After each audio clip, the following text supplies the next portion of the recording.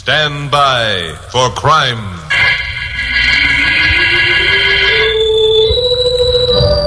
Hi, Chuck Morgan, KOP newscaster speaking. The other day, while shooting a round of golf with my friend Lieutenant Bill Meggs of police headquarters, I learned something that surprised me, and I'm sure will surprise you as well. That is that the Mafia, or Black Hand, is still actively operating in this and other countries. You know, the Mafia originated in Sicily several hundred years ago. It was originally designed to protect the common people against the tyranny of landowners and royalty. But today, members of the Mafia are a bunch of gangsters, thugs, murderers, and lesser criminals who use it to further their own ends. The most effective weapon they have is fear, instilling fear in the hearts of their victims. Well, the story I'd like to tell you about tonight is a good example of how the Mafia works. Carol Curtis, my blonde secretary, and I were having dinner at Nick Adele's following my 7 o'clock broadcast, and we're wondering what kind of a feature yarn I could use on the 11 o'clock show. How about those two jokers who think they're going to race their hot rods up Mount Wilson? Maybe you could build that into something. They're both war veterans and... Chuck? What were you saying, Glamourpuss? What was I saying, Glamourpuss? For heaven's sakes, why can't you pay attention when I beat my brains out trying to... What in the world are you staring at? That man talking to Nick. I think he wants to see me. Yeah. Nick just pointed this way and he's coming over. He looks scared to death. Do you know him? No, total stranger. There's something wrong with him, that's for sure. You Mr. Chuck Morgan? Yeah, that's right. I'm Morgan. Can I talk to you a minute? Sure, sit down. Alone. Oh, pardon me. Sit still, Glamourpuss. This is my secretary, Carol Curtis. She's harmless. Thanks, pal. I'm sorry, Miss Curtis. I didn't mean to be rude. Sit down. Tell us what's on your mind. Oh, yes, well, thank you. My name's Frank Dawson. You've never heard of me. I'm just an ordinary person, clothing store clerk. What's on your mind, Frank? Well, it's taken me a long time to work up enough courage to tell somebody this. You see, I'm a very frightened man. Oh, that's easy to see. Is it as obvious as that? I try to cover it up, but it's no use. You sound like a man whose conscience has been bothering you and you can't take it any longer. Yes, that's it exactly. You see, 4 nights ago, I witnessed a murder. I saw Elmer Hatfield shot to death. Elmer Hatfield? Well, he's the councilman who was murdered for cracking down on rackets around town. Yeah, and the police have been in a sweat trying to find out who did it. Did you recognize the man who fired the shots, Frank? No, but I recognized the man who was driving the getaway car. Who was that? Jack Stone. Now we've got a real fine situation. Jack Stone, head of the gambling syndicate, huh? Well, he's a logical suspect for the killer of the man who was trying to undermine his gravy train. You must have a good reason for not going to the police with this information. Yes, I have a good reason, Miss Curtis, a very good reason. And it's here on this card. Dawson reached into his pocket, took out a small white card, and laid it face up on the table. There was nothing on the card, except for the imprint of a black hand.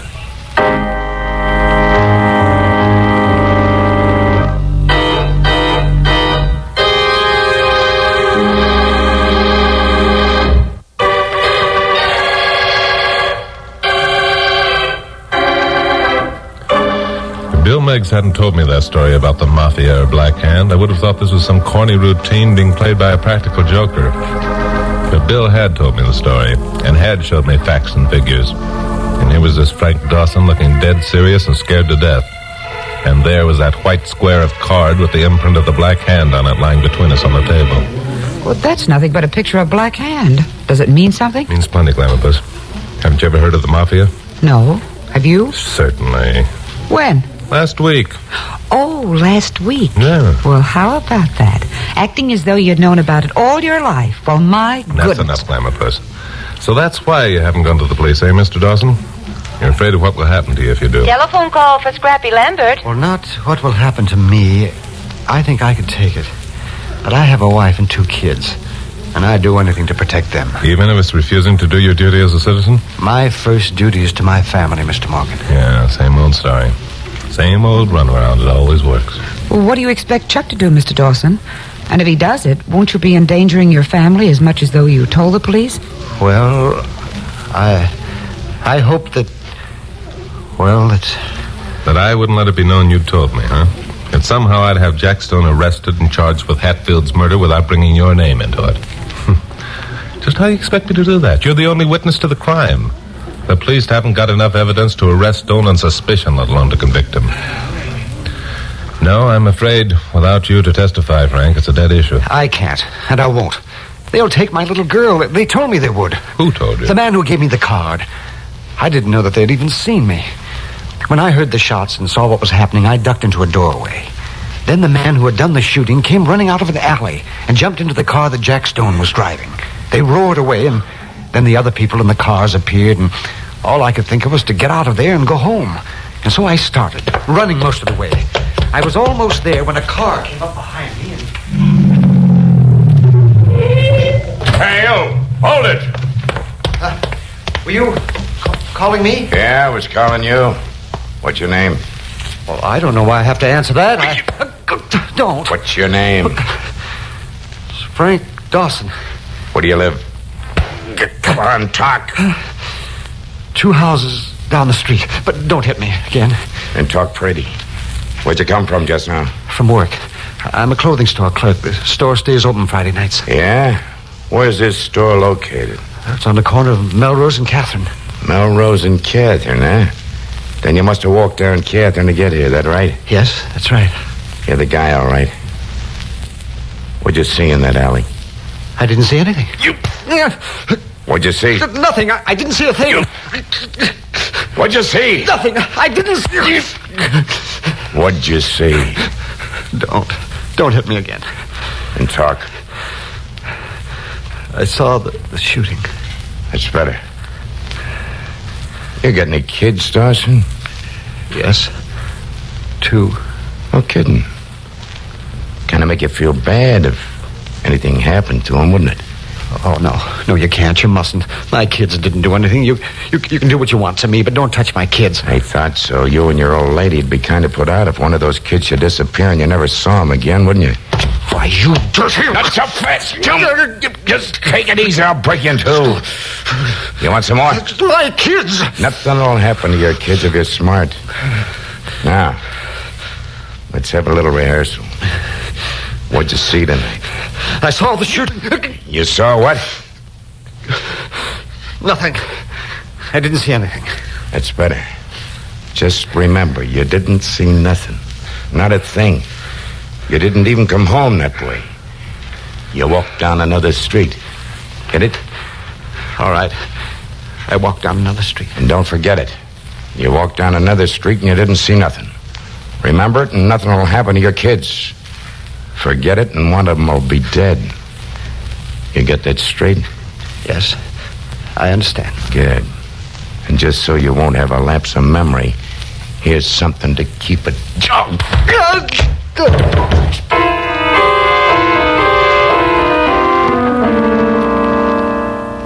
What did this character look like, Frank? He was a big man with sandy hair and kind of a flat nose. Well, he must have weighed well over 200. Yeah, that'd be Doc Zerby, Jack Stone's first lieutenant. Was Stone in the car? No, Zerby must have dropped Stone and then cruised around until he saw a lone man hurrying home. In another 2 minutes, I would have been safe. Oh, how about the card with the black hand on it? When did he give you that? I found it in my jacket pocket after I got home. I don't know how long I lay there on the sidewalk. And when I came to, the man and the car were gone. Somehow I reached the house and I got inside without Sue and the kids seeing me. I went up to the bathroom. I wanted to clean up as best I could. And I found the card when I took off my jacket. Did you tell your wife what had happened? No, I was afraid she might call the police. But how did you explain the bruises on your face? Oh, I told her I got into a fight at the store. And she believed you? No, but Sue's pretty understanding. She knows something is wrong. She's just waiting for me to tell her. Telephone call from Mr. Frank Dawson, Hillside number. That telephone call's for you, Mr. Dawson. For me? Why, nobody knows I'm here. Somebody does. You better answer. Oh, yes, I'd better. Excuse me a moment, please. So Dawson went off to answer the telephone. And I had an uneasy feeling that the message he was about to receive wasn't going to be good. He thought that no one knew he was here. So what did that mean? It meant that he'd been watched ever since the night of the murder, just in case he was foolish enough to think he could get away with telling his story to the police or someone else. So Carol and I waited And both of us were thinking the same thing. We knew the minute Frank Dawson returned to the table, the worst had happened. Dawson was wild-eyed and his mouth was trembling. They've taken little Sue. They've kidnapped her. They told me that unless you promised to forget everything I told you, that I'd never see her again. Sit down, Dawson. You're attracting attention. But they've taken Sue. Don't you understand what that means? I was a fool. Sit down. Get hold of yourself. We'll get your youngster back. You won't go to the police, though, will you, Mr. Morgan? They'll kill her if you do. No, promise me you won't. Not while they have Sue, I won't. Oh, Chuck, this is terrible. What if you don't tell the police? That isn't going to get Mr. Dawson's little girl back. And when Mrs. Dawson finds out that Sue is missing, she isn't going to keep quiet. I know, you're right, Clamopus. Whatever we do, we'll have to work fast. Frank, do you think you can keep your wife from reporting Sue's disappearance for 24 hours? Well, I don't know. I'll have to make up some story about taking Sue to see her grandmother or something. I don't know. You'd better think up a story and sell it to your wife if you ever want to see your youngster again. But, Chuck, 24 hours is so short a time. You can't possibly do anything. Maybe no, maybe yes. Every man has a weakness, no matter how tough or cold-blooded he is. If my memory serves me right, Jack Stone's weakness is a nightclub singer named Bubbles Deering. Do you mean that redhead at the Silver Slipper? Yeah, that's the one. She's Jack's girl, and he's nuts about her. Wonder how he'd feel if she were kidnapped. Oh, Chuck, for heaven's sakes. You're not thinking of kidnapping a full-grown woman. No, not kidnapping. I have something else in mind. Glamorpus, by the way, you wouldn't mind if I made a couple passes at Bubbles, would you? Made a couple of... You wouldn't dare. Chuck Morgan, if you ever dream of making... All right, Glamorpus, okay, take it easy. This is strictly business. Strictly business. You're just using it as an excuse. That dizzy redhead. If she ever got her claws on you, she'd... Shut up. What? I said shut up. A child's life is being threatened and you're carrying on like a schoolgirl. Are you going to be sensible, or I'm going to have to knock you over the head with this water pitcher? All right, I'm sorry. But, Chuck... Yeah? You wouldn't... Only if it's absolutely necessary will I ask Bubbles for her autograph, Glamorpus.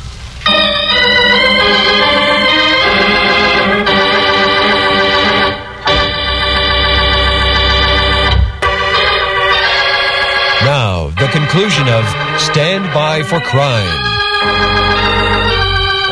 I haven't any illusions about my personal charm, but as a news reporter, it's my business to know all I can about what goes on in the underworld. The story about Jack Stone and his girl, Bubbles Deering, was common gossip. He'd imported her from New York about a year ago. And she hadn't been working at the Silver Slipper a month before he let it become known that Bubbles was his private property. A couple of guys had argued the point, but now they're in no position to argue or do anything else. So Jack Stone's chain of armor developed a weak link, huh? Well, if it was weak as I hoped, I might be able to cash in on it. So I sent Carol back to KOP with instructions to have a sub do my 11 o'clock broadcast if I didn't show up. And then drove out to the Strip where the Silver Slipper was located. I caught the tail end of the first floor show, which featured Bubbles doing her song and dance routine. And sitting alone on the edge of the dance floor, I did my best to let her know her act was being appreciated. I had the feeling she was aware of my presence. Afterward, I went backstage and found a door with a star on it. Yeah, who is it? Hello, Bubbles. What? Hey, what are you doing here? Well, I just thought I'd drop around and tell you how much I enjoyed your act. Yeah? Well, now you told me, get out. Wait a minute. I've got a proposition to make. I ain't interested in no proposition. Hey, does Jack know you're here? Jack? Who? Jack Stone, the guy who owns this place. Ain't you never heard of him? Well, now that you mention his name, I guess I have. Huh, you better had. The last guy who came prancing in here is dead. Sure, it's like that, huh? Yeah, it's like that. Now, if you're smart, you'll beat it. Well, I appreciate the warning, but first I've got to state my proposition. How about coming to work up in San Francisco for me at twice your present salary? Huh? Say, who are you? My name's Jones. Bill Jones. I own the High Tide Club in San Francisco. Never heard of it. Ever been to San Francisco? No. Yeah, that explains it. Okay, so all right, I ain't been around. And I ain't interested in getting around. What's the matter, Bubbles? Scared? Scared me? Huh? Of what? Jack Stone. Jack Stone? Oh, it's a laugh. Hey, listen, Buster, I got news for you. I'm Jack Stone's girl. He's in love with me, see? Are you in love with him, Bubbles? Or do you just hang around here because you're scared of what will happen if you leave? I ain't scared of nothing. I tell you nothing. How do you like being someone's personal property, Bubbles? Not being able to even talk to another man. Only going out when Jack Stone says so. And then only to the places he chooses. You can't call your soul your own, can you, Bubbles? Ah, you're crazy. You're talking yourself right into a dose of lead poisoning. Pretty dull routine for a girl as young and pretty as yourself. What you need is freedom to move around without the knowledge that you're being spied on, without being afraid all the time. Yeah? You think I'll get that freedom in San Francisco? Jack's got connections up there, too. Not as good as mine. Stone may be a big shot down here, but up there he's small fry. You mean I wouldn't have to go around looking over my shoulder all the time? You mean I'd have protection? Plenty. You'd be as free as the breezes. Huh? I don't know. The guy's got me pegged. He'd follow me no matter where I went. He'd kill me, he said so. No, I ain't taking the risk. Well, you better think it over, Bubbles. It's probably the only chance you'll have to get out of this trap. Trap? Yeah, that's it. I'm trapped in this stinking club till Jack Stone gets tired of me and throws me aside. I can't go no place. I can't talk to nobody but Jack Stone and a couple of old biddies who wait on me. I hate it. Of course you do, Bubbles. Any normal girl would. Now, up in San Francisco, you'd be... Yeah, how am I going to get up there? Yeah, how am I going to get out of here? Look, he's got guys watching me all the time. Yeah? Well, then they're pretty lax. No one saw me coming in here. Now, look. There's a plane for the north leaving Burbank in an hour. That'll give you time to go home and pack and get over to Lockheed. I'll meet you in the St. Francis Hotel tomorrow afternoon at 3 o'clock. Yeah, and, well, suppose one of Jack's boys asked me where I'm going. Jack's out of town in San Diego. I checked that before coming in here. If anyone asks you questions, tell him you had a phone call from him. He wants you to join him in San Diego. Yeah. Hey, yeah, you know, it might work at that. Sure. Well, it just might. Hey, Jonesy, you made yourself a deal. Well, see you at the St. Francis tomorrow.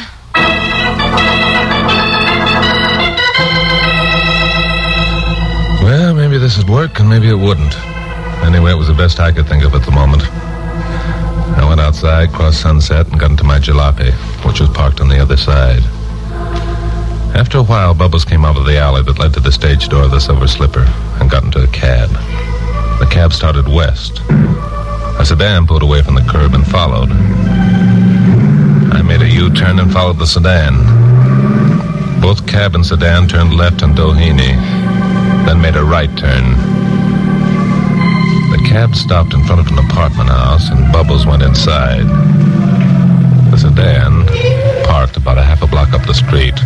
I parked about 50 yards this side. A light came on in the upstairs apartment window. I caught a glimpse of Bubbles as she came over to draw the shade. 15 minutes later, the light went out. I got out and strolled up toward the sedan. Reaching it just as Bubbles came from the apartment house and headed for the cab. The guy in the sedan started to get out. Hello there. You got a match? Oh, yeah, sure. Yeah. Wait a minute. Oh, yeah? These won't work. They're wet. They probably got that way from the clam who's been holding them. Hey, what is this? Let go my arm. Sure, Mac. There you are. And here's something else. Well,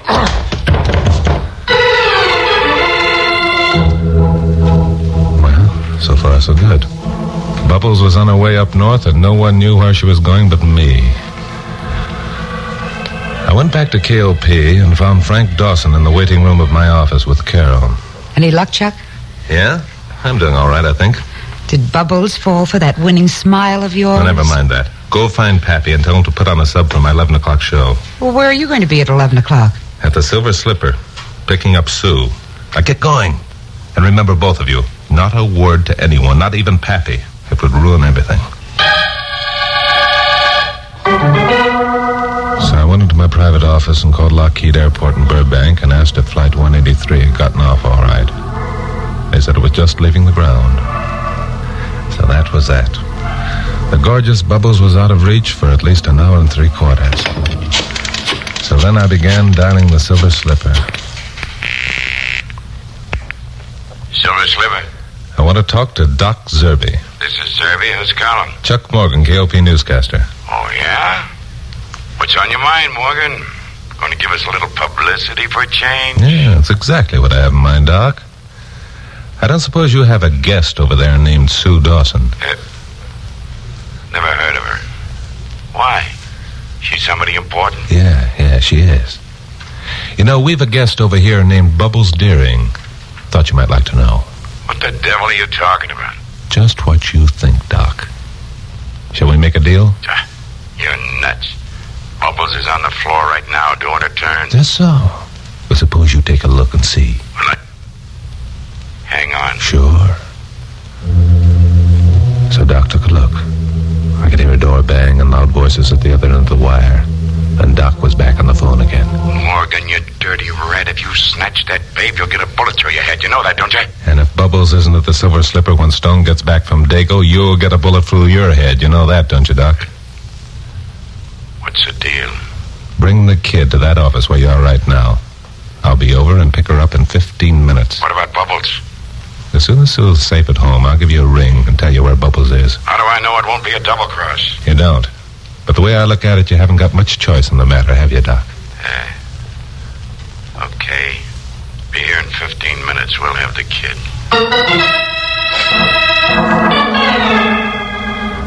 I knew what Doc was thinking.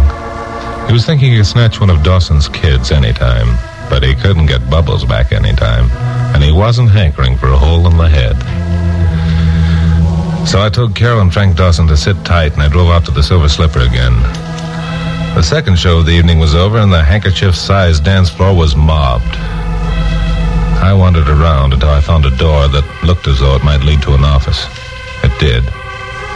Inside, Doc Zerby and a couple of his strong-arm boys were sprawled out in chairs. There wasn't any youngster in evidence, and I didn't like the sneering expression on Doc Zerby's face. I started to say something, and just then, a door across the room opened, and Bubbles Deering walked in.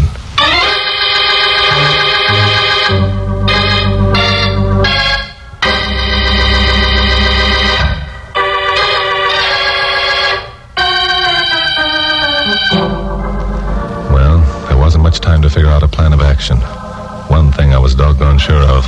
Bubbles wasn't on that plane to San Francisco, and that meant I was a dead duck. Doc Zerby started to speak, and one of his boys reached toward his gun. I put my hand behind me, jerked open the door, and jumped backwards, banging it shut. But instead of trying to lose myself in the crowded room, I flattened against the wall behind the door. The door banged open, and Zerby, his two boys, and Bubbles came pouring out.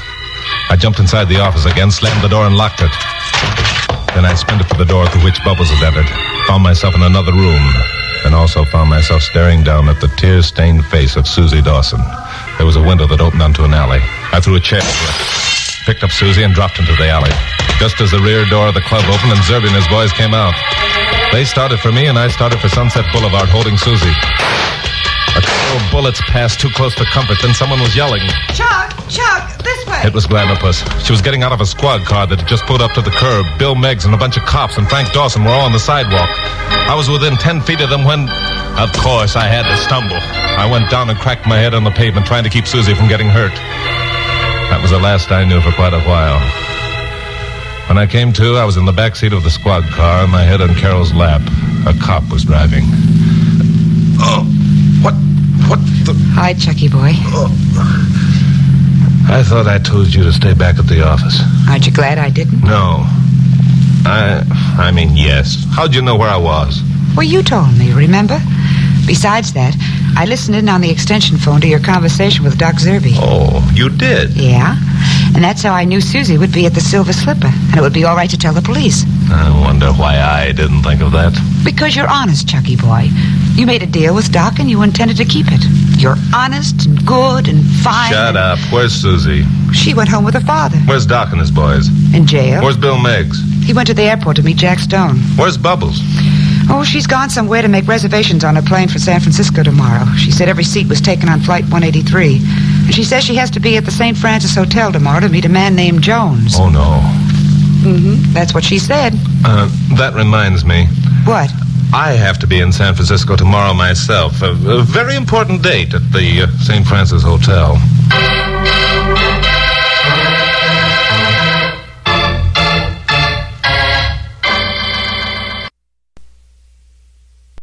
This program is transcribed. The Equitable Life Assurance Society presents This Is Your FBI.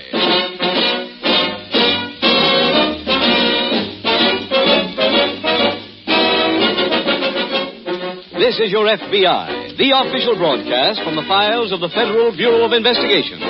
Presented as a public service by the Equitable Life Assurance Society of the United States and the Equitable Society's representative in your community.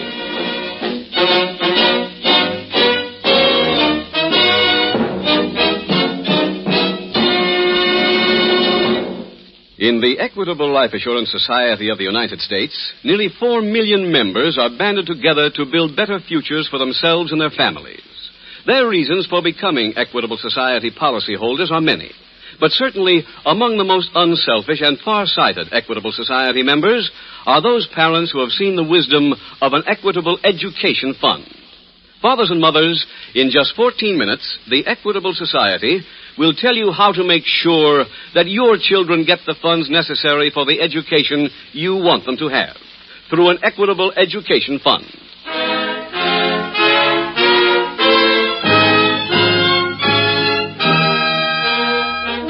Tonight's FBI file, The Telltale Bracelet.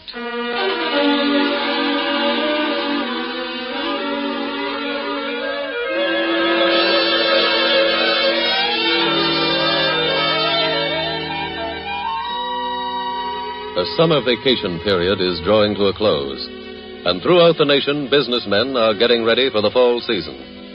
Americans earn their daily bread in an endless variety of ways, and in almost every one of those pursuits, there is a seasonal fluctuation. But there is at least one business in the United States which does not depend for its revenue on any such variable circumstances as the weather. That business is crime. Criminals are reaping a tremendous harvest in this country. To tell you one figure out of the welter gathered by your FBI will not tell you the whole story, but it may give you some idea of the magnitude of criminal operations in the United States in the past 12 months.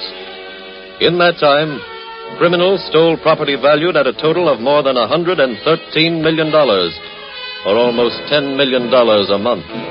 Of that amount, more than $9 million represented the value of stolen jewelry, a sum which puts jewel theft into the category of big business.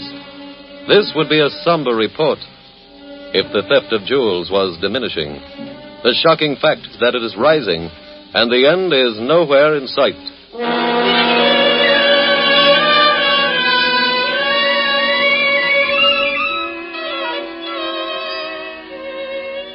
Tonight's file opens in a small neighborhood theater in a Connecticut city. It is early afternoon. In a shabby dressing room of this playhouse, Jay and Ruth Brooks, a comedy team, are making up for the first of their daily performances. Ruth? Yeah? Did I tell you what I told the manager about this dressing room? No. I walked right up to him and I said, Piermont, who's got top billing on this bill? He says, you and your wife have. So I said, well, I'm glad you recognize that by having our dressing room fixed. And he says, what do you mean fixed? I says, you put a fresh coat of dirt on the walls. Well, come on, kid, laugh it up. What's the matter? That joke is too true. This is such a crumby place. Oh, Ruthie, we needed a day to break in the new routines. Besides, we're getting top billing, ain't we? That all helps with what I got in mind. Oh, what's that? That story I showed you in Variety about television. You know, how they need class acts like ours? Is that what it says in Variety? Sure. They figure it just like I do. They figure that television has got to have a beautiful Jay. fame and a...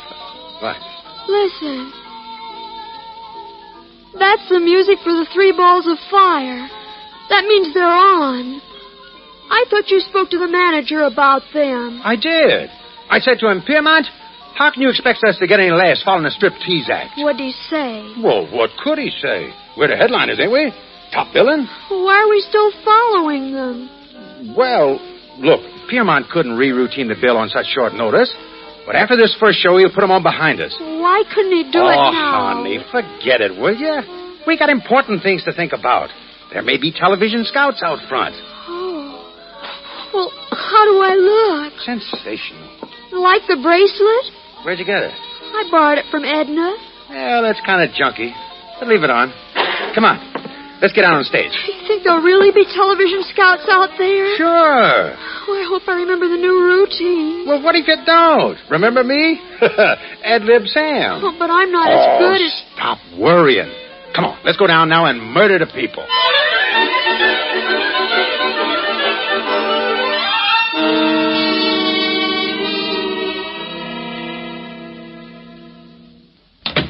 Edna? Edna? That you, Tommy? Yeah. Be right with you. Look, honey, I can't stay long. Thought we were going out. Well, we were, but something's happened. Look, come here, will you? What is it? What's the matter? Edna, first of all, I want you to know I ain't an Indian giver. When I give somebody a present, it's a present for them to keep. You understand what I mean? Yeah. But something's come up on that last stuff I gave you. Oh, you mean the bracelet? Yeah, and the 2 rings. Well? Well, to tell you the truth, Edna, that stuff didn't belong to me. I borrowed it. You borrowed junk like that? That ain't junk. The bracelet and those 2 rings happen to be worth about 12 G's. Are you kidding? No. Who'd you borrow it from? Eddie Marshall. The racket guy? Yeah. Oh, why'd he lend it to you? Well, he didn't actually lend it. He gave it to me to hold for him when he got picked up by the cops. Huh? So you play the big guy and give it to me? Well, Edna, at the time I figured you could keep it. Why? Well, Marshall figured to be convicted and get 10 years. Somehow he beat the rap. Now he's loose and I got word he wants to see me. So be a good kid and let me have it back, huh? I haven't got it. What? Not here. Well, where is it? I loaned it to a friend of mine. Who? Ruth Brooks. The little vaudeville dame? Yeah. Well, go and get it right back. I can't. Why not? Jack went out of town. Where? I don't know. Oh, fine. Look, Edna, this Marshall's a real bad guy. Well, why didn't you think of that when you gave me the present? Oh, stop, will you? We gotta find this Brooks dame and find her fast. I have to get that stuff back tonight.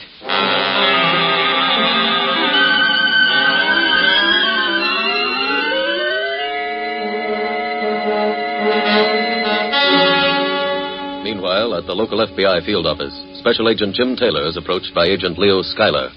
Oh, Jim, that's probably the message I left for you. Oh, hi, Leo. I just missed you when you went out for lunch. I went out a little early, Leo. I wanted to stop by police headquarters. On the Madison case? No, the supervisor got a call this morning from one of the detectives down at headquarters about some stolen jewelry. Well, that's the case I've been assigned to work on with you. Oh, good. Can you fill me in on the background? Well, I don't know too much about it myself yet, but I'll give you everything we've got. Okay. A woman named Mrs. Jenkins in Philadelphia had some jewelry stolen a couple of months ago. Uh-huh. She used to live in New York, and she still reads the New York papers pretty regularly. One of the papers had a picture of a society girl and a boyfriend dancing at one of the local nightclubs. Yes? Well, behind them in the picture is another couple. The girl's back is to the camera, so we don't know who she is. But on her wrist is a bracelet that was stolen from Mrs. Jenkins. How does she know it's hers, Jim? Because it was designed exclusively for her, and it's supposed to be the only one of its kind. I see. The face of the man, the one who's dancing with the girl, is very distinguishable. Well, maybe somebody around the nightclub knows who he is. Well, I called the nightclub press agent. He came into the office. He's there every night, and he said he'd never seen the man before. Well, maybe one of the waiters knows him. Yeah, it's possible.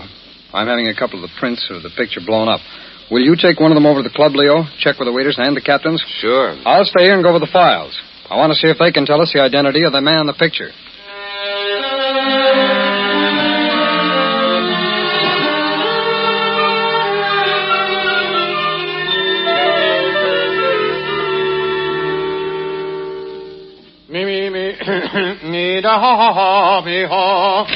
Who's there? Me? Who else? Oh, I thought maybe it was Piermont, the manager. Figured he might be coming back to apologize. For what? Oh, for the run-in I had with him.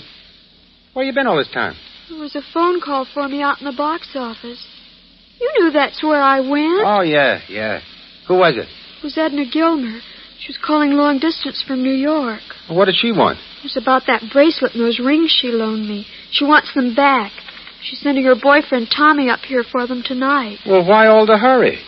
She said her boyfriend Tommy was mad at her because she wasn't wearing the stuff.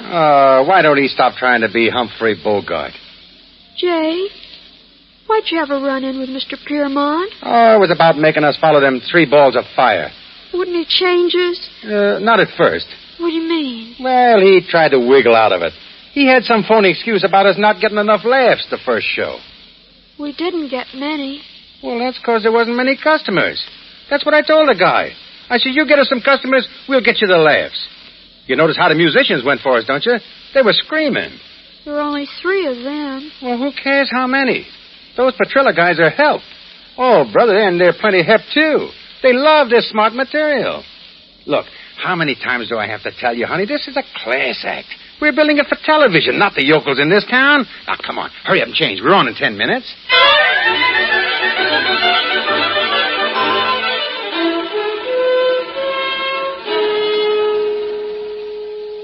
Oh, Jim.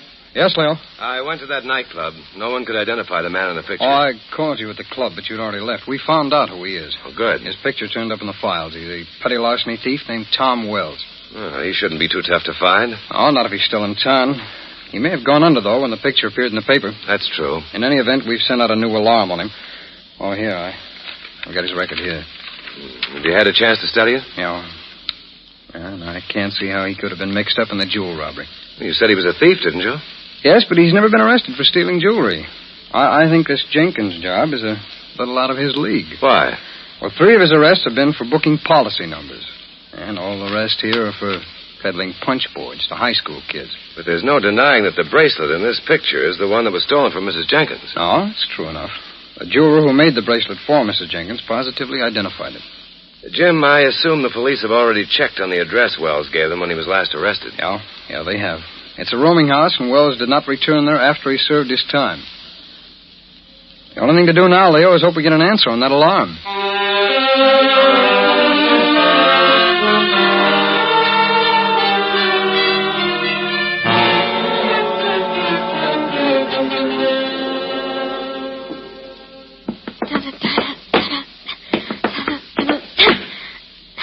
Oh, Jay. Why? I just can't seem to get this break right. Well, you better not fool around with it anymore now, honey. We're on in a few minutes. On again so soon? Uh-huh. We were just off an hour ago. How many shows are we doing here a day? 6. 6? Well, we get a break because we're headliners. The other acts are doing 7. That's on weekdays. Of course, on Sundays you can't tell. Jay. Huh? Do you hear that? Hey, yeah. That's the music for them striptease dames. Thought we were supposed to be on ahead of them. Yeah, that's what that Piermont told me. How do you like that guy? No wonder Vaudeville is dead. That's probably him with another bum excuse. Yeah. Come in. Ruth Brooks in here? Oh, hi, Edna. Oh, come in. Thanks. Oh, Jay, you remember Edna. Yeah, sure. Hi. I'd ask you to sit down, Edna, except there ain't another chair. If we had another chair, where'd we put it? On my shoulders? Oh, now, Jay. I'm fed up with the way we've been treated around here. Gee, I didn't expect you, Edna.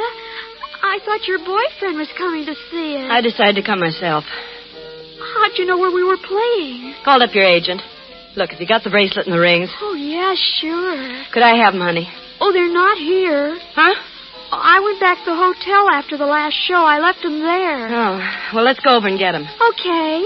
Right after this show. Look, I haven't got time to wait. Let's go now. She can't go now, Edna. We're almost on. She's got to. I can't wait. Why not? Well, if you must know, that bracelet and those rings are real. What? Yeah. Yeah, they're worth $12,000. Oh, my. I gotta get them in a hurry. Does Tommy want them back? He isn't interested in them anymore. Tommy was killed this afternoon.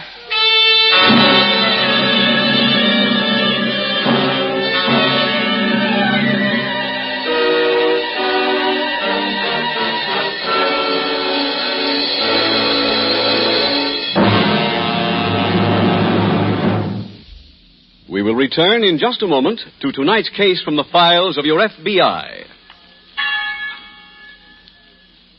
Soon, from hundreds of well-loved college halls, the bells will ring out to welcome nearly 2.5 million young Americans. But what about the boys and girls who are forced by fate to turn a deaf ear to the college bells? Many of them with excellent records in high school. Youngsters well qualified for college, but who, for one reason or another, won't get the chance. Believe me, Mr. Keating, they're never going to say that of my boy. I've made certain that he'll have the money to go, regardless of what happens to me. After hearing you talk about an equitable education fund last week, I got in touch with my Equitable Society representative and signed up. Fine, Norman. You'll never regret that move, and neither will that boy of yours. For members of this audience who didn't hear this program last week, I'll repeat some of the advantages of an equitable education fund as offered by the Equitable Life Assurance Society. First, you start when your children are young and spread their educational costs over 10 or 15 years instead of taking a licking in 4. Second, When your boy or girl is ready for education, the money is ready and waiting for him right there in the Equitable Education Fund. Third, this equitable plan works whether you live or die. If you are totally or permanently disabled, the fund continues to build up without any further payments. If you die, the education fund becomes fully established immediately. That's what sold me, Mr. Keating. That's why I decided to see my Equitable Society representative. And I earnestly urge every forethoughtful father or mother to do likewise, or to send a postcard care of this station to the Equitable Life Assurance Society.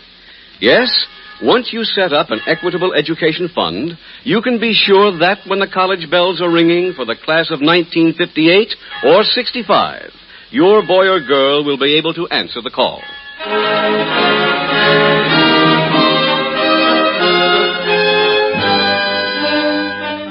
And now back to tonight's file, The Telltale Bracelet.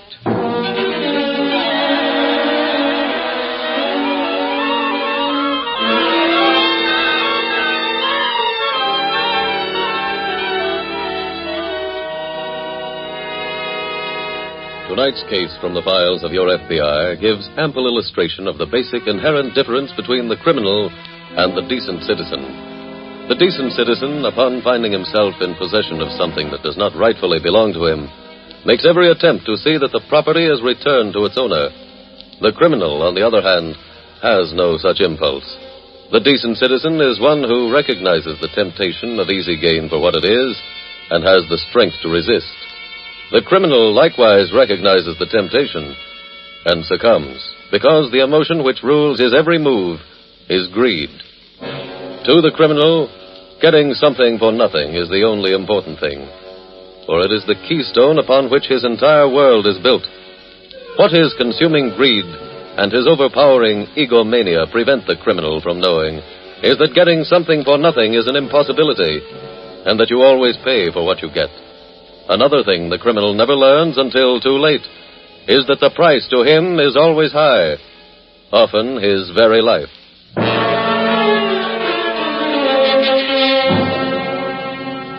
Tonight's file continues in the local FBI field office. Jim. Oh, Jim. Yes, Leo? I just about given up on you. Oh, I'm sorry, Leo. I should have called. I've been down at the morgue. On what? The police reported a killing this afternoon. It turned out to be our missing suspect, Tommy Wells. Oh. What happened? Well, the coroner said Wells had been beaten to death at his hotel with a blunt instrument. Possibly the butt of a gun. Any leads? No, nothing so far. It's not going to be easy to find out who that girl in the picture was now. Oh, I think I know her. Really? Yeah, there were 3 pictures of the same girl in Wells' room at the hotel. In every one of the pictures, she's wearing her hair in an upsweep. That's the way the girl in the newspaper picture was wearing her hair, too. Yeah, I know. I checked around the hotel, and the bell captain told me this was the only girl he ever saw Wells with.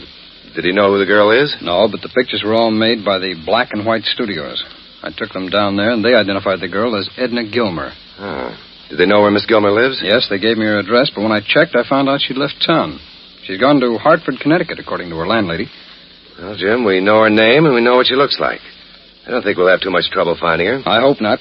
I've already notified the police up there to be on the lookout for her. What do we do now, Jim? As soon as we get an okay, we go to Hartford.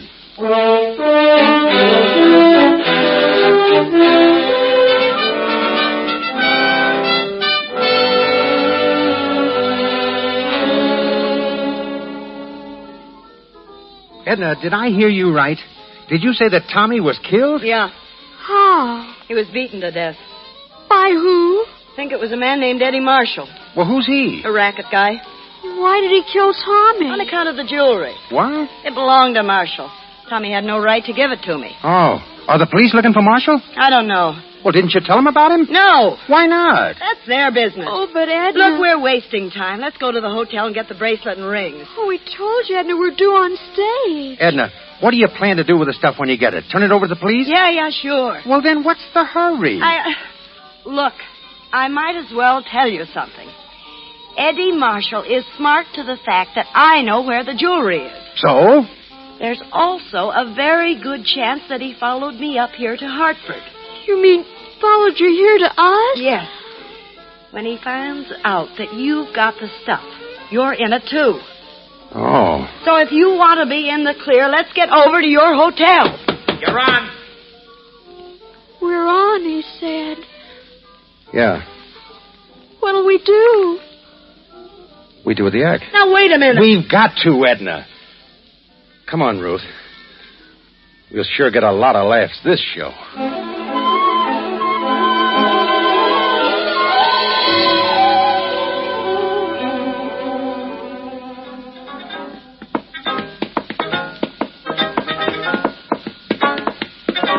Stop the music. What's the matter now? A very funny thing happened to me tonight while I was on my way to the theater. It did? What's that? Ran into an old friend of mine. He said to me, Jay, I have never been so happy in my life. My wife's an angel. And what did you say to him? I said, you're lucky. Mine's still alive. Stop the music! What did you do that for? I wanted to tell you something. I got a letter from my mother. She said there's only one way to make sure of having your husband home on Sunday. How? Shoot him Saturday night. Yeah.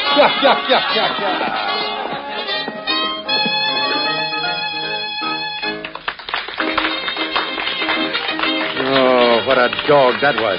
Should we take a bow? Yeah, we'd better.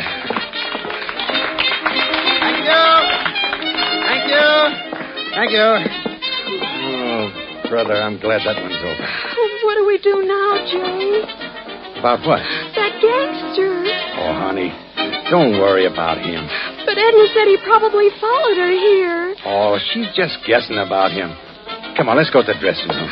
She might be guessing right, Jay. Look, tell you what we'll do. We go back to the hotel, get the jewelry, then take Edna down to the police station and explain the whole thing. Suppose Edna's gone. Then we'll take the jewelry down to the police ourselves.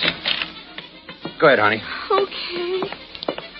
Well, Edna, I got the whole thing figured out. We go to the hotel, get the jewelry, then we go to the police station. You ain't going no place. Edna, who's he?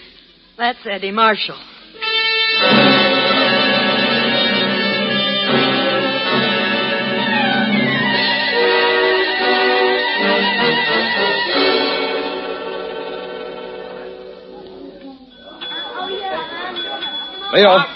Leo, over here. All right, Jim. Oh, brother, I'm tired. Any luck, Leo? I'm afraid not, Jim. What did you cover? Just about all of Hartford. I checked the railroad station, bus depots, cab drivers. How about the airport? No luck there either. You know, she probably drove up here.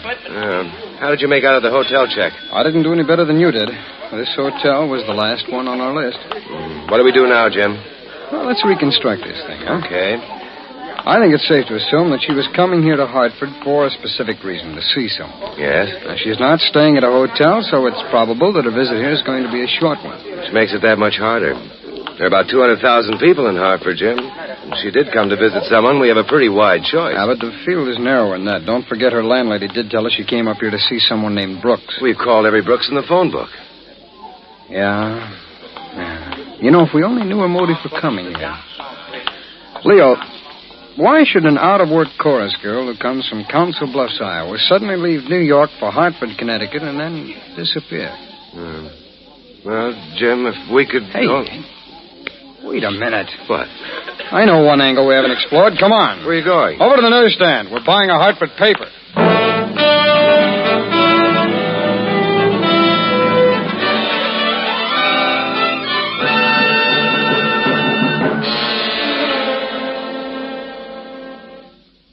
Well, so this is Mr. Marshall. That's right. Well, pleased to make your acquaintance, Mr. Marshall.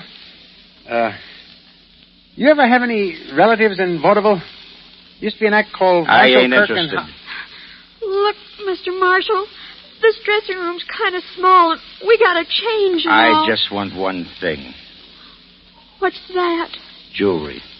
A bracelet and 2 rings. Well, we don't know what you're talking about, Mr. Marshall. He knows you got him. Oh. Where are they? They're over at the hotel. All right, let's go over there. Oh, we can't go like this. Why not? With this zoot coat and these funny shoes? Gee, I don't want people laughing at me. Nobody'll laugh at you, brother.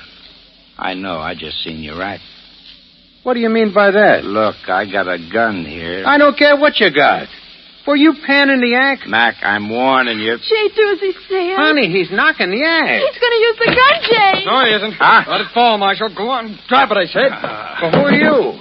We're special agents of the FBI. We were looking for Miss Gilmer here. Her landlady told us that she'd come to Hartford to see a Mrs. Brooks. You were difficult to locate until we figured that because she's in show business, she might be visiting somebody in a theater here. So we bought the local paper and looked at the amusement page to see what was playing. And you saw our names. That's right, in the ad for this theater. You see, Ruth? That's what I've been telling you. That's how important top billing is.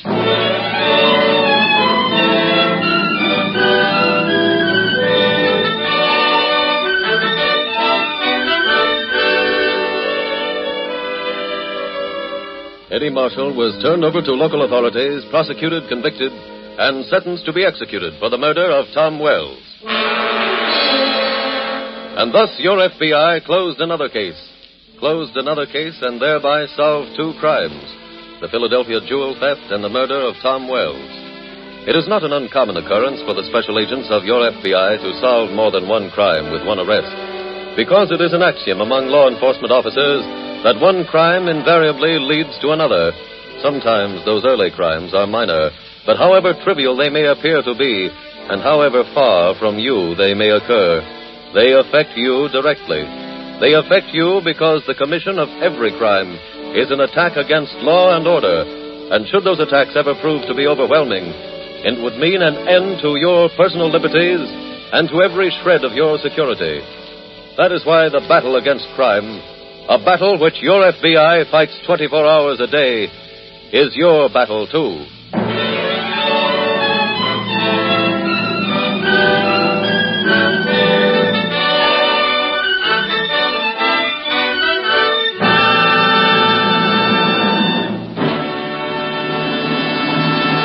In just a moment, we will tell you about next week's exciting case from the files of your FBI. Now I have just 25 seconds to answer one last question on the Equitable Education Fund. Mr. Keating, suppose I start one of those funds for my daughter. Then, when she gets to be 18, she gets married instead of going to college. What happens then? Well, that's strictly up to you. The money is yours. You can use it to pay for your daughter's trousseau and wedding, or for any purpose you see fit. So, no matter what happens, it's a good idea to see your Equitable Society representative soon. Or send a postcard care of this station to the Equitable Life Assurance Society of the United States.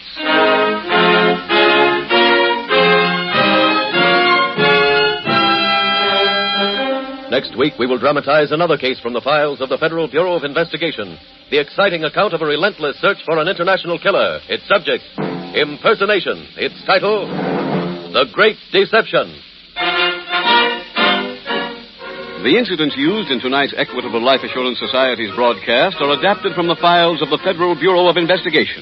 However, all names used are fictitious, and any similarity thereof to the names of persons living or dead is accidental. Tonight, the music was composed and conducted by Frederick Steiner. The author was Jerry Lewis. Your narrator was William Woodson, and Special Agent Taylor was played by Stacey Harris. This Is Your FBI is a Jerry Devine production. This is Larry Keating speaking for the Equitable Life Assurance Society of the United States and the Equitable Society's representative in your community, and inviting you to tune in again next week at this same time when the Equitable Life Assurance Society will bring you another thrilling story from the files of the Federal Bureau of Investigation. The Great Deception on This Is Your FBI. This is ABC, the American Broadcasting Company.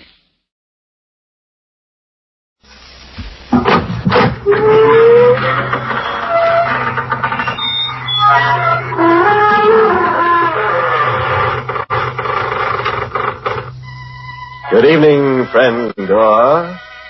This is your host to welcome you once again into the inner sanctum. Come on in, and never mind looking back over your shoulder. Whatever it is that's behind you can't be half as bad as what's in front.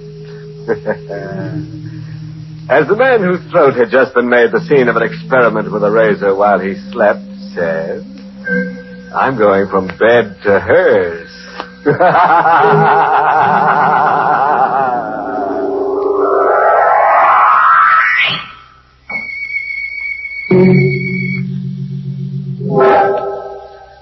All right. Settle down now. It's coming. And there's nothing you can do about it. Just keep a good hold on yourself. And your wife, if your life insurance paid out. Joe Harris, 21, wearing a cheap blue serge suit and a thin topcoat, cold and wet on a cold and rainy night. Just a change.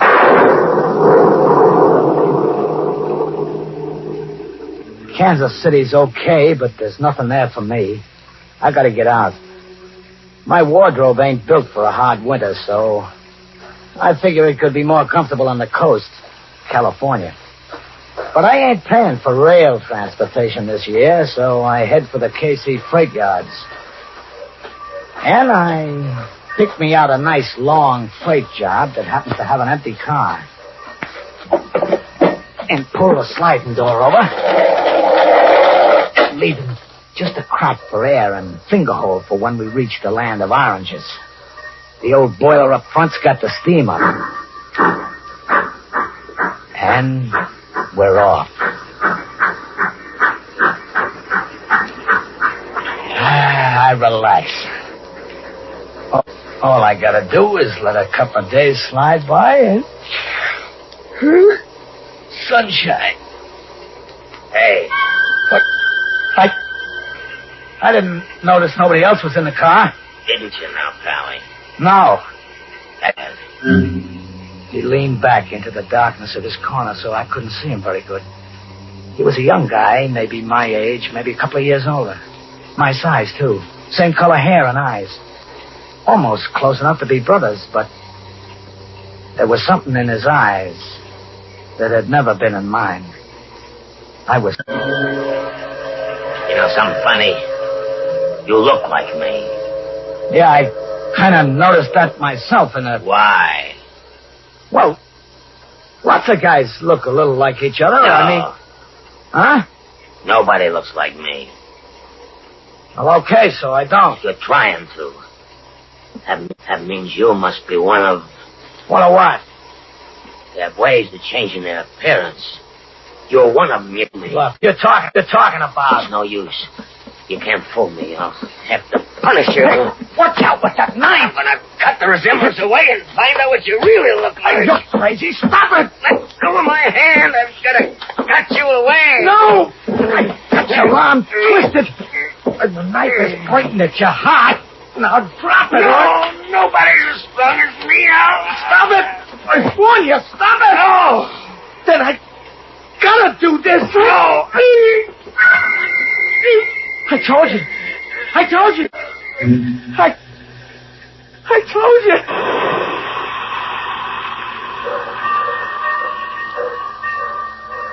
Dead. Hey. No, he's dead. I gotta get out. The door. Slide it open. The odd bones. Don't want these sliding doors. Why don't they snap them proper? Give me a hand, Charlie. Okay. You locked it. Now I can't get out. I can't get out.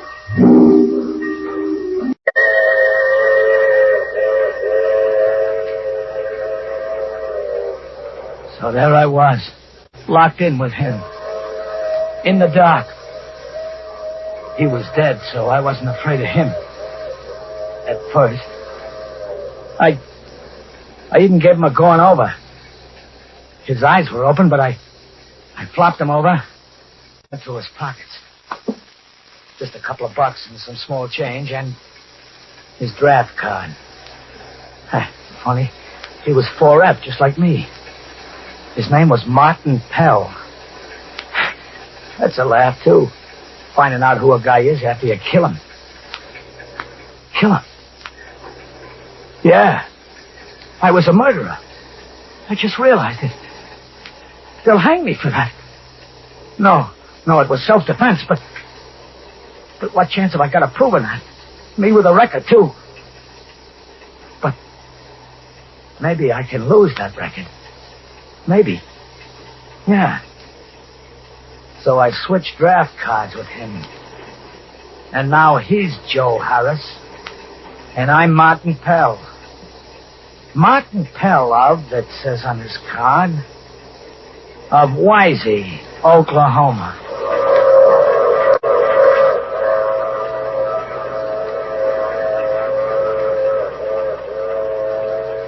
And the hours go by, and I'm there with him locked in a boxcar. And the wheels keep pounding underneath. And he's dead. I gotta get out. There's gotta be a way. The door.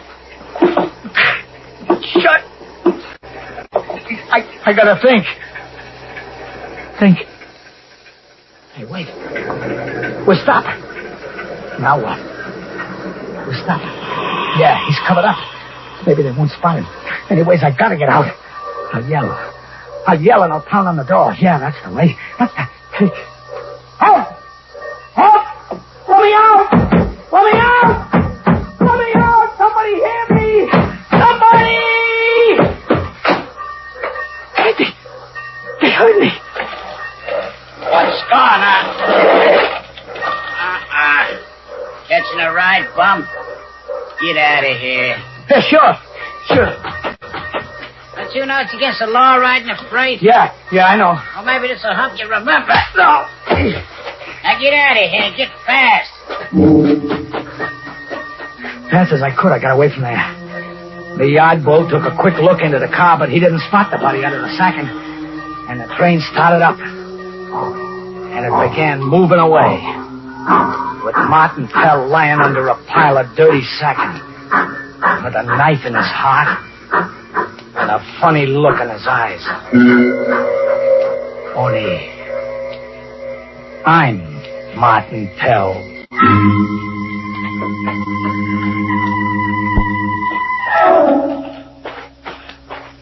There was only a watering stop where the train stopped, so I walked across the prairie.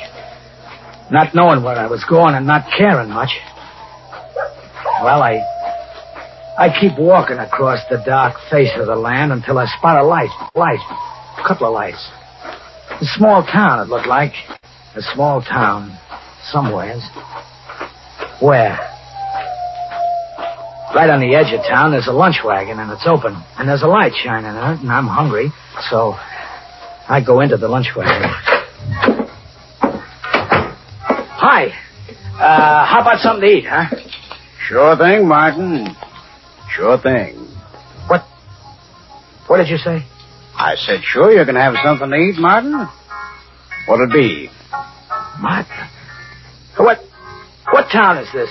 Why, you ought to know, Martin. This is Wisey. Wisey, Oklahoma. Wisey? But that's the same place. It can't be. Oh, that's no way to talk about your own hometown. Of course, you've been away quite a few years. You look good now. Wouldn't you say I've changed? Oh, no more than's natural. Of course, you're only around 16 when you left. Kind of an advanced 16, though. Yeah?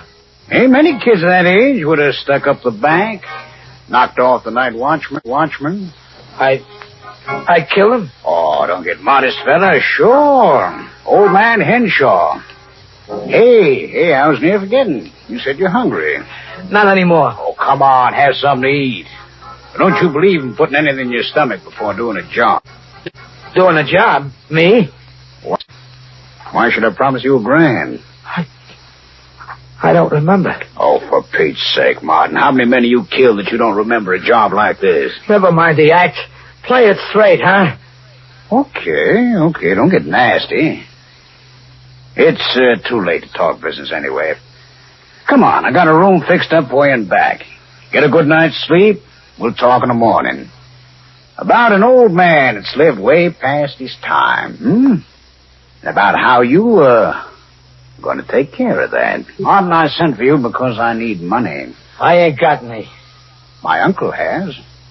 Old man Carew. I'll get it from him. When he dies, I will. So?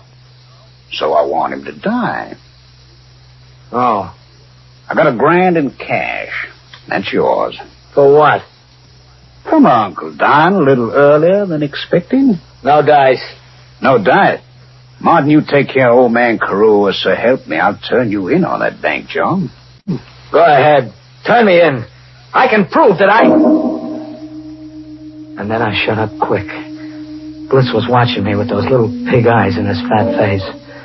Sure, I could prove I wasn't Martin Pell. that I'd never been in Wisey, Oklahoma life. Sure. But to do that, I'd have to admit I was Joe Harris. And when they found that corpse in the boxcar with my draft card on him, that'd be fine. A lot of attention the jury had paid to my plea of self-defense. No witnesses and me on the lam and me switching draft cards in panic. Sure, even the hangman had burst out laughing when he slipped a noose around my neck. I shut up quick, Bliss watching me close. And then I said, "Okay, Bliss, it's a deal. What's the layout?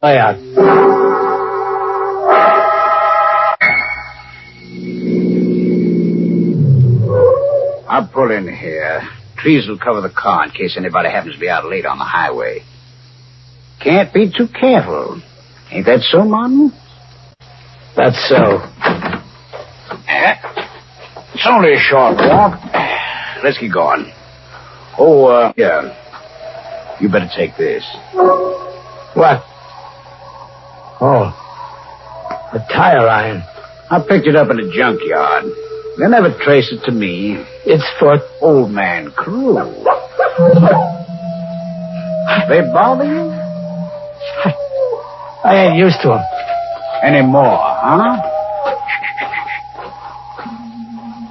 The house. Old Man Crew never believed in buying curtains for the windows. There he is, rocking in his chair. Now watch the porch step. It's busted. I guess we knock. It's polite.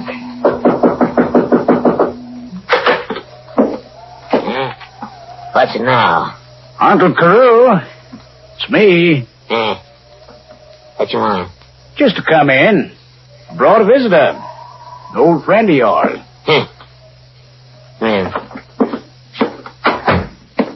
Set where you like. Set in my rocker. Ain't nobody sets in it but me. Who's the man with you? Don't you recognize him? Looks like Pell Boy. That's who it is. Martin Pell. Never was any good. Like you, Bliss. All right, you visitors. Go on home now. Kind of cold out. Give us a chance to warm up, huh? I don't care what you do. Just dozing off a bit. Go on, Martin. What? You ain't looking this way. Now's the time. I ain't gonna. He's an old man. What do you give it to me? All right, here. Yeah. Uncle.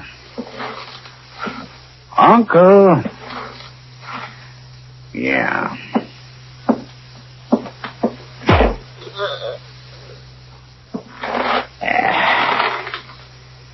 That'll be that, huh? Pockets.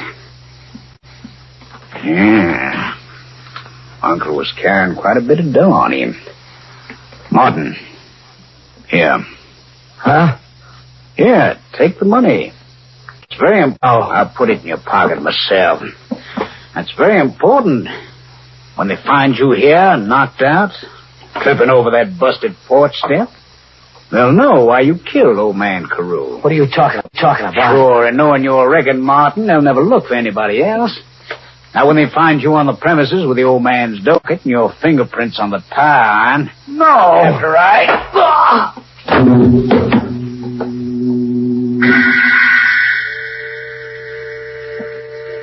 I was walking up a long flight of stairs with nothing at the top but more stairs and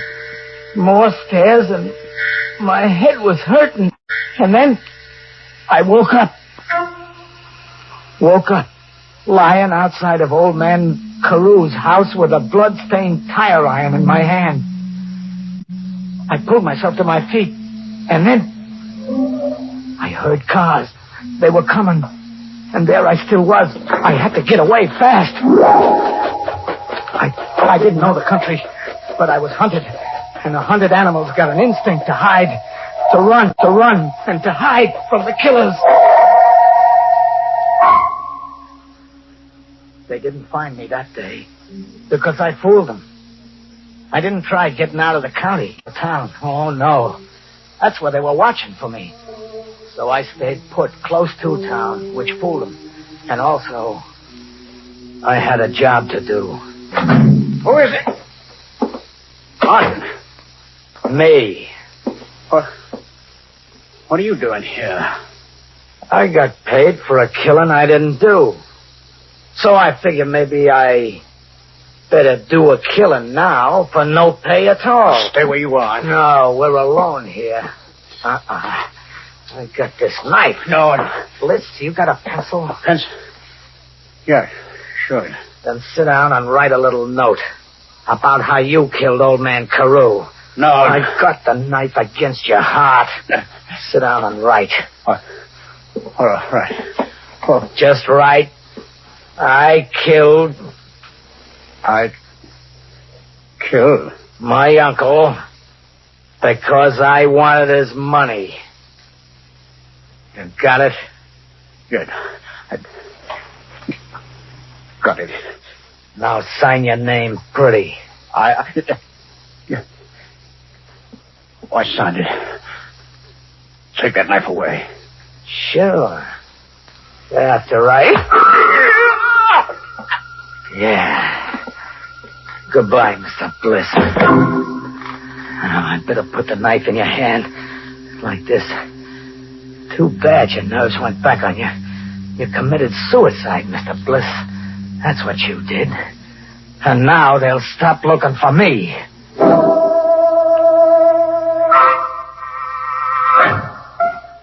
I holed in and waited until they found Bliss. So the law was called off. There was nobody to look for. So I headed for the watering stop and the freights because it was cold. Sunshine. There was a train getting ready to head for the coast, so I sneaked close to it. On the far side, there was a couple of bulls around chewing the rag, but they didn't. I spotted an open boxcar and I climbed in. I got away. The bulls were coming along checking. One of them sounded like the guy that had thrown me off the night before. This time I didn't care. I was hoping he'd lock the door on me. So I curled up in a corner and waited. Yeah, Mike, that was quite a wreck they had up ahead. Quite a wreck. Held up the line for 24 hours. The freight here had already pulled out when word came in of the wreck up ahead, so they backed her right back here and let her stand. Right, she's on her way now. One of them sliding doors is open. Give me a hand with it. Hey, wait. If this is the same train. It can't be. This car. It's train. This second would be over there. Let me see. The second. Yeah, it's the second. And under it. I gotta see. Yeah. It's him. Martin Pell. And I'm locked in with him. Me and Martin. The killers. We're going to the sunshine together. And that's how the cops will find us. Together. Him dead. And me. And me.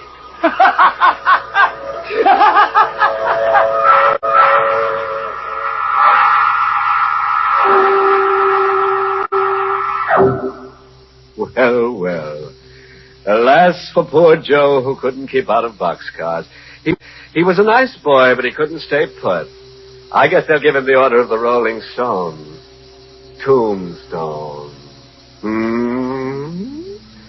And believe you, when I hear a freight train whistling in the night, think of Joe and wonder, is he still in it with Martin rattling? Well, friends, it's time once again to close that creaking door. Until next week at the same time, when we'll be back with a little hunk of horror. You'll be sure to listen, won't you? Until next week, then. Good night. Pleasant dreams.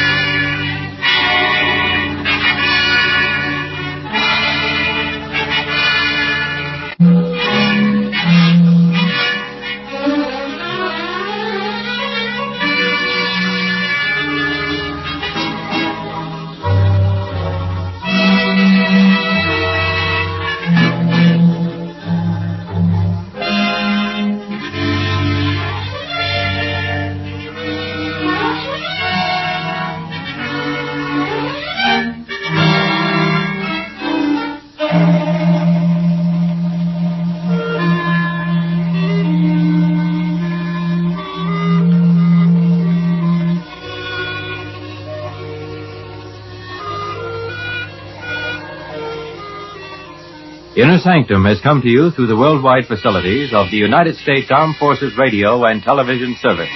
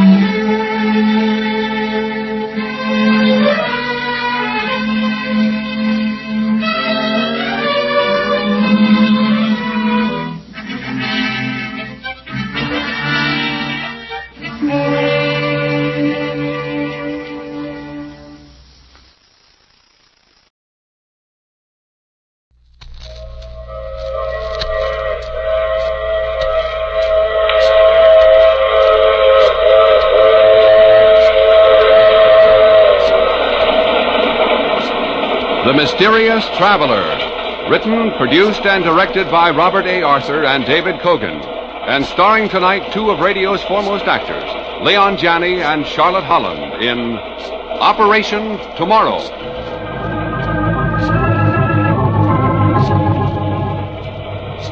This is the Mysterious Traveler, inviting you to join me on another journey into the realm of the strange and the terrifying.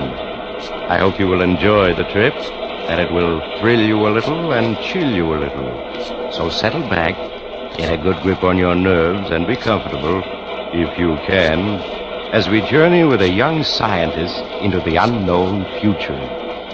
It's a story I call Operation Tomorrow. But first, a message from the Ford dealers of America. Everyone's saying it. The 50 Ford is a great car. Listen to what Mr. Robert Guyette, Jr. of Kingston, Pennsylvania said. He's one of more than 420,000 new Ford owners. I find that my 8-cylinder 50 Ford gives me remarkable mileage. Over 18 miles to a gallon. And outside of regular checkups, my 50 Ford's never been in the shop for repairs. Another feature I like about it is that, in spite of my leaving it out on the street a lot, the finish is still as new-looking as when I bought it. I believe the 50 Ford is the best buy on the road because it costs so little to buy, so little to run, and so little to own. Yes, Ford owners everywhere agree. The big new Ford is the real economy buy. When you buy a new Ford, you save on Ford's initial low price. And when you drive it, Ford's fine engineering saves on maintenance and operation costs. But get the facts yourself at your nearest Ford dealers. Then take the wheel and get the feel of this fine car. Test drive the new Ford.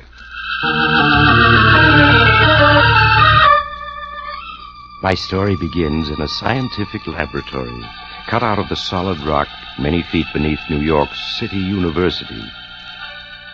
Amidst a maze of electronic apparatus, Professor Wilbur Malcolm, a middle-aged pipe-smoking man, is making methodical tests, aided by his new assistant, Fred Andrews. The main output coils seem to be working the way they should. You ready at the meters, Fred? Yes, Professor. But I wish I knew what we were doing. You will in a few seconds, my boy. Now, wind up that alarm clock and put it here on this lead table in the center of the magnetic field. This old alarm clock? Yes. There. All right, it's in the magnetic field. Now what? Now I'm going to turn on the current. You give me the readings as we go along. Right, sir. Here we go. Readings, please. 1,000 volts positive main output tube. 1,500. 2,000. 3. 4. 5. 6. 7. 8,000. 9. 10,000. All right. We've reached critical voltage. Now watch the clock closely, Fred. The clock? Yes, sir. Why, it's getting a little hazy. Hard to see. Now it's transparent, as if it were made of glass. What is this, Professor? Patience, my boy. Watch and observe. That's the scientist's motto. Well, the tick is getting fainter. Fading out. The clock is disappearing. Professor, the clock has vanished. So it has. Gone completely. But where? Don't tell me you've discovered the secret of invisibility. Oh, something bigger than that, Fred. But watch now. I'm going to cut off the alpha tubes. Now I'll cut in the beta tubes. That will give us a negative charge and reverse the magnetic field. You ready, Fred? Yes, sir. Here we go. Readings, please. 2,000 volts negative. 3,000 negative. 4,000. 5. 6. 7. 8. 9. 10,000 volts negative. Good. I'm holding the field at 10,000. Now watch where the clock was. I'm watching, sir. Good Lord. I see a ghost of a clock there. Just a misty outline. Now it's becoming clearer and clearer. It's transparent. Now it's almost solid. Why, I can hear it ticking again. And there it's back. Oh. Yes, Fred. The clock is back. And as you can hear, still in good working order. But where was it? Where did it go? Where did it go? It went into the future. Into the future? Yes, my boy. That clock has just penetrated approximately 1 year into the future. You've witnessed the first demonstration of something that up to now has always been considered a fantastic dream. Time travel. Good Lord. Ah, that's enough for today. You're coming home with me, Fred, while I tell you my plans.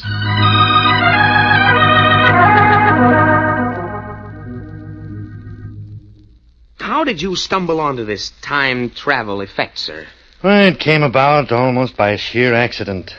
My main purpose, which is a top-secret operation, is to develop electronic controls for atomic spaceships. You mean they've been developed? Oh, no, not yet. But it shouldn't be long now. Science is making incredibly rapid advances. And sometimes it worries me. When you travel so fast, there's danger of a collision. Yes, I know. We're all of us worried that the world is headed for a gigantic disaster, but there doesn't seem to be anything we can do about it. Perhaps there is. That's what I've been working around to tell you, Fred. What, Professor Malcolm? Well, this time travel effect that I stumbled on accidentally, I've kept it a secret. You're the only person besides myself to know about it. I'm very flattered, sir. I know I can trust you. And I need your help. I'm not sure we're really ready for time travel. As we were just saying, we're going so fast now, so many new discoveries that we don't know how to handle for the world's good. I hesitate to add one more to the list. I think I understand. But on the other hand, maybe it can be used for mankind's benefit. I have a wild scheme, Fred. Very unscientific. And yet... What is it, Professor? Well, it's this. I propose to send you on a little jaunt into the future. Into future? Yes. I want you to bring back information. I want to find out what's in store for us mortals of the 20th century, Fred. If it's bad, war, perhaps. Just knowing about it in advance may make it possible to prevent it. Do you follow me? Huh. It would be like knowing in advance about a train wreck and then seeing that it doesn't happen. I knew you'd understand. That's why I sent for you. As soon as we've completed our tests, I propose to send you through time 100 years into the future. For days and weeks, Fred Andrews and Professor Malcolm experimented until they were sure it would be possible to send a human being into the future and bring him back safely. At last, they were ready for the big test, for the actual transmission of Fred himself through time. Professor, I'm all ready.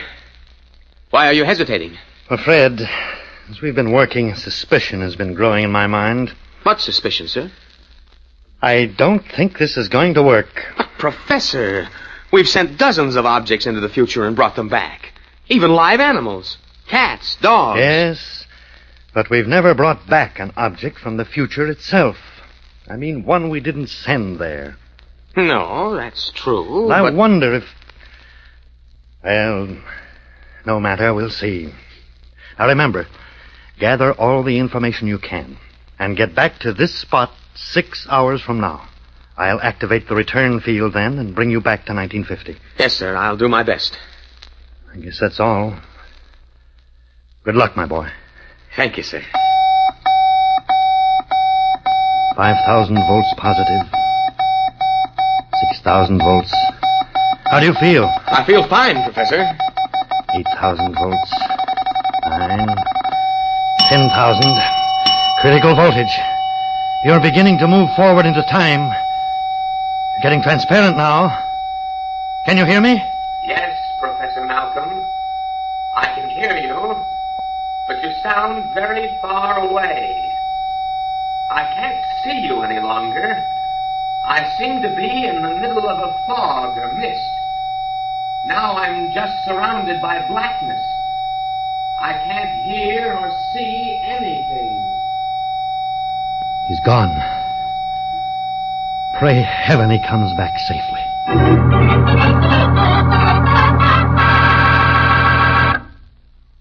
All over the country, folks are praising the beautiful new Ford.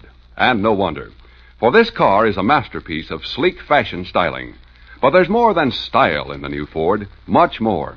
There's safety, too, built into Ford features. Into its dependable Magic Action king-size brakes, for example.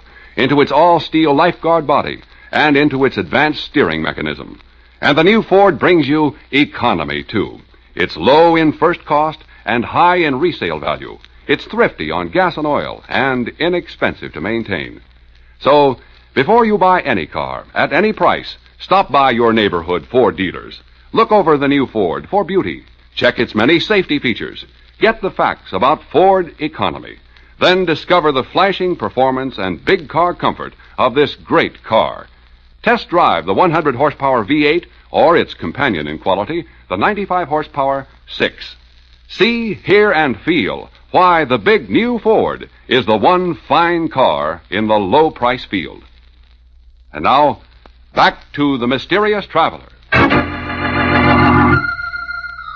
For a long moment, Fred Andrews felt as if he was spinning dizzily through empty darkness.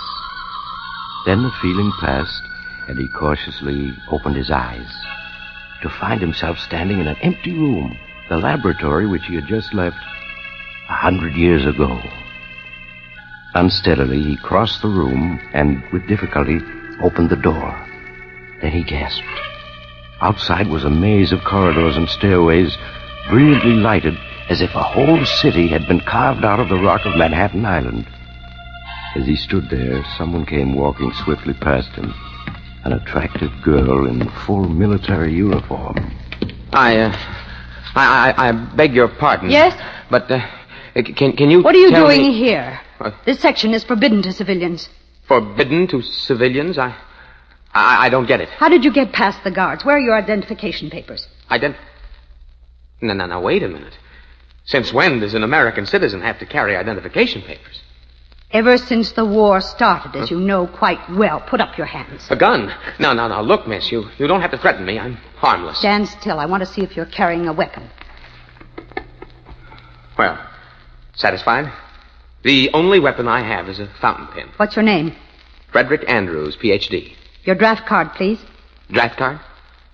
Look What's all this about?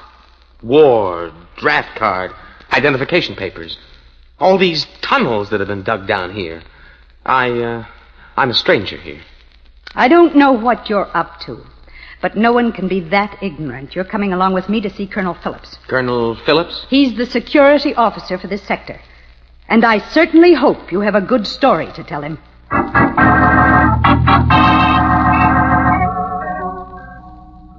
So your story, Mr. Andrews, is that you've come here from the year 1950. You must realize it's a very unconvincing tale. Completely unconvincing, in my opinion, Colonel. Well, it's the only story I have.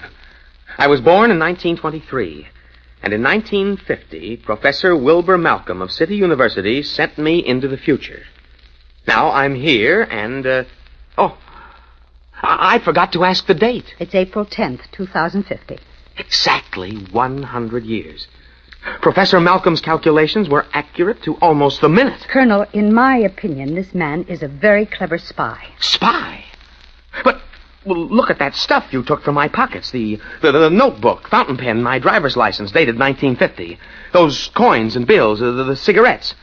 Surely they convince you I came from 100 years ago. I think we can settle the question, Mr. Andrews. Our technical department can tell whether this currency is genuine and approximately how old it is. Lieutenant French. Yes, sir. Send all these things by pneumatic tube to the technical department. Ask them for an immediate report. Also ask them if there is any record of a Professor Malcolm or an assistant named Frederick Andrews at City University in 1950. Yes, sir, right away. I'll have a report for you in half an hour. When the report comes, Mr. Andrews, I'll know how to handle your case. If you are a spy, you know the penalty. Well, I'm not worried, Colonel. Now, may I ask a few questions? Are you at war? We are indeed at war. And these miles of tunnels I saw, carved out of the solid rock. This city has retreated underground, Mr. Andrews. No one lives on the surface now. Good Lord. How long has the war been going on? We have been at war, Mr. Andrews. Off and on, of course, with periods in between in which both sides have rested up. For 95 years.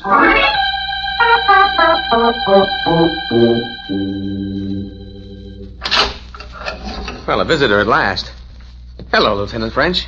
I'm sorry, Mr. Andrews, that we had to keep you locked up until you were cleared. Does that mean you believe my story now? Technical Division says your story is true. I'm free now? Well, not exactly, Mr. Andrews. This is a military sector, and you're a civilian. But I am to be your guide for the time being. Good. And suppose I call you Emily, and you call me Fred. All right, Fred. There's a great deal I want to see and learn before I go back to 1950. Go back? You mean you can return? Of course. Professor Malcolm will turn on his gadgets to bring me back at 4 o'clock. That's only 3 hours. I'll have to report this to Colonel Phillips. After I've reported, what would you like to do? I'm anxious to see what's going on. And I'd like to collect a number of books with the latest scientific and historical data to take back with me. Yes, all right. I'll phone the colonel. Then I'll show you around.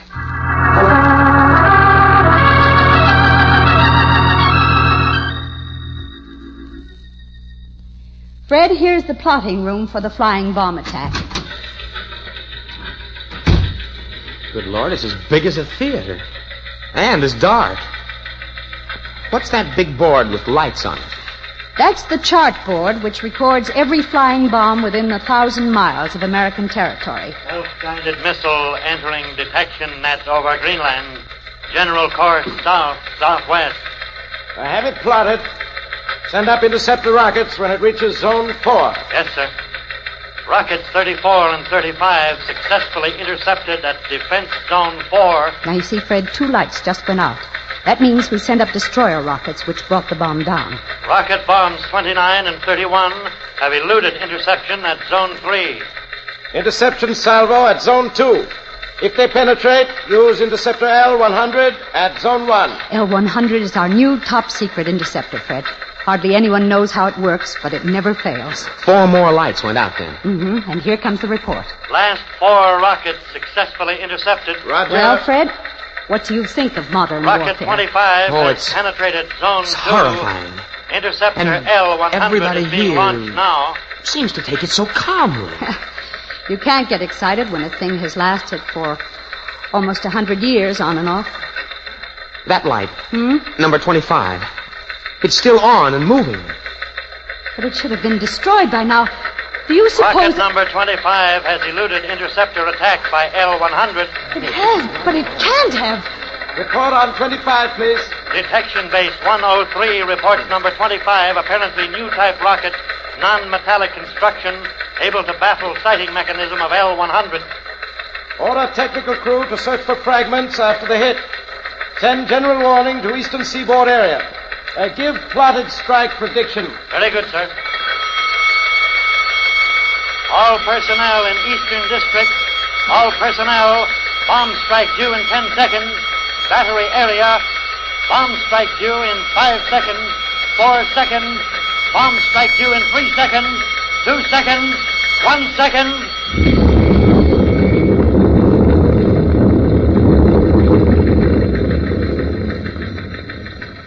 All personnel, bomb strike over. All right, Fred. I'll take you to the viewing room next. And you can see for yourself what this city looks like in the year 2050.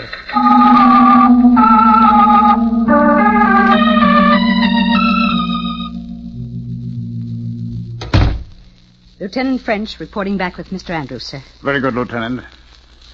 Well, Mr. Andrews, have a good look around? Yes, sir. I saw the city through the television viewing screens. Not quite the city you left, is it? It's unbelievable. Just acres of twisted steel and fallen stone. The skeletons of giant buildings lying across one another, rusting. It's like the end of the world. Not quite. Perhaps not even the end of civilization. Man is an adaptable creature. But are we winning, sir? Nobody wins a war anymore, Mr. Andrews. We're holding our own, and we hope when the end comes there will be peace on Earth forever. But how did it start, sir?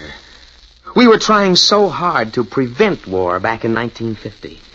In fact, one reason for my trip into time was to get information that might help us keep war from breaking out. Lieutenant French, why didn't we think of that? Think of what, sir? If the world of 1950 knows the truth, maybe it won't happen. Either they can prevent the accident that started all this back in 1955, or at least they'll know the truth when it does happen. Of course, sir. Mr. Andrews can take the true story back with him. What story? I don't follow you. Fred, you asked how the war started. Yes? It started because of an accident and an over-jittery world. Yes, my boy, a horrible irony. Fred, now listen. During the 1950s, the government established a special experimental base in the heart of the Arizona desert, in a little town called Red Rock. Red Rock, Arizona? Yes, that's right. The first space rocket was put into production there, and work was pushed on the problem of fuel. During the course of experiments, an explosion occurred, late in 1955. It was a terrific blast, wiped out the whole base. The first reports were sabotage, that the enemy had blown up the base because they were afraid we were on the verge of getting space flight. Before the truth became known, our newspapers screamed for retaliation. The enemy became panicky and decided to strike first. And phase 1 of the war was on. When we discovered the blast was really an accident, it was too late to stop. That's horrible, sir. War, because everybody was just too jittery. But it doesn't have to be. Don't you see, if you take back the true story before it happens, it won't have to happen. Now look, I've assembled a dozen books for you. The information in them will enable your scientists to prevent that blast at Red Rock Base. Now, Fred, you've got to get the facts back to them. You've just got to. I will. Believe me, Professor Malcolm and I will see to it this war doesn't start in our time. Good. Now come along. You've only 5 minutes more.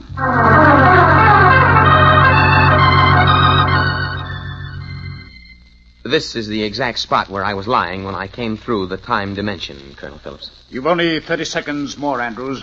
Remember, impress the lesson of the accident at Red Rock on the world. These books, hold them close to you so they'll go back with you. Yes, sir. I've got a good grip on them. Fred. Yes, Emily? Just good luck. Thanks. Maybe I'll pay another trip to 2050. I hope so. It's 1600, and Professor Malcolm is on time. Look, Colonel. He's getting transparent. He's disappearing. Goodbye, Emily. I guess this is it. Hope to see you again sometime. But, sir, the books, they aren't disappearing. They're just as solid as ever. Fred! Fred! What? I can hardly hear you. Everything's gray and misty. Are you still there? Emily, are you still there? The books, Fred! Fred, the books! Andrews, you're going back with the books! They're staying here!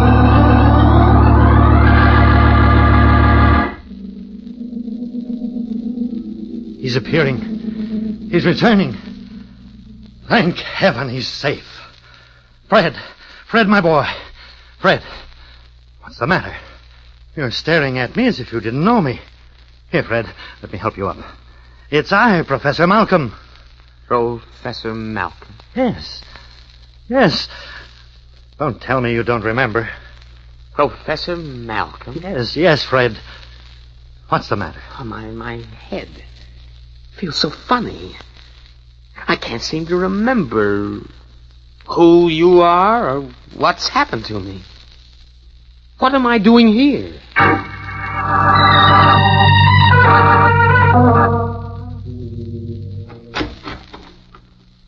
Well, Fred, how are you?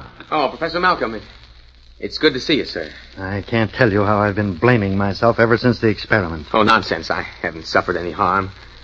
Just a blank place in my mind. I can't understand it. Do you suppose the experiment failed? You were gone for 6 hours. Somewhere. That's all I know, Fred. If you did get to 2050, Fred... Yes, sir? Well, I have a theory that though we can move from past to future, it's impossible for anything belonging in the future to move to the past.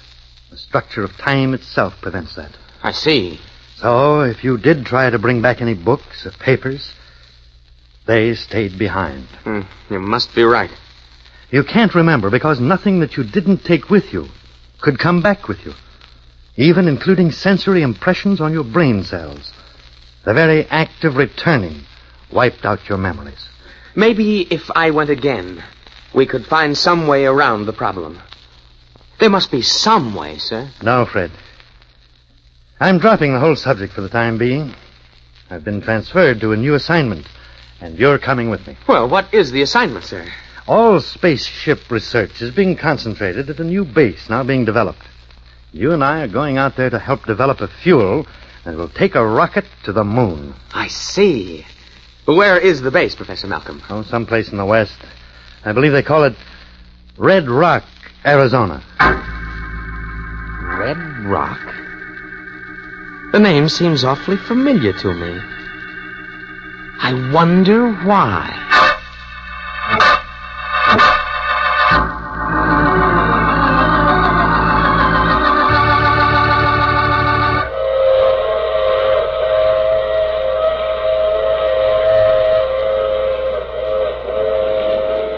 This is the mysterious traveler. Well, time travel doesn't seem to be all it's been painted. Especially if you can't remember what's happened when you get back. You aren't worried about the future, are you? You know that tonight's story couldn't possibly happen. Or could it? Oh, you have to get off now. I'm sorry. But I'm sure we'll meet again. I take this same train every week at this same time.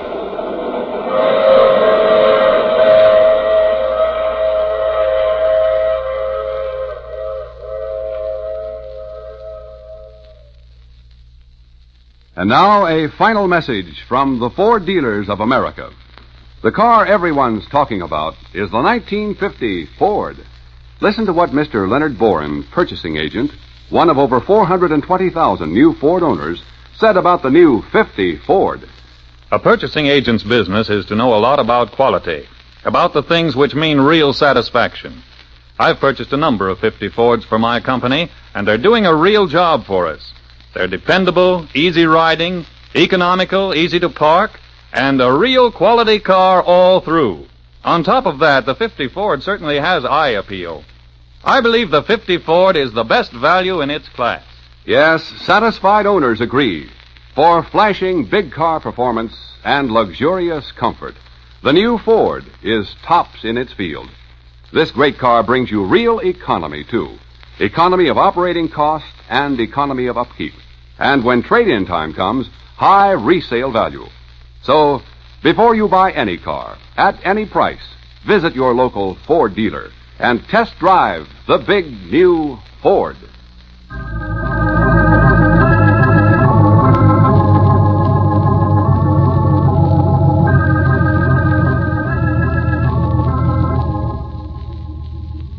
You have just heard The Mysterious Traveler, played by Maurice Tarpaulin. In our cast were Leon Janney, Bob Donnelly, Charlotte Holland, and Ralph Bell.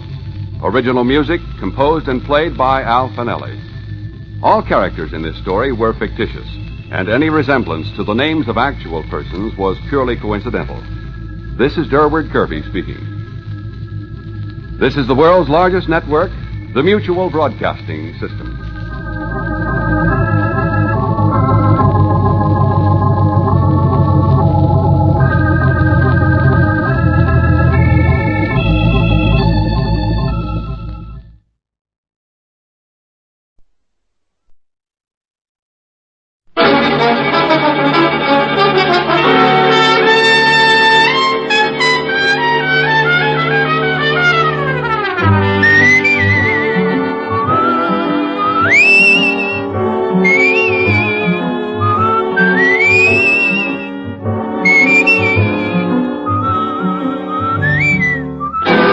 Dick Powell as Richard Diamond, private detective.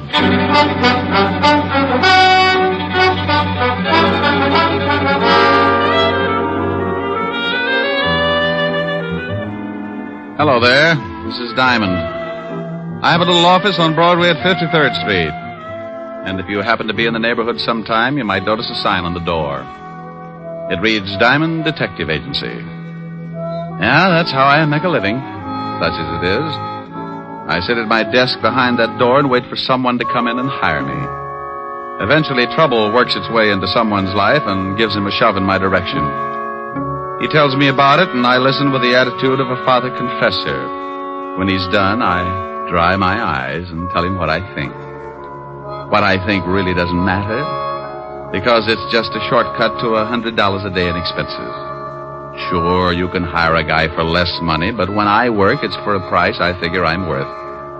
It's got to be that way because sometimes the work's a little dirty, and I have to swallow a lot of pride.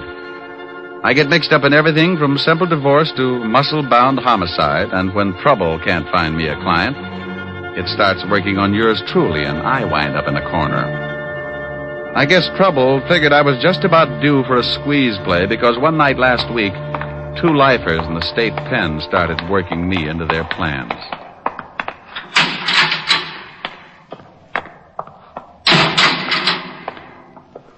Well, what about it, Walsh? Shut up. Wait until the guards pass.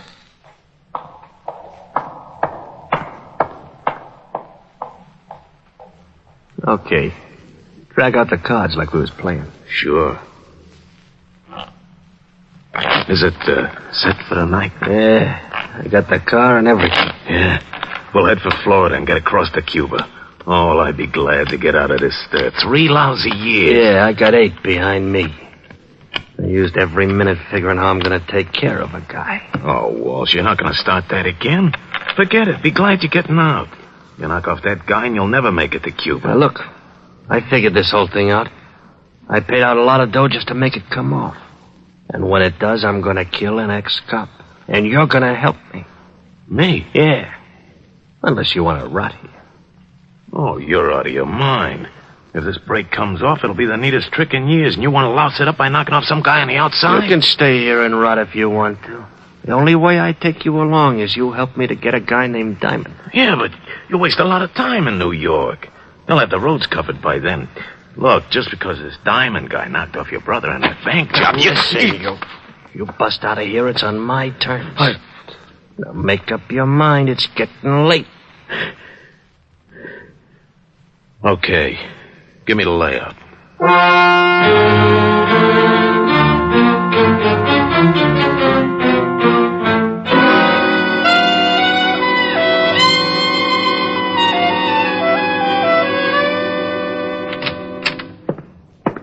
Yeah, what is it, Otis? We just got a call, Lieutenant. 2 prisoners busted out of Sing Sing, killed 2 guards. Who are they? Big time. Bob Wells and Charles Walsh. Charles Walsh? Yeah, lifer. I know. Diamond helped send him up before I took over this department. Otis, get Diamond on the phone. Diamond? Yeah, Diamond. Who'd you think I meant? Little Red Riding Hood? Yeah, Lieutenant. Oh, Diamond, Otis. Bring me my bicarbonate, Otis. Someday I'm going to get good and sore. What did you say? Nothing.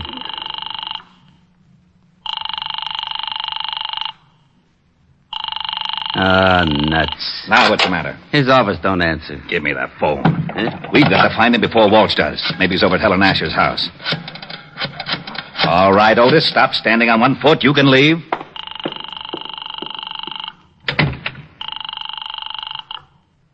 Miss Asher's residence? Hello, Francis. This is Lieutenant Levinson. Is Diamond there? Why, no, sir, but Miss Asher expects him. Wait a moment, sir. Here's Miss Asher. It's Lieutenant Levinson for Mr. Diamond, Miss Helen. Oh, thank you, Francis.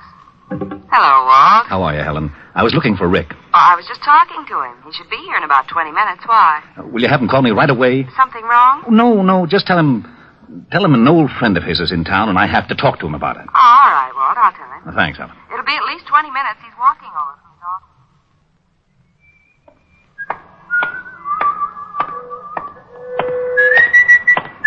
Okay, Diamond, hold it right there. Start walking over to that sedan. Don't you know it's not polite to point?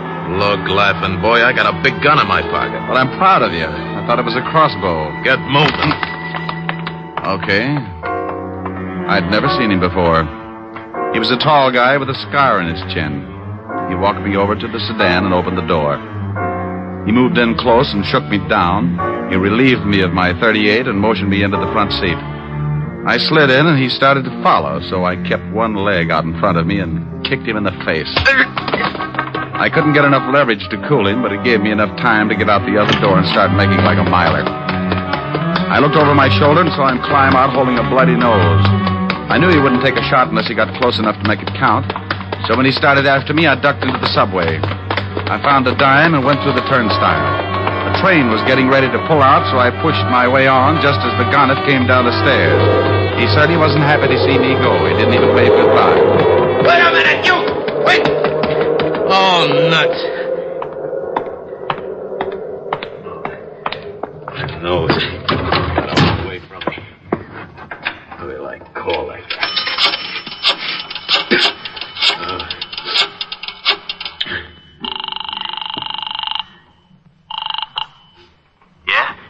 Yeah, you and your swell ideas. What's the matter? I waited for Diamond outside his office like you said. I started to hustle him in the car and he kicked me in the face. Oh. I think my nose is broken. You stupid. I told you to be careful. Yeah, sure you did. You think I like getting booted in the nose?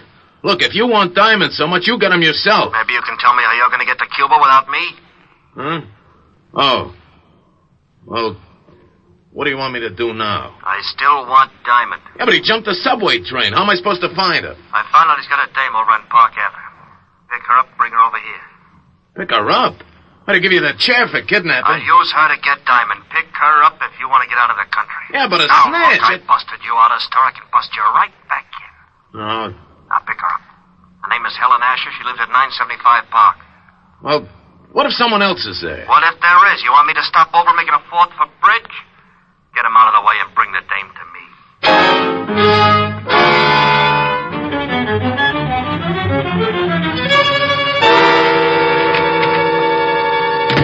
Hello, Otis. Well, Diamond. Lieutenant's been looking all over the city for you. I bet you've been a nervous wreck. I wouldn't care if you fell off the George Washington Bridge, Shamus. Why, Otis? And after all, we've been to each other. Nuts. You better go on in and see the lieutenant. Sure. Hey, Sergeant. Yeah? When are you going to get some new shoes?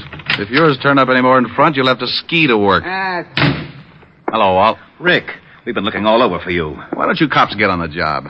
It's getting so it isn't safe for a citizen to walk the streets at high noon. What are you yakking about? Well, I leave my office to go to see Helen, and some goon tries to hold me up. Well, you're lucky you didn't get it right then. Do you know who busted out of jail last night? Go on, scare me. Charles Walsh. He swore if he ever did bust out, he'd get you. Wow. That explains something. Why, what happened? This character tries to hustle me into a car, so I shoved my foot in his face and beat it into a subway. But it wasn't Walsh. Might have been Bob Wells. He busted out with him. I can tell you in a minute. Got a file on him? Sure. Otis, bring in the file on Bob Wells. Right away, Lieutenant. Oh, Walt, do you mind if I use your phone? Now, go ahead. I better call Helen. Tell her I'm going to be a little late. Well, I just talked to her and asked her to have you call.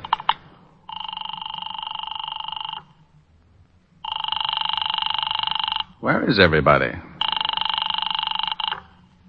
Yes? Francis? Oh, Mr. Diamond, please hurry over here. Something's happened to Miss Asher. What are you talking about? Miss Asher's been kidnapped. What? Yes, sir. A man came in and made Miss Asher go down to his car at the point of a gun. He also hit me over the head. Was he a tall man with a scar on his chin? Yes, sir. That's right. We'll be right over. Walt, I think the guy that tried to push me around has kidnapped Helen. Oh, no. He pulled a gun on her and slugged Francis. We better get over there. Now, if Charles Walsh is loose and he's trying to get me, then snatching Helen is a sure way to get me to come around. Hey, where's that file on Bob Wells? Wait a minute. Otis. Yeah, Lieutenant. Haven't you got that file on Wells yet? Yes, sir. Just bringing it in. Well, step on it. Otis is bringing it in. Yeah, Lieutenant. Let me see it. Hey, now, wait a minute. Oh, shut up, Otis. This is the guy, all right. He's the one who tried to pick me up. May I take one of these pictures, Walt? Sure, but what are you going to do? I'll see if I can find him. You go on over and talk to Francis. See if this is the same guy who took Helen. I'm going to go down to Skid Row and talk to a wise old owl who knows about things like this. I got out of the 5th Precinct in a hurry and grabbed a cab for Skid Row. I knew an old deadbeat down there who had a line on every crook in the underworld. And there was just a chance he could tell me where Bob Wells was hiding out. His name was Wilbur Truitt, and he hung out in a shabby dive called the Parrot.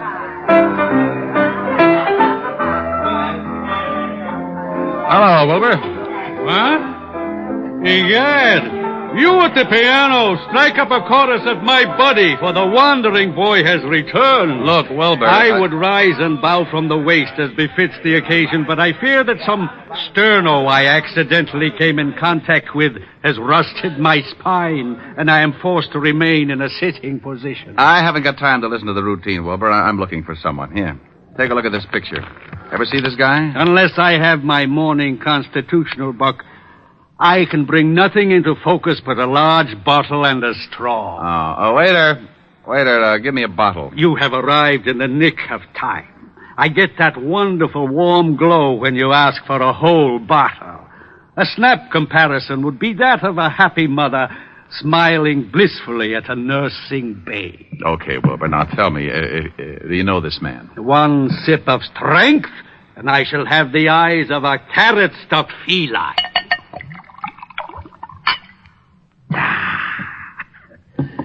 Now, yes, I can see the gentleman clearly. In fact, my vision has so greatly improved it begins to take on the functions of an X-ray. For instance, I can readily perceive that the man in question is addicted to false stimulants, and his low brow and squinty eyes tell me that he is indeed a person of some doubtful character. You're looking in the mirror. Yeah? No, here's this picture. Oh, yeah. Mr. Bobby Wells. The description is flexible. Know where I can find him? Up until yesterday, he was residing at an institution upstate. Sing Sing, I believe. It is very possible that he is hiding out in one of his old haunts on 23rd Street, but I couldn't say for sure. Oh, why not? This bottle you purchased entitles you to one of my best guesses. To be absolutely accurate, I would need further inducement. It's the risk, bucko. Bring me another jug, bartender. Ah, bless you. Try looking in a rooming house at 533 West 23rd Street. Now, if you don't mind, I shall forget the necessity for long conversations and begin to concentrate on the work ahead of me. Goodbye, bucko, and stop in again. Say tomorrow morning if you wake up feeling charitable. I left Wilbur trying to figure the best way to parlay the 2 bottles and headed for the address he'd given me. It was a typical apartment house of the district, a 4-story building with a high premium insurance policy. I asked the landlady if a Bob Wells lived there, and she told me a man answering his description had taken a room there that morning. She told me he'd gone out a few minutes before, and she let me into his room. I told her to keep a lookout and warn me if he showed. Then I started looking. I tore the place apart, but I didn't come up with a thing. I spotted the phone and started to call Walt, and that's when I saw it. A pad lying by the base of the phone with a heavy imprint left from the writing on the top sheet. I pulled an old trick. I took a pencil and rubbed the lead lightly over the imprint, and up came one telephone number. I dialed it and waited. Weinberg's Delicatessen. Oh, is Bob Wells there? Oh? Bob Wells. Never heard of him. Thanks. Well, it's like that. 1 minute you think you got a lead hot enough to melt your change purse, and the next you find yourself looking like a tree surgeon in Death Valley. But in my business, it takes a conventional 3 to strike you out. So I found the address of the delicatessen, and 15 minutes later I was standing between a smoked herring and a 3-foot salami talking with Mr. Weinberg. What can I do for you, sir? Oh, I talked with you, say 20 minutes ago about a Mr. Bob Wells. Bob Wells? Oh, yes. Never heard of him. Take a look at this picture. Maybe you know the face and not the name. It's familiar. Yes, I think I've seen him somewhere. Think hard now. This is important. Are you a policeman? Detective. Oh. How about it? Oh, yeah. So long as you're a cop, sure, I remember him. He came to my store last night. I remember because I had already closed and he kept pounding on the door. Finally, I let him in. He was very rude. He bought a lot of groceries, but very rude. Have you seen him again? Sure, he came in this morning about lox and bagels. Still rude. Where's your phone? In the back. Has, this Mr. Wells done something? He left Sing Sing without saying goodbye to the warden. Now, look, I'm going in the back and use your phone. If Wells happens to come in while I'm back there, stall him and come back and tip me off. I'll do my best. But he better not be rude.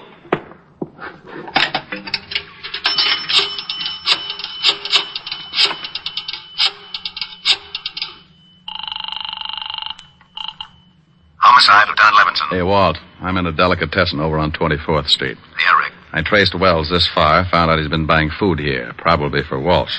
You think Walsh is hiding somewhere in the neighborhood? Yeah, that's my guess. They probably took separate places so they could move in a hurry if one hideout got hot. I'll be over there right away. Good.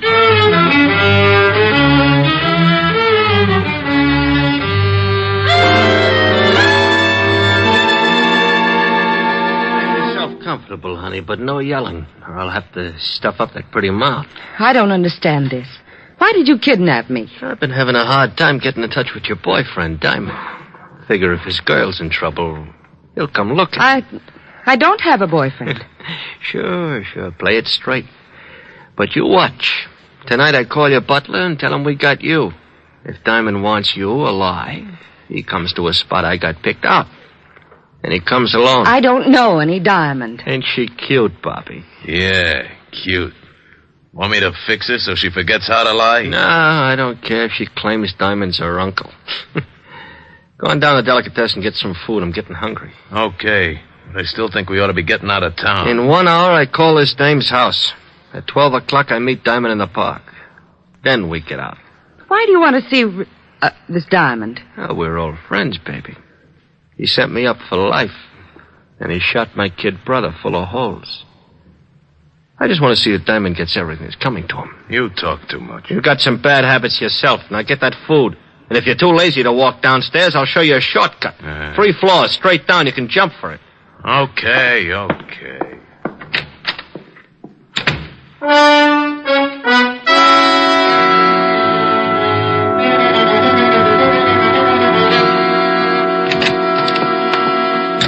Good evening, gentlemen. What can Weinberg do for you? Hey, Lieutenant, that chopped liver sure looks good. Keep your fat hooks off of that, Otis. Walt. Oh, yeah, Rick? Back here. All right. The storekeeper's watching out for Wells. If he shows, he'll come back here and tip us. I parked the squad car 2 blocks over. I didn't want Wells or Walsh to think something was up. Where's Otis? Otis! I'll be right with you, Lieutenant. I'm just buying something to nibble on. His nibble would grind up a whole cow. If Wells comes in and spots a cop, he'll take off like a jackrabbit. Hold it, Walt. What's the matter? That guy coming across the street. Looks like Wells. Oh. Otis, get away from that door. Huh? I can't hear you, Lieutenant. Our man's coming in the store. Get away from the door. He is? You want me to hide? No, you idiot. Just play it smart like you didn't know him. But get away from the door so he'll come in. Oh, okay, Lieutenant. Leave it to me. Walt, duck. Good evening. What can Weinberg do for you? I'll have a couple of sandwiches. Hey, try the salami. It's great. Huh? Oh, yeah, thanks. Yeah, make it salami. Coleslaw. Pickle beer. Nice night. Listen to that idiot. Yeah, sure. Mustard? He's doing fine, Walt. Relax. You live around here? Huh? No, just seeing a sick friend. Yeah. Maybe that salami ain't such a good idea if your friend's sick. You know, I had an uncle with ulcers. He couldn't touch the stuff. It's too much garlic. Ketchup? No. My friend's got a cold. Oh, well, then I don't guess it'll hurt him, but... You know, the best thing for a cold is a good mustard plaster. And now you take the Here's plaster... your sandwiches, sir. 60 cents. 60? Yeah. Thanks. Hope your friend gets better. Yeah. Yeah, come on. How did I do, Lieutenant? Well, one thing is sure. He thought you were too stupid to recognize him. Can you still see him, Rick? Yeah, he crossed the street and he's starting to walk west. I'll tell him. He knows you. Good. When you spot the place, call me here. Think I should throw a net around the neighborhood? Not till we spot the hideout. Right. Hey, Diamond, they got your girl. How you going to get her out? They'd probably use her for a shield. That's a good point, Sergeant. And believe me, I've been thinking about it.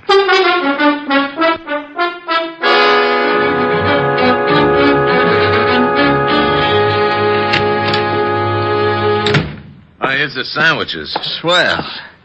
Hey, you only got 2. Oh, there was a cop in the delicatessen. A cop? Yeah, big stupid one. Listen, I told him I'm getting food for a sick friend, see, and he starts giving me all kinds of You sure you weren't tailed? Tailed?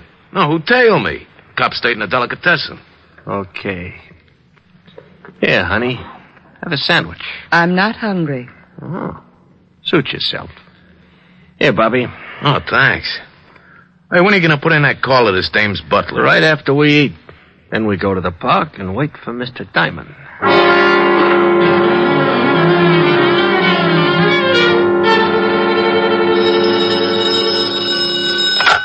Yeah? I'm in a drugstore across from the building that Wells went in. It's about a block away. Nifty drug. Block west on your side of the street. I'll wait inside. We'll be right down. Come on, Otis. The lieutenant hasn't spotted. Okay. Thanks for the bagel, Weinberg. That's all right, officer. Come back again when you can pay for it. Come on, Otis. Move your big feet. Okay. Hey, you got any brilliant ideas how we're going to get Helen out of there in one piece? No, I gotta admit I'm stuck. Why don't you get that bear trap mind of yours working and make yourself a hero? Well, maybe we could start a fire in the building. It'd have to come out. Oh, swell. There's nothing I'd like better than a well-done girlfriend. Well, I was trying. Yeah. Hey, wait a minute. What's the matter? Otis, remind me to kiss you on both cheeks. Hey, what are you doing? That's a firebox. I'm turning in an alarm. There. Oh, we're going to start that fire? No, but Walsh and Wells won't know there isn't one.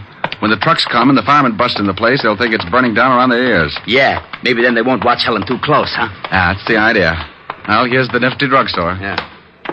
Rick, I've been worrying about something. Yeah, I know. How do we get Helen out? Yeah. Well, relax. Otis came up with a solution. Otis? Yeah, I turned in a fire alarm. And when the trucks get here, you can tell them what's up, and they can go in the building and make like it was on fire. Well, won't Walsh know it's a phony if he can't smell smoke? The chief can tell him it's blazing in the basement. When they hit the street, we can get enough firemen to shield Helen and then take Walsh and Wells. I'll call the precinct and have the block surrounded. We'll need lights if they make a break for it. Which apartment house are they in? That one, across the street.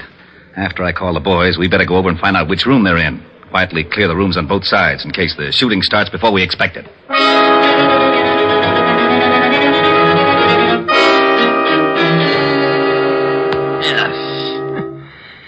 Garlic upsets my stomach. How about that call? Yeah, right. What's your phone number, baby? It's in the book. Oh. She gonna be troubled, Bobby? He wants your number. Now, come on, we ain't got all night. All right. Evergreen 54308. Oh, that's better. Gotta be more careful, Bobby. Your lip's bleeding. Yeah. Hey, Walsh, what's that? Sirens. Maybe that's the cops. If somebody tailed you... I told you I wasn't tailed. Wait, I'll go see. It's fire trucks. They're coming down the block. I don't smell no smoke. Hey, they're pulling up in front of this building. The joint must be on fire. Let's get out of here. Maybe it's the building next to us. No, they're bringing the hoses right in front of the door of this joint. I'm getting out. Sit still. Maybe it ain't a big one. We can't go busting out in the street. Well, maybe it ain't a big one, but if it is, I don't want to end up like a pound of spare ribs. Shut her up. Why, you... All right, now, come on. Hey, what's that? Yeah, what is it? Fire department, we're evacuating the building. What are we going to do with the dame? Shut her in that closet. Just a minute, we'll be right with you. Hurry up, there's a fire in the basement. It's nearing a gas main. The whole place may go up any second. Did you hear that? Yeah, step on it. Okay. Hey, better step on it, down these stairs. We can find our way. Hey, there's a couple of prowl cars. Yeah. Separate, we'll meet at the other place. Okay, Walsh, that's far enough. It's the shamus. Get him, Walsh. Don't reach for it, Walsh. I owe you something, Diamond. You all right, Rick? Yeah, Walt. He's a worse shot than his brother. Where's Wells? He made a break for it, but he won't get through. All right, Welch. You can't get through. Drop your gun. You won't take me, copper! Well, that's that. What about Walsh? He's pretty dead. Come on, I want to find out what happened to Helen.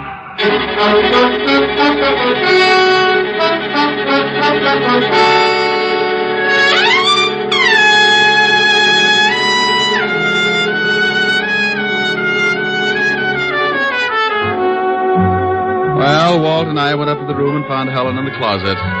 We took her downstairs, and she cried a little on my shoulder. I like that. Makes me feel so protective. Walt cleaned things up and dropped Helen and me off at her place. An hour later, Helen got back to normal, and we relaxed on the couch and forgot about Wells and Walsh. How do you feel now, baby? Better. Want to get Francis to fix some dinner for you? Oh, no, I'm not very hungry. You can have some if you want. No. Want to play some canasta or something? But you always said it was a bad 200 game. Yeah, it is. Well, I forgot my jacks. Silly. Want a neck? Ooh, what you said. Come here. No. Helen. No, I'm mad. Mad? What for? Because those two thugs ruined a wonderful evening. What's the matter? Want me to go? Oh, you idiot, of course not. I had a big surprise planned. You did? Yes. Believe it or not, I had 2 wonderful seats for South Pacific, and now it's too late to go. Oh, no. Oh, yes. Oh, well, I'm sorry, baby. I'd love to have seen it. Me too. Well, I'm not exactly Ezio Pinza, but I'll try to make it up to you. Oh, Rick, that's a wonderful idea. All right. What'll it be? Some enchanted evening? Oh, really? Me. A some enchanted evening, you may see a stranger. You may see a stranger across a crowded room. Rick. What's the matter? I was just trying to make like Pinza. But, honey, it's safer for you to make like Diamond. Oh. And somehow you know even then, that somewhere you'll see her again and again. Oh, you're not Pinza, but it's wonderful. Thanks. Some enchanted evening, someone may be laughing. You may hear her laughing across a crowded room. Oh, really? And night after night, as strange as it seems,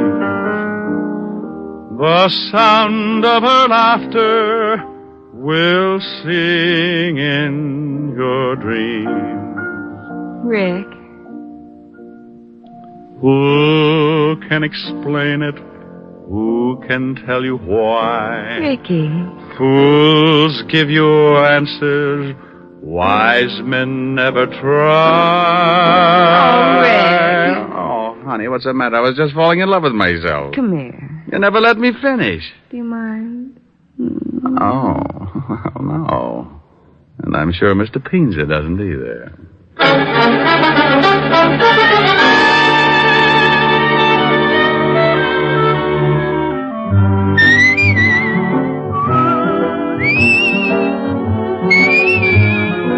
You have just heard Richard Diamond, Private Detective, starring Dick Powell. Helen was played by Virginia Gregg, Lieutenant Levinson by Ed Begley. Also in our cast were Wilms Herbert, Paul Frees, and Larry Dobkin. Music was under the direction of Frank Worth. Richard Diamond is written by Blake Edwards and directed by William P. Rousseau. Now, this is Eddie King inviting you to be with us again at the same time next week when we will again bring you Dick Powell as Richard Diamond, Private Detective.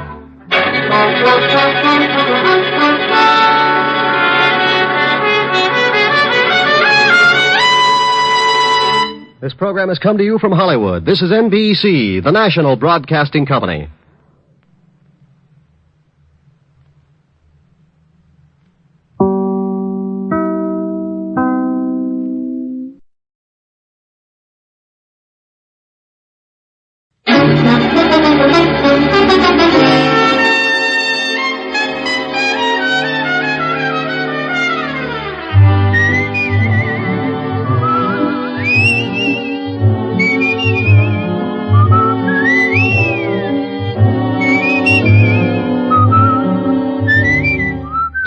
Here's Dick Powell as Richard Diamond, Private Detective.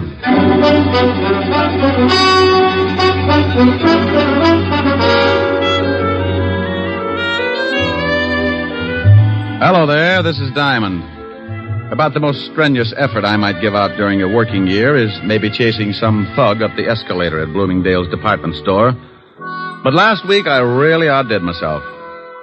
The all-stars of the police force challenged the private detectives to a baseball game for the benefit of the vice squad. And I wound up stiffer than a pair of starched overalls. Because the private detectives are quick to take advantage of the slightest opportunity, by the 8th inning, we realized the need for some immediate strategy. The score at that point was 6-4, the cops leading. So I got hold of a little blonde I knew and had her walk across the infield in a sweater. The idea was to disturb the opposing team and take their minds off the game. It would have worked, but it seemed that since I had last seen my little blonde friend, she'd become quite a favorite with the police force, so they just waved hello and went about their business. My drooling colleagues, however, had not come in contact with said hunk of fluff, and before the game was over, 3 of them had picked up the bat boy and tried to bunt with him. You may have read where the police force finally beat us. Close game, 37-4. But I want to say right here and now, they never could have done it without that sweater. And oh yeah, I got mixed up in a little honest murder the next day. It all started in the back booth of a middle-class nightclub. A couple of people were busy trying to think up the fastest way to make a homicide billiard. Oh, that's the 3-cushion variety. Killing to frame up to the electric chair. Leon, are you sure this will work? You want to get rid of that old man of yours, don't you? You know I do. Well, I got a wife that I want to dump, too. This letter from her is going to fix it so we both end up very unmarried. Are you sure they'll blame it on Martin? Sure, I'm sure. When they find him with this letter and his own gun and the dead body of my dear little wife, they'll slap him in the chair so fast he won't know what happened. Who's going to find him with the body? That's your job, baby. I'll get the letter to your husband and you swipe his gun and get it to me. And you go get yourself a private detective and tell the shamus that you suspect your husband of running around with another girl. You and the shamus tail your husband. I'll have it timed so you catch him with the goods right after the killing. Well, all right. I hope it works. It will if you want it to, baby. I want it to. Because I want you. Yeah. Yeah, and all that nice money your husband's going to leave you. Leon. Come here, June. Yeah.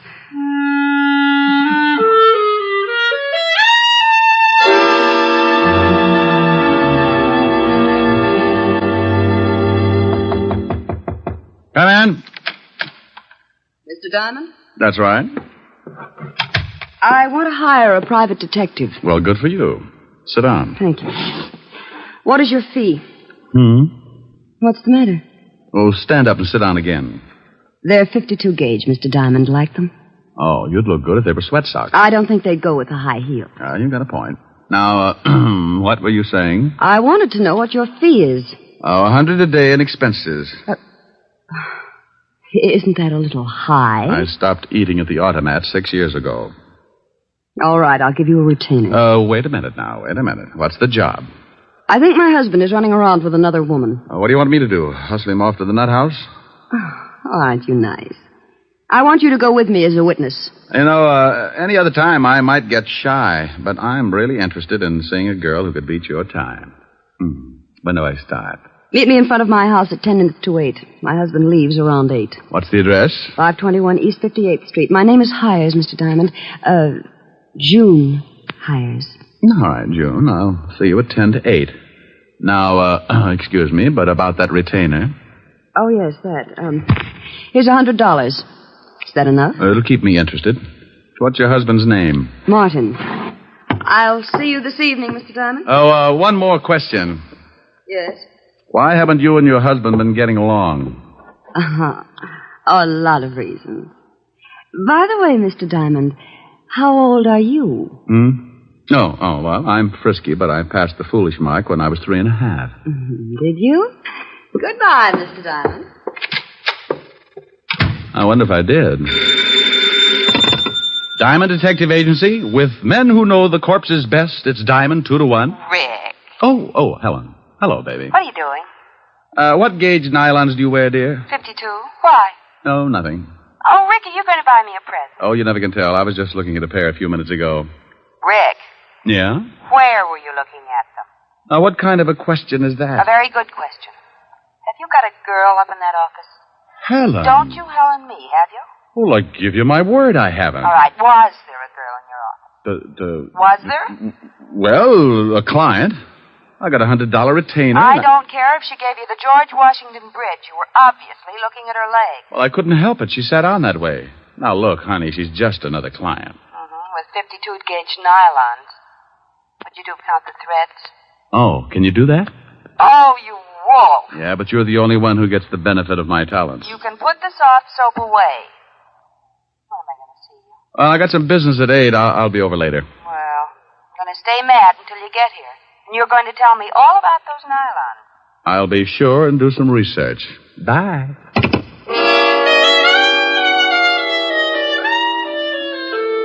Well, there you are. You sit around and wait for a meal ticket to come in, and just because it happens to be fitted with curves, your best girl digs up the green-eyed monster. I don't know why gals get sore at a guy just because they catch him panting a little. After all, it's hot in New York. I spent the rest of the afternoon trying to hit a big horsefly with a rubber band and some paper clips, and by 6 o'clock we shook hands and called it a draw. I closed the office and went home. I got into some clean clothes and grabbed a bite to eat at the corner drugstore. At 10 minutes to 8, I was sitting in June HYER's car, parked across the street from her front door. Mr. Diamond, how did you ever get to be a private detective? Mrs. HYER, how did you ever get to be a housewife? You think things up in a hurry, don't you? Only when I got competition. You like competition? Yeah, up to a point. After that, I get tired of the struggle. I feel like I was back in college, sitting in a parked car with a good-looking man. Your education must have been pretty tame. I haven't moved once. Well, I really started to study after I graduated. Oh, I bet you got straight A's. Must you top everything? I play around with a lot of trouble, Mrs. HYER, and I've got to stay one step ahead of it.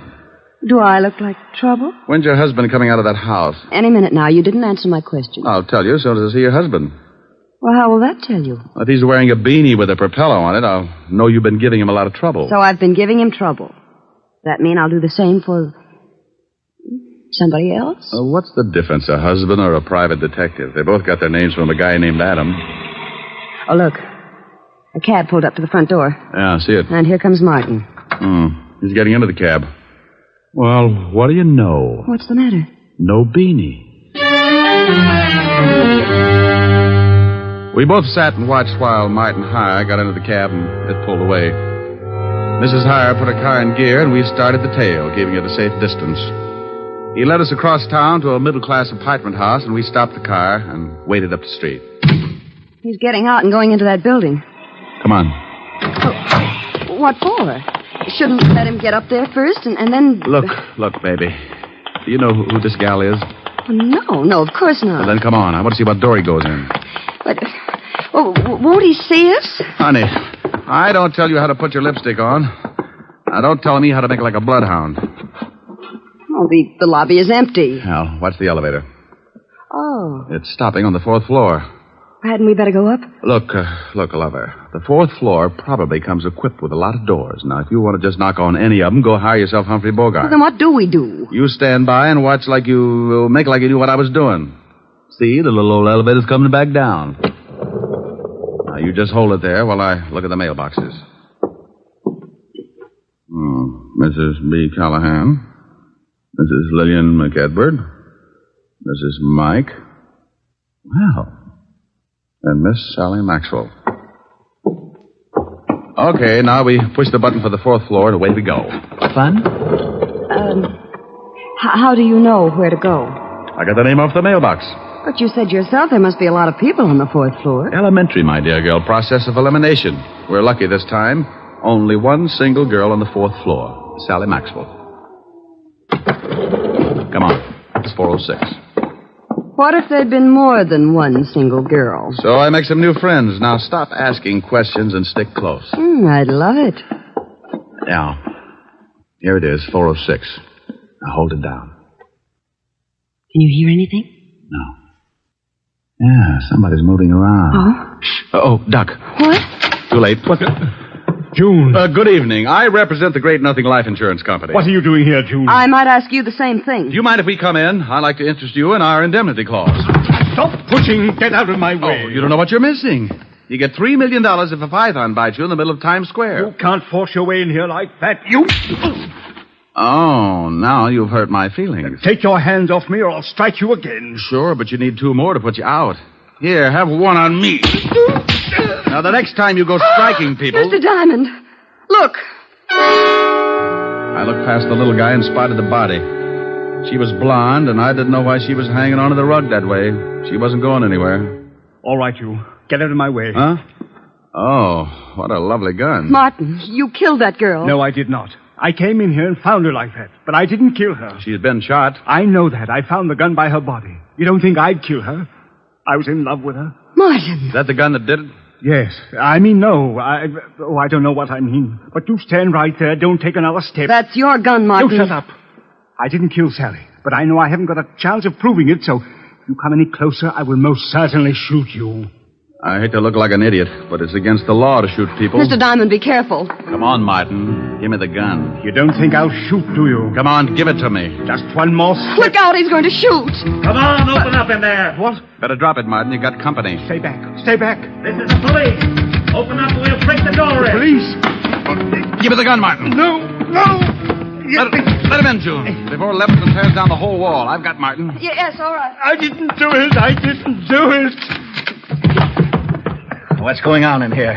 Hello, Walt. Hey, Lieutenant, look. It's the gumshoe. Rick, why do you guys always have to break down doors? Why don't you try turning the knob first? Otis, didn't you see if it was unlocked? I forgot, Lieutenant. You mallet head. We got a report that someone heard a shot from this apartment. There's the body, Walt. Who's this guy? Martin HYER. Here's his gun. He was going to use it on me. I didn't kill her. I came in and found her that way. Oh, shut up.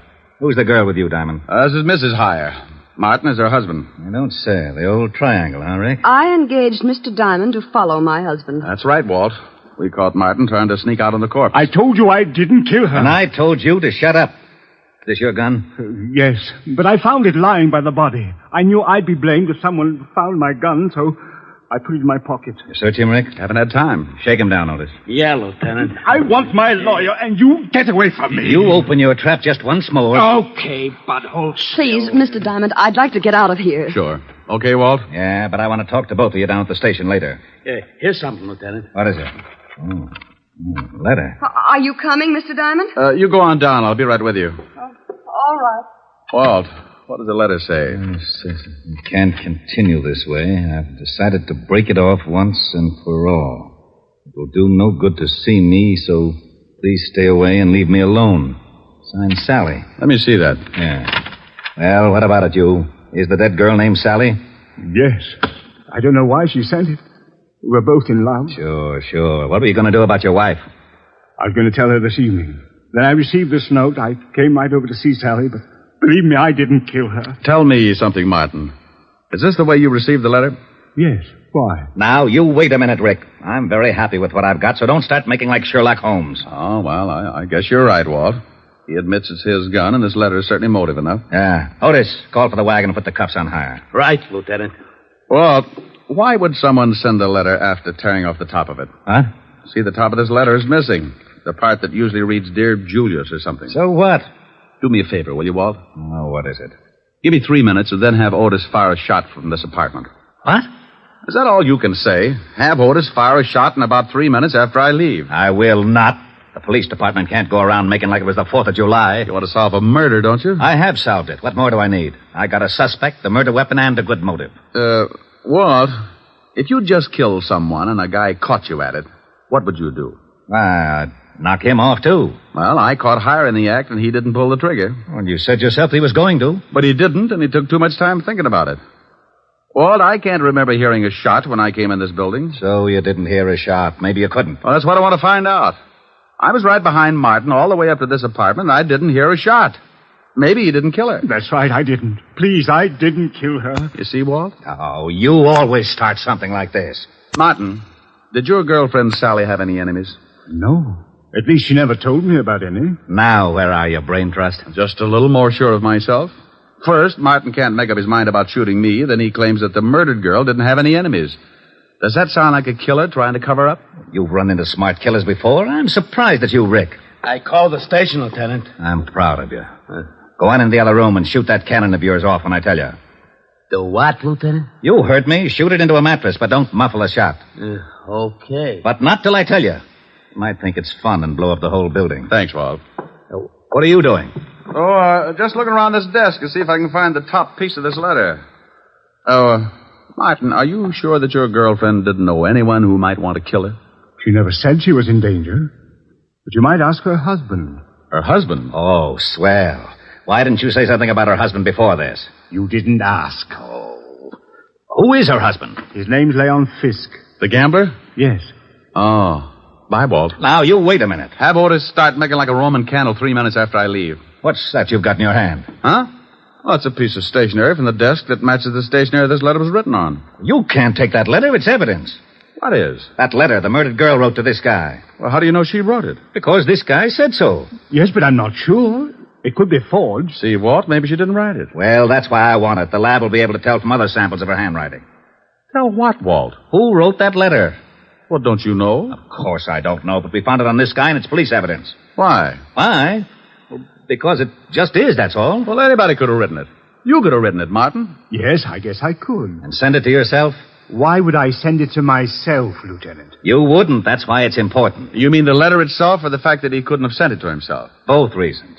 Well, if he couldn't have sent it to himself, that eliminates him as a suspect. It does? He didn't do it.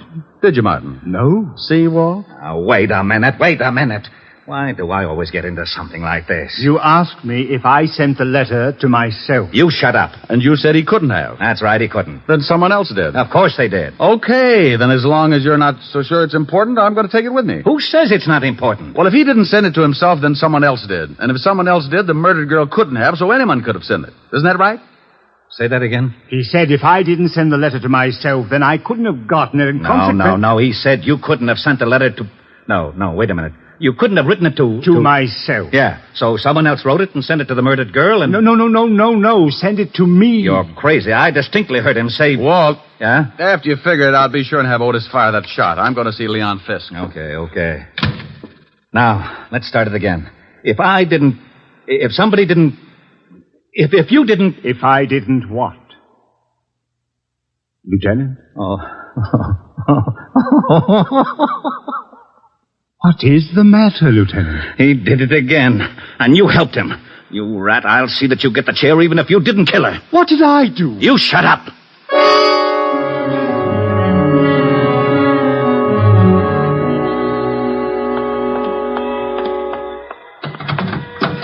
Well, what took you so long? I had to get a merry-go-round started.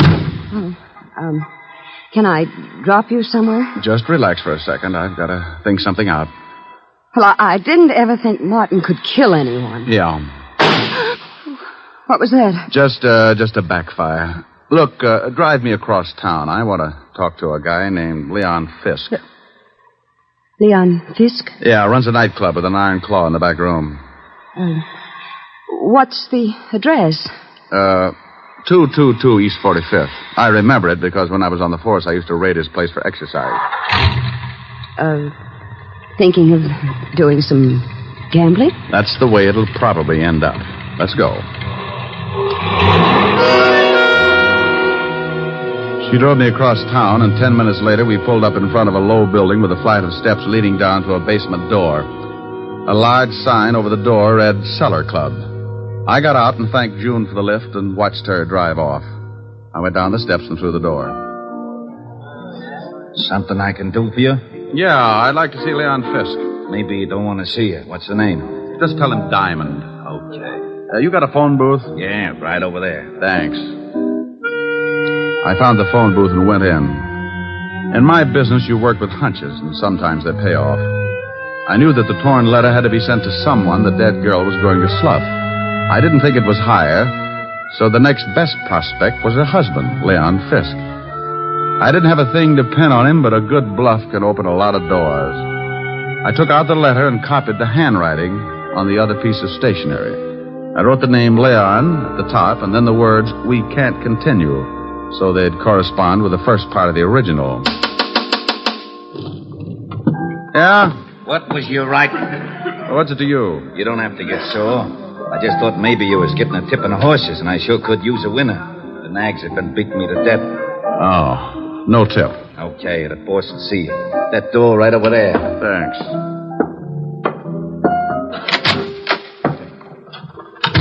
Well, Diamond, it's been a long time. I haven't missed you, Leon. What brings you here? Your wife was killed tonight.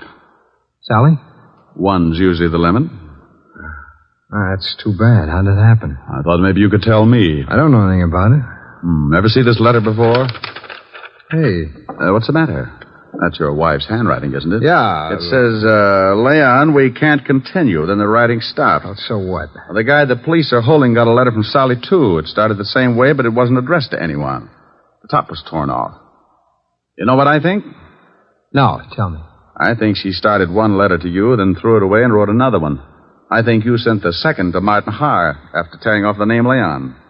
Go on, Diamond. You didn't count on her starting a second one, so you went up to her apartment and killed her with Martin's own gun. Oh, with his own gun. Maybe you can tell me how I got it. Oh, I think so. You had to know a lot of things before you could kill your wife. What time Martin would arrive so the time of death would be close. You had to have his gun to leave by the body, and you had to have a witness who would swear Martin killed her. It had to be timed just right. You're talking yourself into a corner. How would I get all these things? By working with someone who was close enough to Martin. Maybe like his wife. You're crazy. Am I? She just drove me to this place. So what? A lot of people know this place. She told me she didn't. So I gave her an address 8 doors down, but she pulled up right in front of your door. Well, that could happen. It was too pat, Leon. Getting me to come to her place at 10 minutes to 8 and knowing her husband would leave close to 8. She had to know it because that letter was delivered just before I got there. Think you can prove it? You made one mistake. I didn't hear a shot when I got to your wife's apartment. I found out later that you could hear one all the way down in the street. Your wife was killed before Martin went into that building. Probably when you saw his cab pull up. Well, anyway, it's enough to hold you on, and I think we can prove later on that you've been seeing June HYER. You're a pretty smart shamus, Diamond. Oh, you mean you admit it? Okay, baby, come on in. June, come on out of there. Leon, are you crazy? Well, I didn't know you kept your back room stocked with nylons, Leon. Yeah. I guess you two don't need any introductions. Why did you have to drag me into this? You heard what Diamond said. He knows all about it. You got the car out back? Yes, but what are we going to do with him? Diamond? Well, he's going swimming with a barrel of cement. Lieutenant Levinson wouldn't like that. He knows I came here. You're lying. Wait a minute, maybe he isn't. Diamond was upstairs with him for quite a while. Okay, so we'll have to hurry things up. Leon, you can't shoot him. Yeah, you should know it's not polite to point. I'm not going to knock him off here in the office. We'll take him in the car and do it later. No, Leon. What do you mean, no? It was your idea to kill your wife. I just helped get the gun. I'm not going to be along if you kill Diamond. You're going to be right with me, baby, because you're in this up to your pretty neck, and I need that car. I'm not going to do it. Oh, yes, you are. Oh, you and Diamond go swimming together. Leon! Give me that gun. Let me go. Come on, drop it. You go to the devil. June, come back here. I'm getting out. You got me into this mess. Come back here, you dirty little tramp. Don't you take that car. You're not going anywhere, Leon. You want to bet? I'll fix you, Diamond. He hit me with the butt of his gun, and I went down like the price of wheat in July. As I picked myself up, I watched him run for the back door. June, wait for me. You're not going to leave me here to take the rock. I got my gun out and stumbled over to the window and looked out just as the car started up. I spotted Leon with a gun in his hand. He looked mean enough to start shooting with it. He did.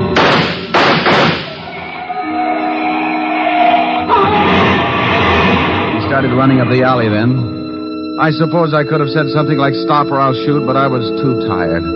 I just rested my arm on the window and let him have it.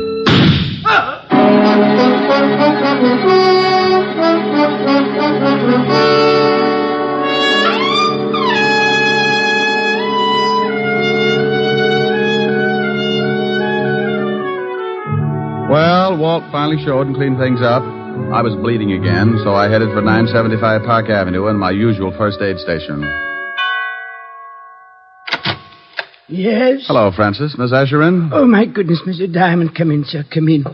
You've been hurt again. I guess you'll have to answer the door a little quicker after this, Francis, or build a first aid station in the hall. The usual, sir? No, you can forget the plasma, Francis. I had liver for dinner. I can stand the loss. Just as you say, sir. Miss Asher is in the study. Oh, thank you. Why don't you go to bed? You look tired. Yes. Good night, sir. Boo. Oh, Rick. Yeah. Isn't it awful? Oh, what happened to your chin? Oh, I got it caught on a 38. Want me to go? Want you to go? Why? Well, I thought maybe my poor little face scared you. Oh, I like your poor little mussed-up face. Well, thanks, Sporty. How about some music? Oh, I'm too tired. Turn on the radio. All right. Now, let me look at that chin. Oh, that's soothing. Hey, shut that radio off. I'm trying to sleep. Now, what is that? Oh, it's that crabby old neighbor. Oh, it is, huh? Now, Rick, don't get mad. I'll turn it off. You want something, Max? Yeah, some sleep. Is that too much to ask? Well, stick your head in a closet. Now, look, Bud. You look. That radio wouldn't wake a 2-year-old. Well, just pretend I haven't stopped teething, wise guy. All I want is some sleep. Oh, you do, huh? Sleepy time, gal. You're turning night into day. Rick. Oh, that guy upsets me. All right, he upsets you. That's too pretty a song to sing like that. No. Now, you do it right, or I'm going to be mad. Well, honey, then that's the last thing I want you to be. Now, cuddle up on the sofa. You comfy? Mm-hmm.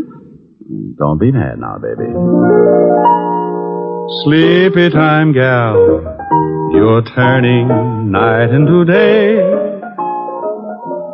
Sleepy time, gal, you've danced the evening away. Oh, that's wonderful. Before each silvery star fades out of sight, please give me one little kiss, then let us whisper goodnight. It's getting late, and baby, your pillow's waiting. Sleepy time, gal, when all your dancing is through. Sleepy time, gal, I'll find a cottage for you. You'll learn to cook and to sew. What's more, you'll love it, I know. When you're a stay-at-home, play-at-home, 8 o'clock, sleepy time, gal. Well, how was that, baby? Helen. Helen. Well, how do you like that? She snores, too. Hey, you! Max! Yeah, now what do you want? How about a game of gin? I'm lonesome.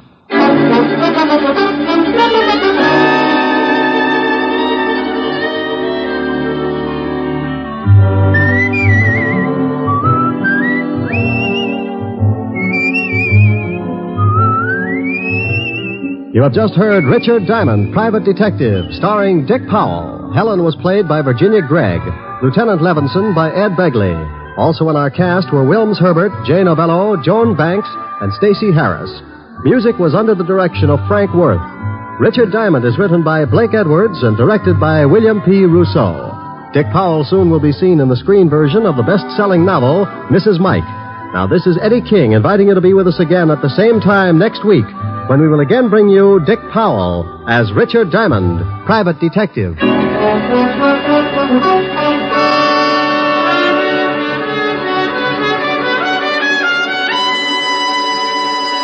This program has come to you from Hollywood. This is NBC, the national broadcasting company.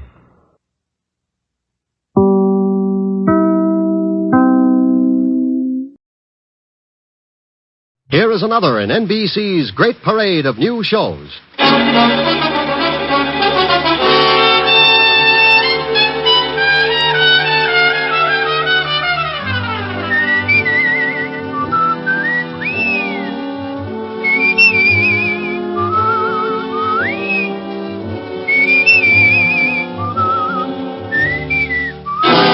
Now, Dick Powell as Richard Diamond, private detective.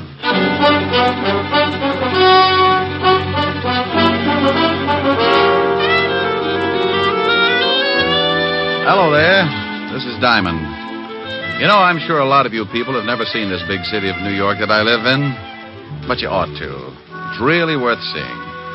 I don't mean a 4-bit tour in a bus. I mean that one time that you stop along the way and really take a good look. Maybe it's from a building 40 floors up. You brace yourself against the stiff morning breeze and you lean out and watch the biggest city in the world wake up, stretch, roll up its progressive sleeves and go to work. Or maybe it's 6 o'clock in the evening and you're on your way home. You hold up at a busy intersection and you feel the Colossus even before you see it. You look behind, to the right, the left, and then up. And there it is. You could only take in 3 blocks maybe, but the pushing crowds and towering buildings are a common denominator for the Bronx, Park Avenue, and Flatbush. The rest you have to imagine because your dinner's waiting. Well, I'm lucky in a way. My dinner's ready when I start throwing nickels in the automat. My meals and my time are freelance, and my work is a ringside ticket to the biggest city in the world. Sure, it's lonely sometimes, and trouble walks the streets on a 24-hour beat. But that's how I pay my rent. Trouble's my silent partner, and he sends me everything from divorce labels to some marked City Morgue, DOA, dead on arrival. One night last week, old man Trouble was sitting curled up on a doorstep watching 2 thugs hiding in the shadows of a building. Trouble had a big smile because he was cooking up a king-size mess for yours truly. Hey, Lou. Yeah? Ain't he ever gonna come out? He'll come out. We just gotta wait, that's all. Hey, Lou. Yeah, what is it? I hope he comes out soon. That cop car is due in a little while. Yeah. Hey, supposing they drive up the street just when he comes out. And we don't use the artillery. We don't? We follow him and get him someplace else. Okay. Hey, Lou. What? Here he comes. Yeah. You ready? Yeah, sure. Look, he's got his 2 big watchdogs with him. Get set. Now. We better get going. Don't run, stupid. You think we was being clocked? Hey, Lou. There's that lousy cop car. Come on. Where you going? In this club. Come on, hurry. Hey, Lou, supposing the cops come down here. Shut up. Table, gentlemen? Yeah, for my friend and me. Right this way. Sure, like a souvenir picture to take. Lou, are you crazy? We can't sit down at no table. They'll have the whole neighborhood covered in a few minutes. We can sit for a second, then we'll go out the back door. Here you are, gentlemen. Is this all right? Oh, just standing. Yeah, this is just fine, thank you. Very good, sir. I'll send a waiter right over. Oh, now, come on, Lou. Let's blow this joint. Wait till he gets further away. Please, Lou. Okay. Now you go first. Take your time. I'll follow you. Picture, sir? Huh? No, miss. We don't want no photographs. Yeah, we don't want none. Thanks, just the same. Oh, that's okay. Picture? Like a souvenir picture to take home? Yeah, thank you. Well, come on. Right behind you. Now, hold it right there. No. Don't move. Thank you. That will develop shortly. Hey, Mel, hold it a minute. Yeah, what is it? It's that dame. This is no time to start looking at dames. No, you fathead. The one with the camera. So she's got good-looking legs, but we got... Uh-oh. What's the matter? There's a cop in the door. Get going, but take your time. I'll tell you about the dame later. Oh, Lynn, Yeah? What is it, Monsieur Davis? where are you going? Back to the dark room to develop these pictures. You always said not to keep the customers waiting, Didn't you, Monsieur Davis? I'm glad to see you listen to your employer. I'll just come along to see how this batch turns out. This batch isn't any different from the last 100 batches. We'll just go along and see. Oh, that does it. I beg your I pardon. said that does it. You cornered me in that dark room once, and it was all I could do to keep you away from me. Lynn. If you think that just because you run this place, you got a right to make passes at me, you better get yourself a new girl. Maybe that isn't such a bad idea. Come to think of it, I kind of go for it myself. And as long as I'm quitting, here's something you've been asking for a long time. Oh, hey, what do you think you're doing? Now get out of my way. That phony French accent may fool the customers, but it doesn't fool me. You get out of here. Pick up your check and get out of here this minute. You little... Oh! Now, what were you going to say, Mr. Davis? Get out. Get out.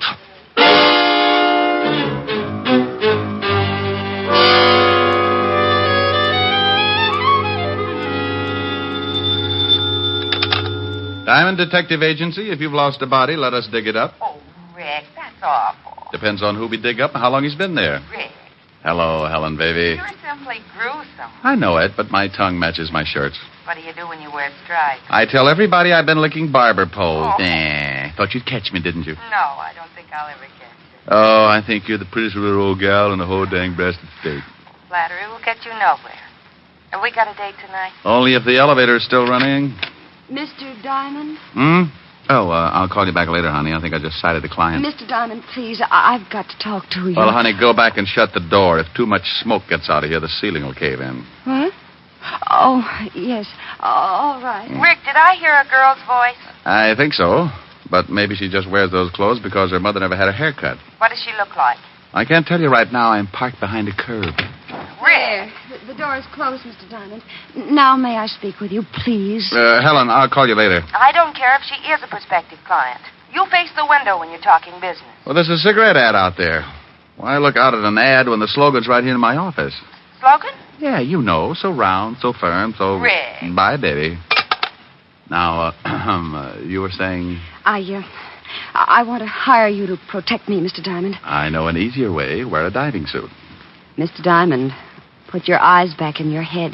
And please listen to me. My life is in danger. There's an answer for that, too, but go on. Tell me the story. Well, my name is Knight. Miss? Yes. Yes. In the last 2 days, there have been several attempts on my life. By whom? Well, I don't know. Swell. Do you know why anyone would want to kill you? No, I don't. Well, now we're getting someplace. Don't be funny, Mr. Diamond. I tell you that twice an attempt has been made on my life. How? Well, the first time a man followed me home and tried to break into my apartment. I screamed and then frightened him off. Maybe he was lonesome. What about the other time? Well, I don't know whether it was the same man or not, but the next night a man jumped out of a car and tried to make me go with him. I kicked him and ran down the block. Sounds more like a kidnapping than attempted homicide. Why didn't you tell this to the police? Oh, I did. They investigated, but I couldn't give them enough to go on, so they just put a man watching my apartment. I bet he has to stand in line. Didn't they give you an escort? No. They seemed to think I was after some kind of publicity or something. They told me it was all right to go out in the daytime, but to stay in my apartment for the next couple of nights. Sounds reasonable. Will you help me, Mr. Diamond? I'm afraid this will happen again. My dear, my fee is $100 a day in expenses. $100 a day?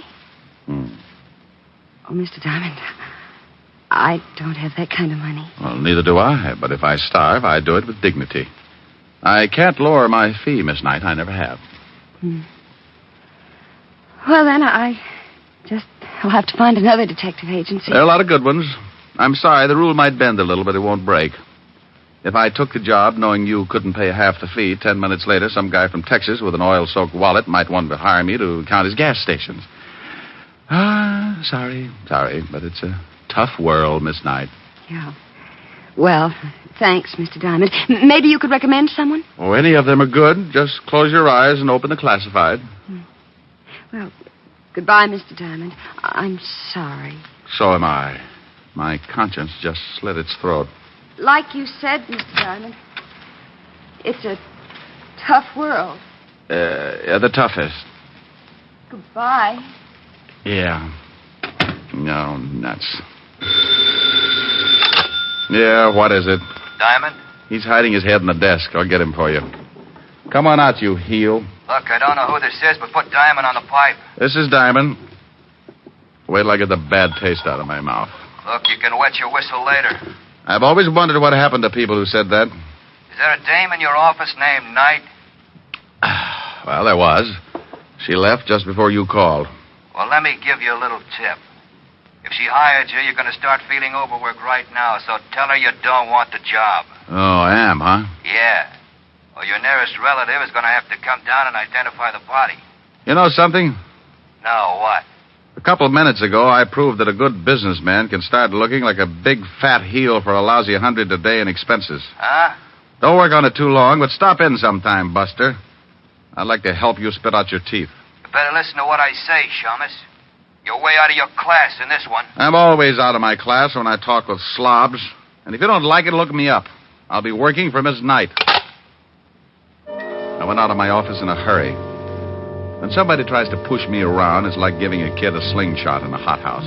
You can tell him all night not to do it, but by morning he's busted every window in the place. I hoped I might catch Miss Knight before she got to the street, so I grabbed the elevator and went down to the first floor. I couldn't find her in the lobby, so I went out on the sidewalk. The street was crowded, but those curves showed up like a covered wagon on Madison Avenue.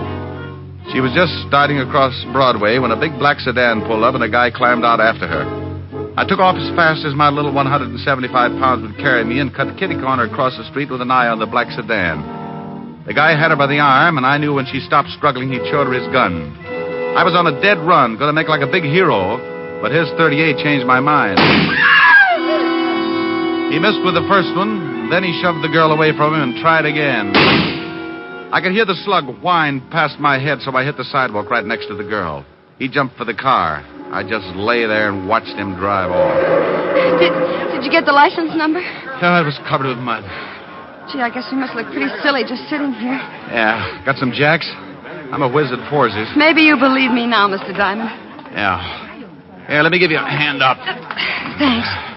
Now, come on, let's get out of here. We're collecting a crowd. Where are we going? I know a policeman who can't understand attempted assault. He says it's not necessary. And believe me, baby, he's got a cure for it. Come on.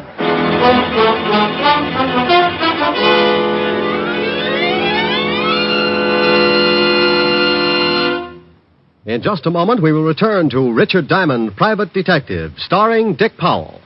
But first, the National Safety Council reports that in almost every motor vehicle accident, there is one or more violations of the law, speed, drink, and carelessness being the worst offenders. The difficulty is that people continue to think of the horror of accidents as always happening to someone else. It never occurs to us that we may be killed dashing out to lunch tomorrow. Yes, it can and does happen, for it's the careless little chances each one of us takes every day that cause the big accident totals. Every motorist and pedestrian is urged to support actively the safety movement in his own community. Be careful. The life you save may be your own. And now, back to Dick Powell and the second act of Richard Diamond, Private Detective. Diamond is hurrying with his pretty client to see Lieutenant Levinson, head of homicide.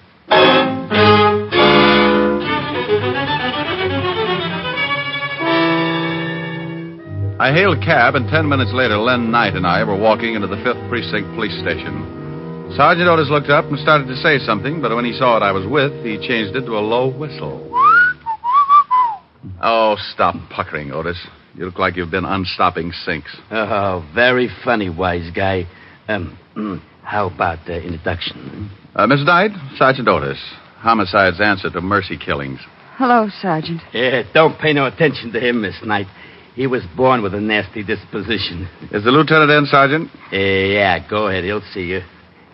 Nice meeting you, Miss Knight. Nice meeting you, Sergeant. Otis.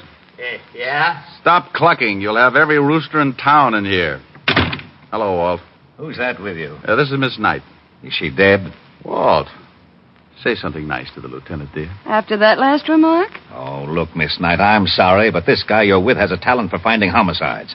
I'm suspicious of everyone I see him with, because even if they walk into my office with him, he'd do it just to confuse me. Well, I'm quite alive, Lieutenant. Then let me give you a friendly tip, Miss Knight. Stay away from this guy. His sense of humor will turn your hair white. Oh, isn't he a dream?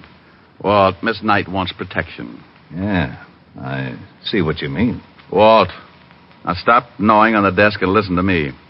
Miss Knight is in line for a murder or for kidnapping.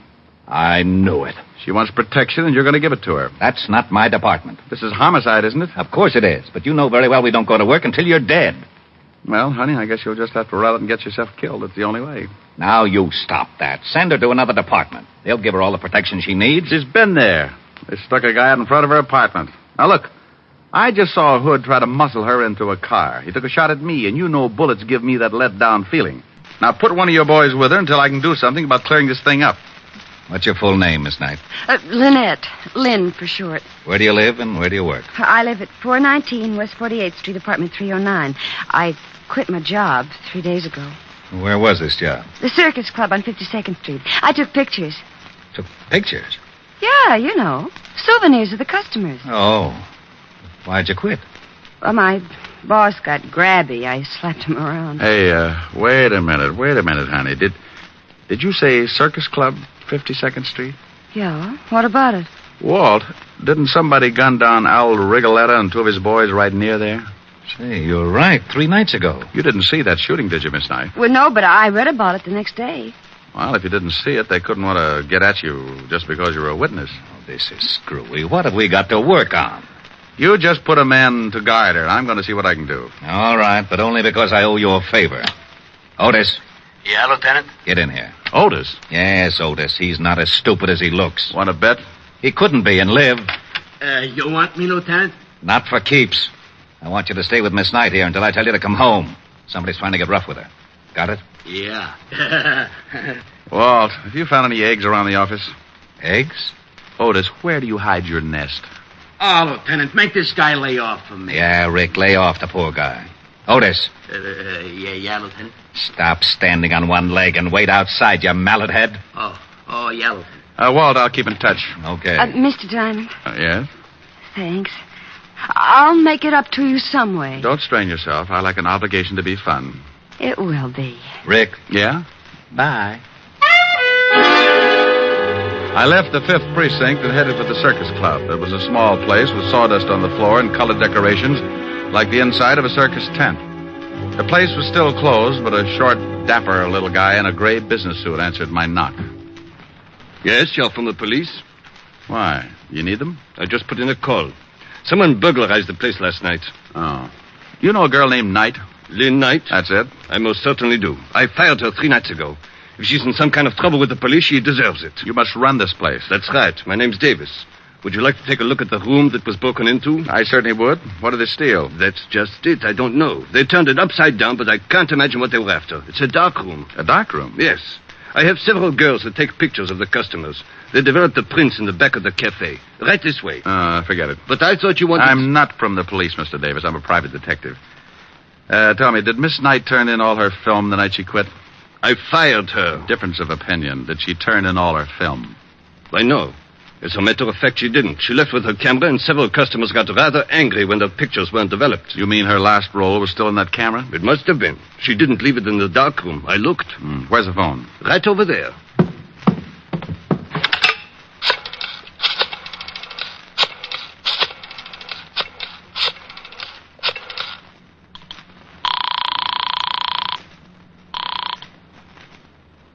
Lieutenant Levinson, homicide. Walt, I think I've got something. Diamond, I've got something, too. A sour stomach and headache. What's the matter?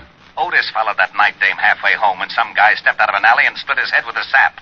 He's down in emergency getting his skull crocheted. What about the girl? We don't know. Otis can't remember. Oh, that's dandy. I'll call you back. Now, you wait a minute. I can't. Bye. I had one of those muscle-bound hunches. I had to work fast or Lynn Knight was going to get herself kicked around and maybe end up in the city morgue. I remembered her dress. And 15 minutes later, I was standing in front of room 309.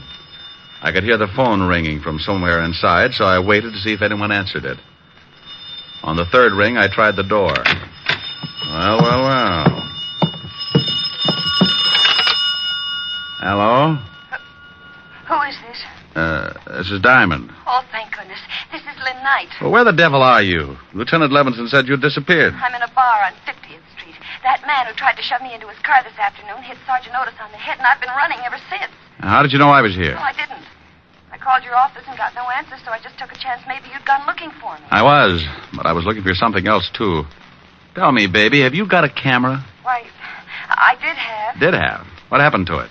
Well, I sort of, sold it. Oh, you mean you hocked it? Well, I didn't need it anymore, and I did need the money. You stay right where you are, and I'll be down. What's the name of the place? 2320 Club. Please hurry, Mr. Diamond. I'm scared. Okay. I want to ask you something else. Hello? Hello? Oh, I thought you'd hung up. No, I thought you... Lynn, Yeah? is there an extension on this phone? Why, yes, in the bedroom. Say, you don't think... I don't know. Wait a minute. Hey, what are you guys... Oh!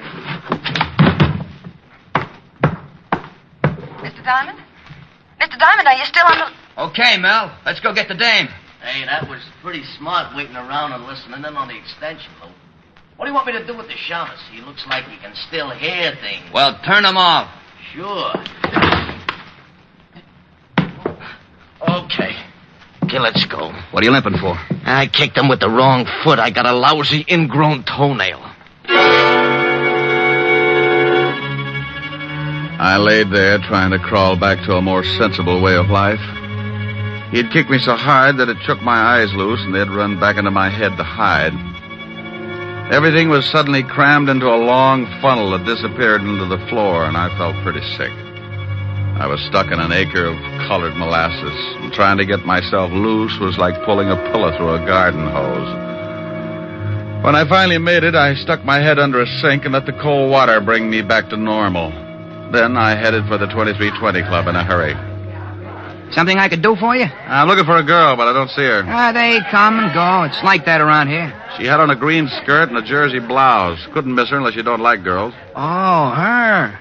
She used the phone and then she left. Alone? No, a couple of ugly-looking guys came in and she left with them. Hey, you know her? Yeah. Well, she forgot her purse. You might tell her. Her purse?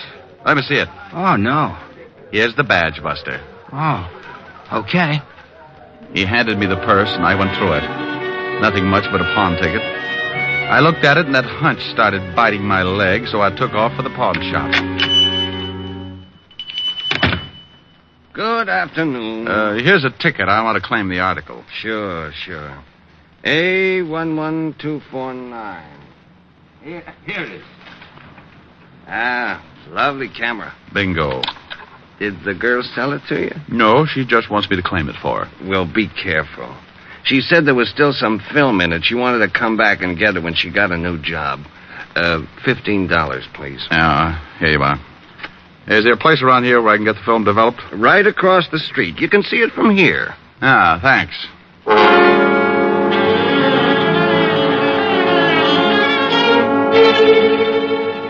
Here it comes. Yep, it's coming up, but we'll leave it in a little longer. Hey, maybe I'm nosy, but what's so important about this roll of film? I'll tell you better when I look at it. Well, I'll turn on the light. There you are. Yeah. Well, nothing on this one. Nope. Hey, look at this. Oh, some old guy with his wife. Is that what you wanted to find? You see those two guys in the background that look like they're just sneaking out of a chicken house? Yeah, so what? The one in the back is Lou Garzoni. The gangster? Yeah. Give me that negative. Let's get out of here. Well, you two holding hands in there? Hey, who are you and what's the gun for? Take it easy, Doc. He shoots people. That's right. Now back into the room. All right, but take it easy with that gun. Give me that negative, Shamus. Okay. Yeah. Now, where's the picture? It's still in the juice. Well, get it. I'll get it. That's better. Well, come on. I can't seem to find it. Oh, yeah? Look for yourself. I'll look. See? Say, you threw it in his face. That stuff might blind him. So now he can't see to kill you. My eyes. Get me to the doctor, quick. After you tell me where the girl is. 212 West 45th Street, apartment 513. Harry, I can't stand it. Call a doctor for this guy and then get hold of Lieutenant Levinson, 5th Precinct. Tell him to meet me in front of 212 West 45th and to step on it. Yes, all right. I'll take those pictures. I can't stand it. I'm Sure you can. It's no fun looking at the electric chair anyway.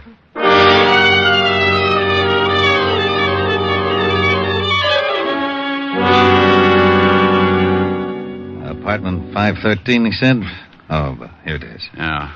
If Lou Garzoni's in there, we got to take him by surprise or he'll knock off the girl. Otis is down in the alley, so he won't get out that way. Well, here goes. I hope it works. Yeah, who is it? Oh, Mel had an accident. He sent me up to tell you. What's your name? Tony Vega. Well, why didn't you say so? I thought you was in stir. Coppers! You dirty duck, Walt! How about it, Walt? He's on his way. Where's the girl? Probably in the other room. Yeah. Take it easy, baby. All right. I'll get the gag on. There you are. Oh, Mr. Diamond. Mr. Diamond, he was going to kill me. Yeah, I know. Is she all right? Sure, Walt. How about Garzoni? No hurry for the wagon.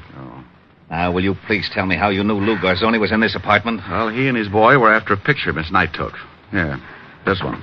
Ah, here they are in the background. He was an old enemy of Al Rigoletto, wasn't he, Walt? Yeah. Why? Oh, I bet he was the one who rubbed him out. Then he and his boy ducked into the nightclub. Garzoni saw his picture taken, so they went after LYNN. Why, Mr. Diamond, Oh, what's the matter? you finally called me Lynn. Well, Lynn. You go home and take it easy. I might stop by tomorrow. What's the matter with tonight? I've got a piano lesson. Bye. Otis! Yeah, Lieutenant? Is it all over? Yes, you hammerhead. Now get out of that garbage can and see if you can find your way back to the station.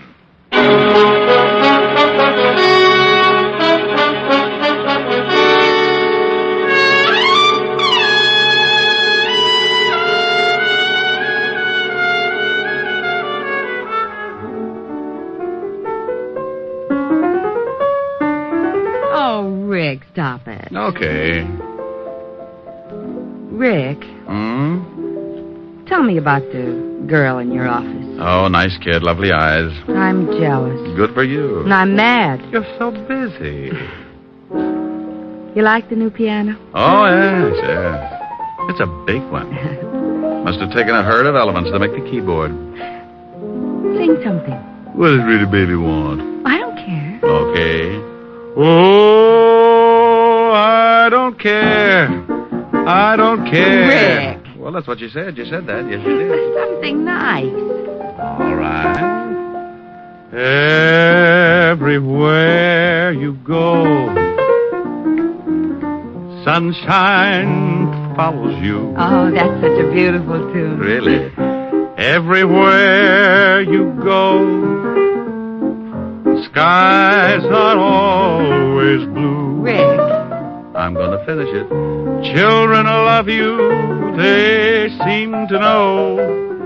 You bring the roses right out of the snow. The whole world says hello. Everywhere you go. Do you suppose the guy who wrote that song ever got shot at? Oh, Rick, you idiot. Come here. Oh. This is much more fun than piano lessons.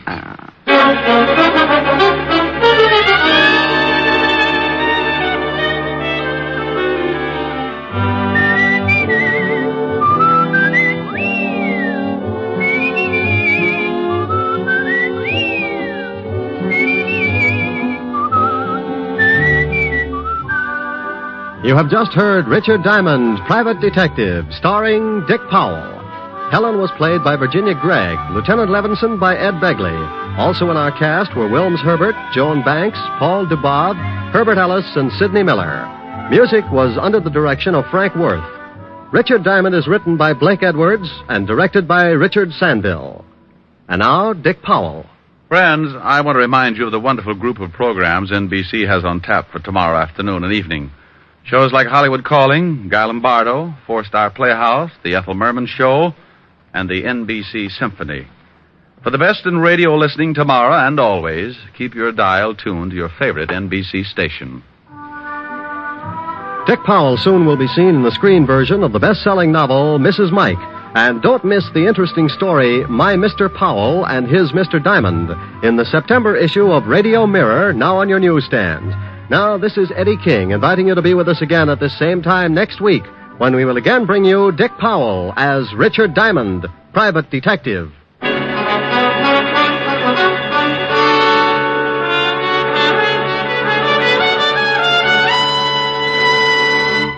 This is NBC, the national broadcasting company.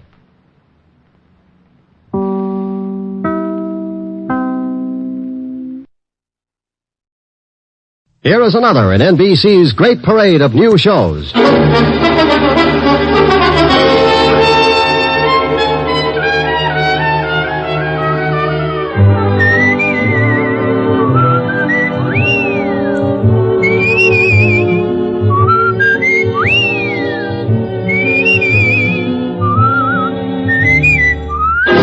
Now, Dick Powell as Richard Diamond, private detective.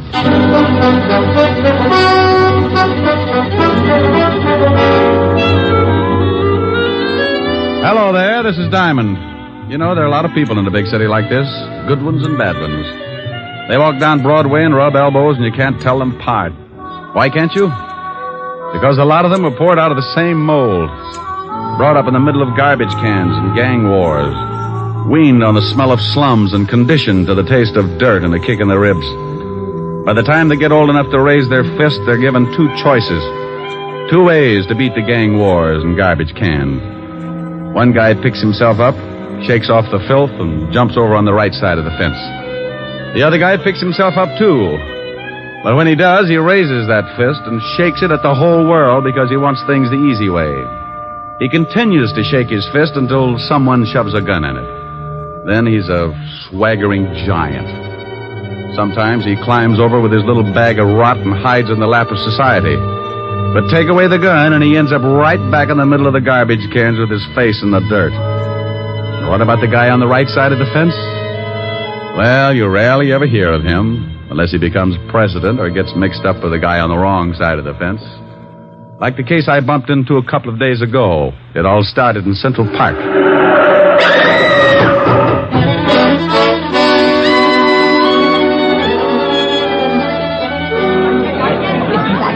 What happened? Some girl got run over. That young guy over there ran over her with his car. I came up right after it happened. He was leaning over her and crying. A little late for crying, I'd say. Says he didn't kill her. Says someone pushed her in front of his car.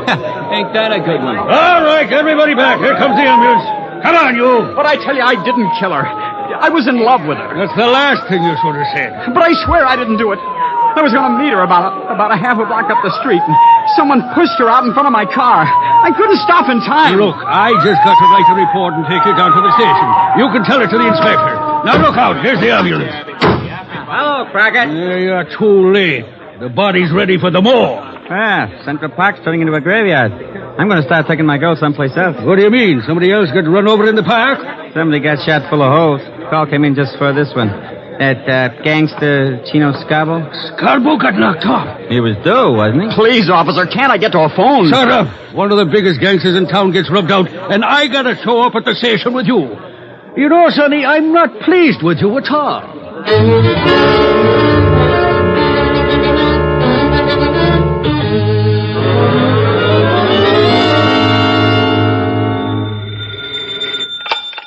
Diamond Detective Agency, corpses designed with you in mind. Rick, Oh, hello, Helen, baby. where do you get all those awful slogans? Ghost Rider.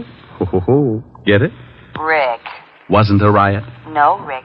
Was a bomb. Oh, okay, maybe this will get a yuck. Oh, here's a beaut. Are you lonely? Join the Lonely Souls Club and find your perfect soulmate. All ages. Guarantee satisfaction and money refunded. Well, I wonder if Mighty Joe Young knows about this. Rick, what are you talking about? I'm reading the personals. Hey, get a load of this one. Will give ride to coast, must be young companion, pretty, easy on the eyes. Think I ought to apply, baby? You're ridiculous. Oh, here's an odd one. Anyone witnessing unusual accident at the 72nd Street Transverse, 11 p.m. Wednesday night, when young girl was killed, call Skylar 6036.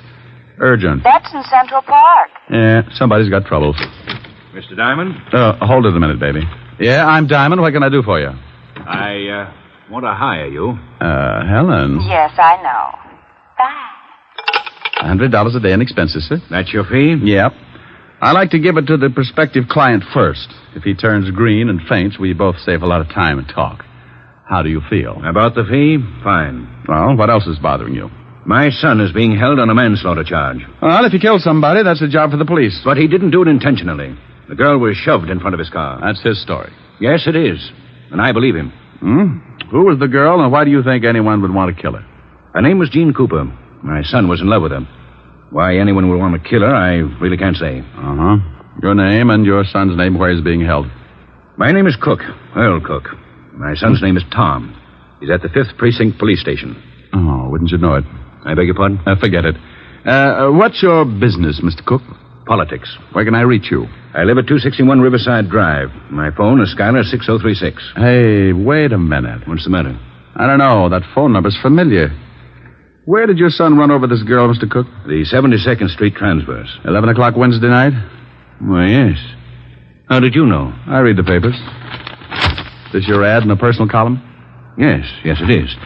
You see, the police claim there were no witnesses, but I had hopes that there might have been someone who had seen the accident. Well, if anyone called you, let me know. Now, I'll take $100, Mr. Cook. That's a retainer in case I run into trouble and have to get buried in a hurry. I hate to strain my relatives. He wrote me out a check, and I closed the office and headed for the 5th Precinct Police Station. An automobile death isn't exactly up my alley, but if someone had pushed the girl out in front of the car, then it was murder. And that was a territory I knew my way around in. Well, good morning, Sergeant Otis. Where did you come from, Shamus? Sugar and spice and everything nice. Huh? That's what little boys are made of. You're crazy. That's what little girls are made of. Why, Sergeant, you peeked. You want to see the lieutenant? I think that would be lovely. Go on, then. Otis. I just had a horrible thought. Yeah? Wouldn't it be awful if there was a whole room full of you? Hello, Walt. Diamond, you get out of here. Every time you wander into this office, I grow another ulcer. Why, Walt, I'm surprised at you. Well, you wouldn't be if you had to listen to Otis bellyaching all over the precinct 12 hours a day. Why don't you leave that poor guy alone? Don't listen to him. Don't listen to him? How can I help it? He screams so loud only dogs can get with it. Have you got a boy booked here on the manslaughter charge, Tom Cook? Yes, we have. I knew darn good and well you'd be springing something before you'd sit down and act like a normal human being. What do you want Cook for? He ran over a dame last night, and that's that. Maybe you want to give him a driving lesson? You're turning blue again, Walt. I'll light up like a pinball machine if you don't start giving me some peace and quiet. Can I see Cook? No, you can't. Well, why not? I know you. You'll end up by proving you wasn't even in the city last night. Before the day is gone, we'll be booking Otis for the killing. Did he do it? Who? Otis. Now, you stop that. Don't you dare start that routine again. I'm the biggest sucker in the world for that thing, and I admit it, but I am prepared. I know who's on first base today. Who? Williams. He's playing for... Otis! Yeah, Lieutenant? Yeah, Lieutenant. Is that all you can say? Take Diamond down to see that guy Cook. And if you let him back in this office, I'll break every bone in your fat head. Yeah, Lieutenant. Oh, where is that bicarbonate? Bye, Walt. I left Walt coming on like Vesuvius, and Otis took me down in the tombs to see Tom Cook. Cook was a man about 25 or 26, put together like a high jumper. He had sandy hair and a nice face. Also, he looked pretty worried. I tell you, Mr. Diamond, I didn't intentionally run over Jean. She called and asked me to meet her in the park. Why? Well, we always met there. Oh. You say she was pushed in front of the car? Well, that's what it looked like. There were some bushes right near the sidewalk. She came flying out of them and fell in front of me before I could put on the brakes. What did she want to see you about? It was personal. Now, look. You're up on a manslaughter charge. You can get a lot of time for that. Now, what did she want to see you about? I can't tell you. I just can't tell you. It would ruin someone. It's going to wreck you if you don't. Then it'll have to. Okay. Did she have any enemies at all? Boyfriends, girlfriends, ex-husbands, jealous icemen? She had an ex-husband. When did she separate from him? About a year ago. Why? Do you think maybe Cooper was jealous? Is his name Cooper? Yes, John Cooper. Oh, live in town? Well, he was living at 498 West 81st Street, but that was a year ago. Okay. Tell me where your girl was living. 383 Madison Avenue, apartment 206. She was living under her married name, Cooper. Sure you don't want to tell me what she wanted to see you about? I can't, Mr. Diamond. Okay, but I hope the person you're protecting appreciates it. 5 years in Sing Sing is stretching loyalty a long way. This person's worth it. Otis, let me out of here. You locked me up with a Boy Scout.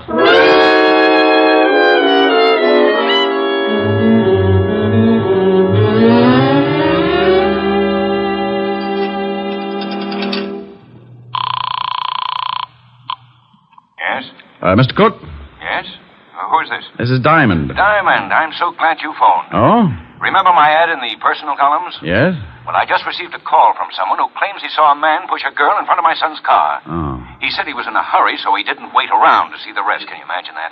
In too much of a hurry to stay round. No, I can't imagine it unless he was running away from something, didn't want to be caught. Did he tell you anything else? No, I asked his name, but he hung up. Oh. Well, if you hear from him again, call Lieutenant Levinson of the 5th Precinct. And I'll call you later. All right, Mr. Diamond. But now I'm sure my son is innocent. Well, I hope I can come up with more than your confidence. I knew a guy who yelled frame all the way to the electric chair. They fried him like a lean pork chop. I left the phone booth and took off for John Cooper's apartment. I found the place and gave my rabbit's foot a pat on the hock. The little bunny was still with me because a John Cooper was listed on the mailboxes. I took the steps two at a time. Yeah, who is it? The name's Diamond. I don't want any. I'm selling a homicide, complete with samples. You better open up. Hey, what are you talking about? I'm talking about your ex-wife. She was killed last night. What? Mind if I come in? No, come on in. Jean dead. How did it happen? She was run over by a car. Oh, that's awful. Are you from the police? You get a gold star. Where were you at 11 o'clock Wednesday night? I was right here in my apartment. You can prove it? Well, I didn't leave. I don't guess I can prove it. I hope you don't think I ran over Jean. I know who ran over. I'm trying to find out who aimed her. I don't understand. She was pushed in front of the car. How do you know that? Why shouldn't I know that? Well, I don't know. I guess you should. When was the last time you saw your ex-wife? Oh, about 8 months ago. We didn't get along, so we didn't speak after we split up. You haven't seen her since? No. Or are you jealous of her new boyfriend? Jealous? Why should I be? Good question. I'll see you later, Mr. Cooper. Yeah. I hope I've been of some help. You've been dandy. I left Cooper pinning up his gold star and headed for the dead girl's apartment. I knew the law had already been there and that it would probably be locked tighter than a wine truck on Skid Row. I found the landlady's door and gave it a jolt. Yes? Oh, what do you want? I'm looking for the landlady. You want an apartment? We got one coming up in a couple of days. The dame that was in it croaked. You can pay in advance if you want it. Can I take a look at it? Nah. Lousy coppers told me not to let anyone in. You got my word, it's a good one. Oh, well, then you'd better let me talk to your mother. My mother? My old lady's been dead for 20 years. She has? Aren't you a little young to be running an apartment all by yourself? Hey, Sonny. Yes? How old do you think I am? Well, it's hard to tell. I'd say, about 28. Come on, I'll show you the apartment. But watch those steps. I think you could use some glasses. Right up here, handsome. Was the poor girl who died married? Used to be, but she got divorced. Here it is. There you are, honey. Go on in, take a look around. I'll go on back downstairs in case the law comes back. I'll have to stall them, I guess. Thanks, beautiful. Oh, that's all right, honey. When you're done, stop in at my place and I'll give you a drink of gin. I waited until I heard the old bat fly down the stairs, and then I took the place apart. It took me exactly 10 minutes, and even if I do say so, it was a pretty neat job. I was on the last lap, going through the wastebaskets, when I spotted something on the magazine stand. It was just below eye level. It was a late issue of a magazine, and it was addressed to Mr. John Cooper, 498 West 81st Street. I grabbed it and picked up the phone. Homicide, Sergeant Otis. Oh, this is Woolley. Was you talking to Lieutenant Levinson? Oh, how are you, Woolley? Get it for you, chap. Pretty good, huh? Oh, very fine. Chop. Your head, maybe. Huh? Woolley say very fine. You speak very fine Chinese. Oh. Lieutenant Levinson. Oh, this is Diamond, Walt. It is. I told Otis I didn't want to talk to you. He said Wu Lee was on the pipe. Oh, this is Woolley, too, Walt. Oh, that lame brain, Otis. Oh, what is it now, Diamond? I got a liar in the balcony, Walt. What are you talking about? I've spoken to 3 people about the girl who was run over. One of them lied to me. Now, I believe the kid's story. I think she was pushed. So she was pushed. I can't be bothered with that right now. I'm all tangled up in the Scarborough killing. We found the gun that did the job lying in the bushes in Central Park. Wait a minute. In Central Park? Yeah, we traced it to a pawn shop, and the pawnbroker identified one Louis Spiegel as the one that bought the gun. Walt, what time was Scarborough knocked off? Shots were heard about 5 minutes to 11. Hey, That's just about the same time that Cook ran over the girl. You are so right. And Scarborough got killed on the other side of the park. About 5 minutes to run to where the girl got run over. Now, what are you getting at? If you know something about this Scarborough killing, I Walt, want you... some guy called Tom Cook's father and said he saw the girl shoved in front of the car. He wouldn't tell his name because he said he'd get in trouble. Probably a crank. No one would duck out on a deliberate murder. Unless he just rubbed out New York's biggest gangster. Hey. Yeah. Have you got Louis Spiegel on tap? No, he's hiding out. Oh. Well, do me a favor. Check your files and see if you've got a record on a John Cooper. The dead girl's ex-husband? Yeah, then I'll call you back. I've got a guy who might show us where we can find Louis Spiegel and the guy who pushed the girl in front of the car. Killed 2 birds with 1 stone. It's quite a billiard shot, but give my little stool pigeon 2 bottles of fermented grape juice and he can run the table. I left the apartment and slipped by the landlady's door. I knew she was building a party because I could smell the 100 proof clear out in the hall. I ducked out on the street and headed for Skid Row in a place called the Parrot Club. When I went in, I spotted my man sitting in his usual spot at the bar. His name was Wilbur Truitt. Ah, greetings, Bucko. You have come just in the nick. Not having the necessary funds to purchase another bottle of strength, I asked yon bartender to put it on the cuff. Wilbur, Whereupon he handed me this can of rat poison. It turned out to be rather soothing in a toxic sort of way. Bucko, you know me. I do not wish to deprive the little rodents of their daily constitution, so I would much rather nurse on the succulent end of a bottle. Wilbur, I'm looking for someone. I have been looking for someone all my life, preferably a brewery owner. Bartender, bring me a bottle. Oh, noble sir, your overkindness doth wring tears from me. I do embrace your offer. Now, you don't wrap your hooks around this jug until I find out where Louis Spiegel is. That is indeed a difficult problem. Mr. Spiegel carried a rather large gun under his arm. Then if I sit here and gaze at that bottle for any great period, I shall become cotton-mouthed and surely choke to death. Mr. Louis Spiegel might be found in the freight yards, hiding in an old shack at the end of 50th Street now. Bucko, I'm rusting. Here you are, Wilbur, and thanks. Farewell. Lord knows when we shall meet again. I have faint, cold fear thrills through my veins. But no matter. I have never let a cork confuse me before. Bartender, a corkscrew and bring the cat. I owe him a drink.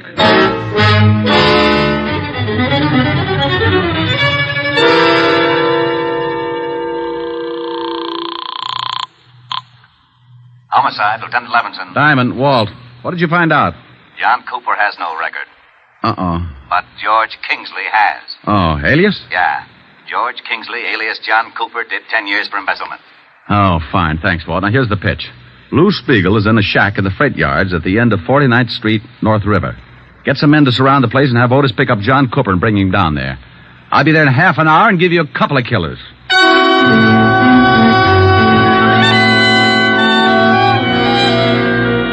All I needed was a motive, so I hung up the phone and headed for the house of my client, Earl Cook. Oh, come in, Mr. Diamond. I'm very glad you've come. Mr. Cook, did you... I want to show you something. Here. What are they? Letters to my son. Blackmail letters. Oh? Where'd you find them? I was going through my son's things, trying to find something that might help uncover the motive for his accident. Mind if I take a look? Well, I can save you the trouble. They're about me. About you? Yes. I told you I'm in politics. Well, I am, and I'm a big power. When I began my rise, I was a young criminal lawyer. I had to accept a lot of cases that I might have turned down under different circumstances. I see. And the opposition tried everything to discredit me. Smear campaigns. Saying that I was getting acquittals for common thugs who were known to be guilty.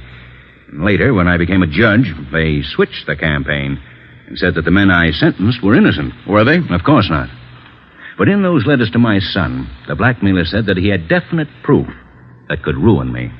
My son knew about my past, and when he started receiving the letters, he was afraid to confront me with the evidence, for fear I might have to admit my dishonesty. Have you talked with your son? I just left him.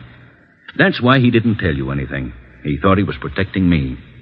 His girl, Jean, found out who was sending him the letters, and, well, she was killed before she could tell him. Well, that fits.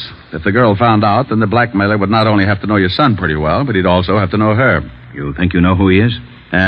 See this magazine? Mm-hmm. Well, some of the pages are cut up. Now, take a look at these blackmail notes. They're formed with cut-out letters to spell out the words. The type is the same as the type on the magazine. Where did you get that magazine? In the girl's apartment. Well, then she must have had something to do with it. She found the magazine, all right, but it wasn't hers. Look, Mr. Cook. Yes. Did you ever send a man to prison named Kingsley? Yes, I believe so. For embezzling. Thanks. Where are you going? I'll call you later. I've got a date at the freight yard.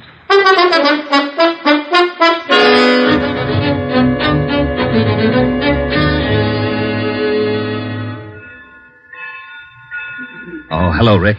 We've got Spiegel boxed up. He's in that shack down there. Will he come out? If he does, it'll be feet first. Well, I guess he'd rather have it that way. Any shooting? He tried a couple, but I had the boys hold their fire until you got here. I see. Where's John Cooper? Otis hasn't showed up with him yet. Let me use your loudspeaker, Walt. Oh, sure, go ahead, but keep your head down. Spiegel, Lou. Why, that lowlife, I'll blast him to kingdom come. Hold it, Walt. Spiegel knows me. Louis, this is Diamond. I want to talk with you. You better get out of here, Simon. This ain't none of your business. Lou, you've got my word there'll be no shooting. I want to talk to you. Look, Simon. I know they want me for the Scarborough killing, and I say, okay, I've done the job. But I'm allergic to electricity, and I don't like cops. You blow this place apart, I say okay, too. And that's the way I want it. Now, do you still want to talk? I want 5 minutes. Okay, come on down, but keep your hands behind your neck. Walt, no shooting, huh? Okay, but I think you're crazy. He kills guys for practice. I moved out from behind the boxcar and put my hands behind my head. I started down toward the shack, and I could see Spiegel looking at me over the barrel of a .45. One bad move from any of the men stationed around the yards, and I was going to get dead quick. I walked up to the shack and went in. That's far enough, Diamond. You've got 5 minutes. It won't take that long, Lou. Keep your hands where they are. Oh, I thought you might want a cigarette. Oh. Yeah, as a matter of fact, I'm all out. Yeah. Keep the pack. Just one. I got a date. Yeah. Light? I can make it. 4 minutes, Diamond. Did you see a girl shoved in front of a car the night you knocked off Scarborough? Yeah. I called some guy and I told him about it. I read his ad in the personals, but I couldn't do anything about it. Yeah, because then the law would know you were in the park. Looks like it don't make much difference now. The kid who ran over the girl is in on a manslaughter rap. You'll get 5 or 10. That's tough. You got 3.5 minutes. Lou, did you get a good look at the man who gave the girl the shove? Sure, I'd remember him. Rick? What do they want? I'll see. With your hands up, you'll see. Sure. What is it, Walt? Otis has got Cooper. Lou, will you do me a favor? I don't know. I want you to tell me if the guy they've got up there is the one who pushed the girl. Sure. But I can't see him from here. I'll have him brought down. I hope you ain't up to something. I don't want to see no kid get sent up on a bum rap. But if you get funny, you get holes. Walt, how about us bring Cooper halfway down to the shack? He doesn't want to go. Then drag him. I've only got 2 minutes. They bringing him? Yeah, here he comes. Okay. Out that door. What are you doing? I'm doing you a favor. I'm tired of this shack, and I'm walking out with you in front of me. Okay. Don't get too far ahead. Rick, what's Spiegel up to? I don't know. Hold your fire. I'm surprised at you. Even if I identified this guy, it wouldn't hold water. I got a bad reputation. Hey, what's going on? Take it easy, Otis. You can't do this to me. What's this all about? That's the guy, Diamond. I don't know what you're talking about. Sure you do. I saw you push that dame in front of the car. You're crazy. Now, I don't like that. You got just 10 seconds to admit it. I won't admit anything. Then I shoot you. Hey, you can't. Shut up, Flatfoot. Stay out of this, Otis. I tell you, I won't admit anything. 5 seconds. Come on, Cooper. I found out all about your prison record. I know Cook sent you up and you wanted to get even. You found those letters Tom wrote to your ex-wife, so you started blackmailing him. And I know you lied when you said you hadn't seen your ex-wife. I found a magazine in her apartment with your address on it. Time's up. No. All right, I did it. You're too late. I'm on schedule. Oh, you idiot. Why did you shoot him? What's the difference? I kill people, he kills people. Besides, he wasn't polite. So long, Diamond. You got your favor. He's making a break. He'll never make it. Spiegel, in the name of the law, stop. For what?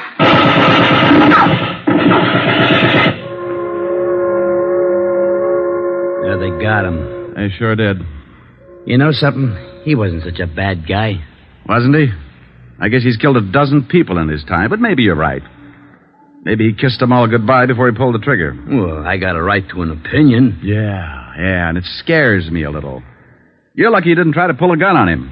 You'd look pretty silly telling everybody what a nice guy he was after he'd shot off the top of your head.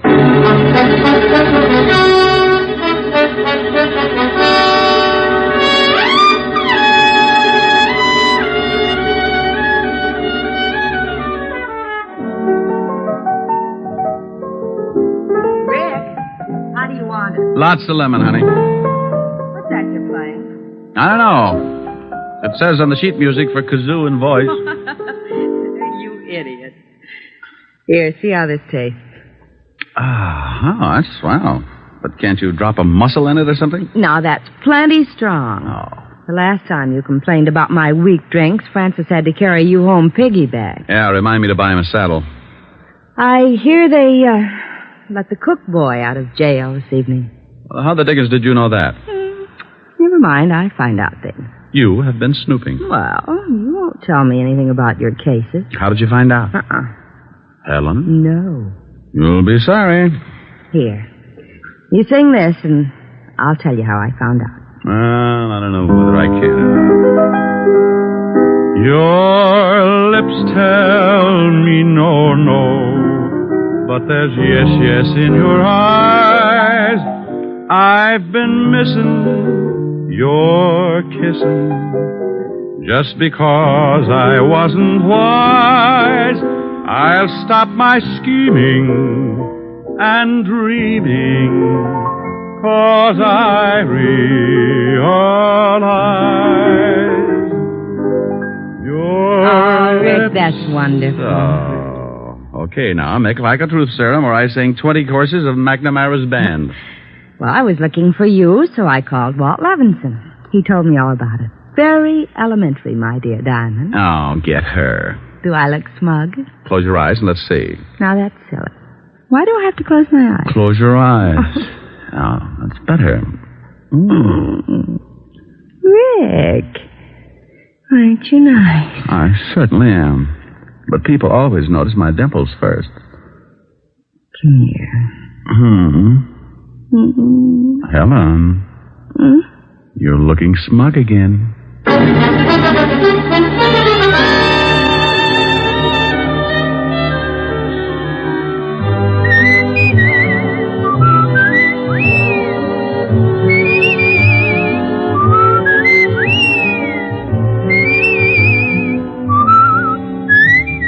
You have just heard Richard Diamond, Private Detective, starring Dick Powell. Helen was played by Virginia Gregg, Lieutenant Levinson by Ed Begley. Also in our cast were Wilms Herbert, Eleanor Audley, William Johnstone, Sam Edwards, David Ellis, and Frank Lovejoy. Music was under the direction of Frank Worth. Richard Diamond is written by Blake Edwards and directed by Richard Sandell. And now, Dick Powell. Friends, I want to remind you of the wonderful group of programs NBC has on tap for tomorrow afternoon and evening. Shows like Hollywood Calling, Guy Lombardo, Four-Star Playhouse, The Ethel Merman Show, and the NBC Symphony. For the best in radio listening tomorrow and always, keep your dial tuned to your favorite NBC station. Dick Powell soon will be seen in the screen version of the best-selling novel, Mrs. Mike.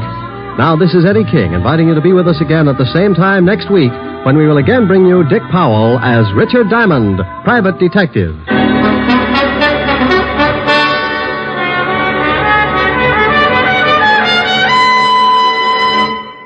This is NBC, the national broadcasting company.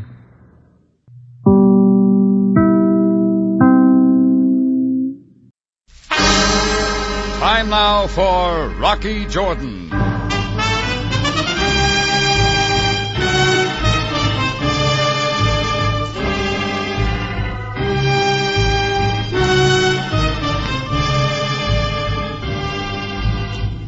Not far from the Mosque Sultan Hassan in Cairo stands the Cafe Tambourine, run by Rocky Jordan. The Cafe Tambourine, crowded with forgotten men, alive with the babble of many languages.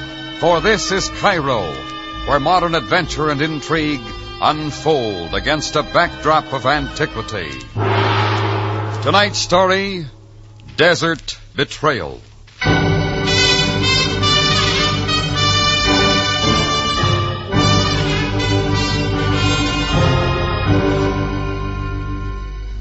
There are 5 times in a day when a foreigner like myself tries to stay off the streets of Cairo. That's at dawn, noon, late afternoon, sunset, and just after dusk, when the muezzin appears in his minaret to call the faithful to prayer. At that moment, all activity stops, and the devout Moslem kneels on his rug facing Mecca.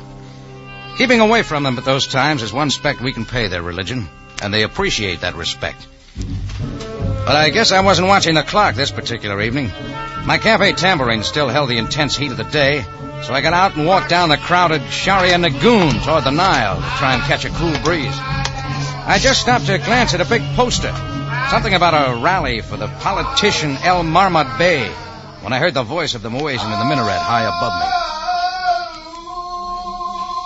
Suddenly, all sounds of activity stopped as the natives faced east, their foreheads to the ground. As quick as I could, I ducked back through a narrow passage off the street that led to the winding stairs of the minaret.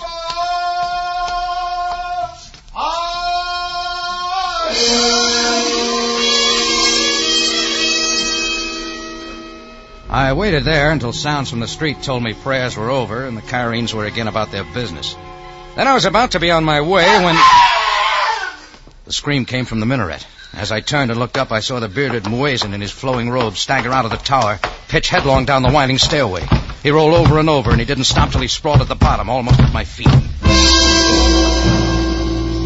It was like something out of a bad opera. For a split second, I couldn't move. But the red splotches from stab wounds spreading across his white robe snapped me out of it, and I rushed over to him. All right, easy there. Try not to move. Who did this? You've got to tell me. Listen, who did it?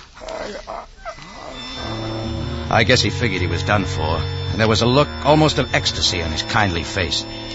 But I didn't want to give up that easy. I made a move to try and stop the bleeding when I heard heavy footsteps coming down the stairway. It was another figure in the robes of a muezzin, only he had a black field boots on. Come on, hurry up, will you? Help me with this man. Shut up and get back. We gotta work fast. He's sure to Quiet, die. I said, and move. I'm not going anywhere. I tell you again? Since when does a muezzin carry a luger? Don't touch him. You've stepped in where it doesn't concern you. Yeah, maybe it's lucky I did. Think again, my friend. It's your misfortune.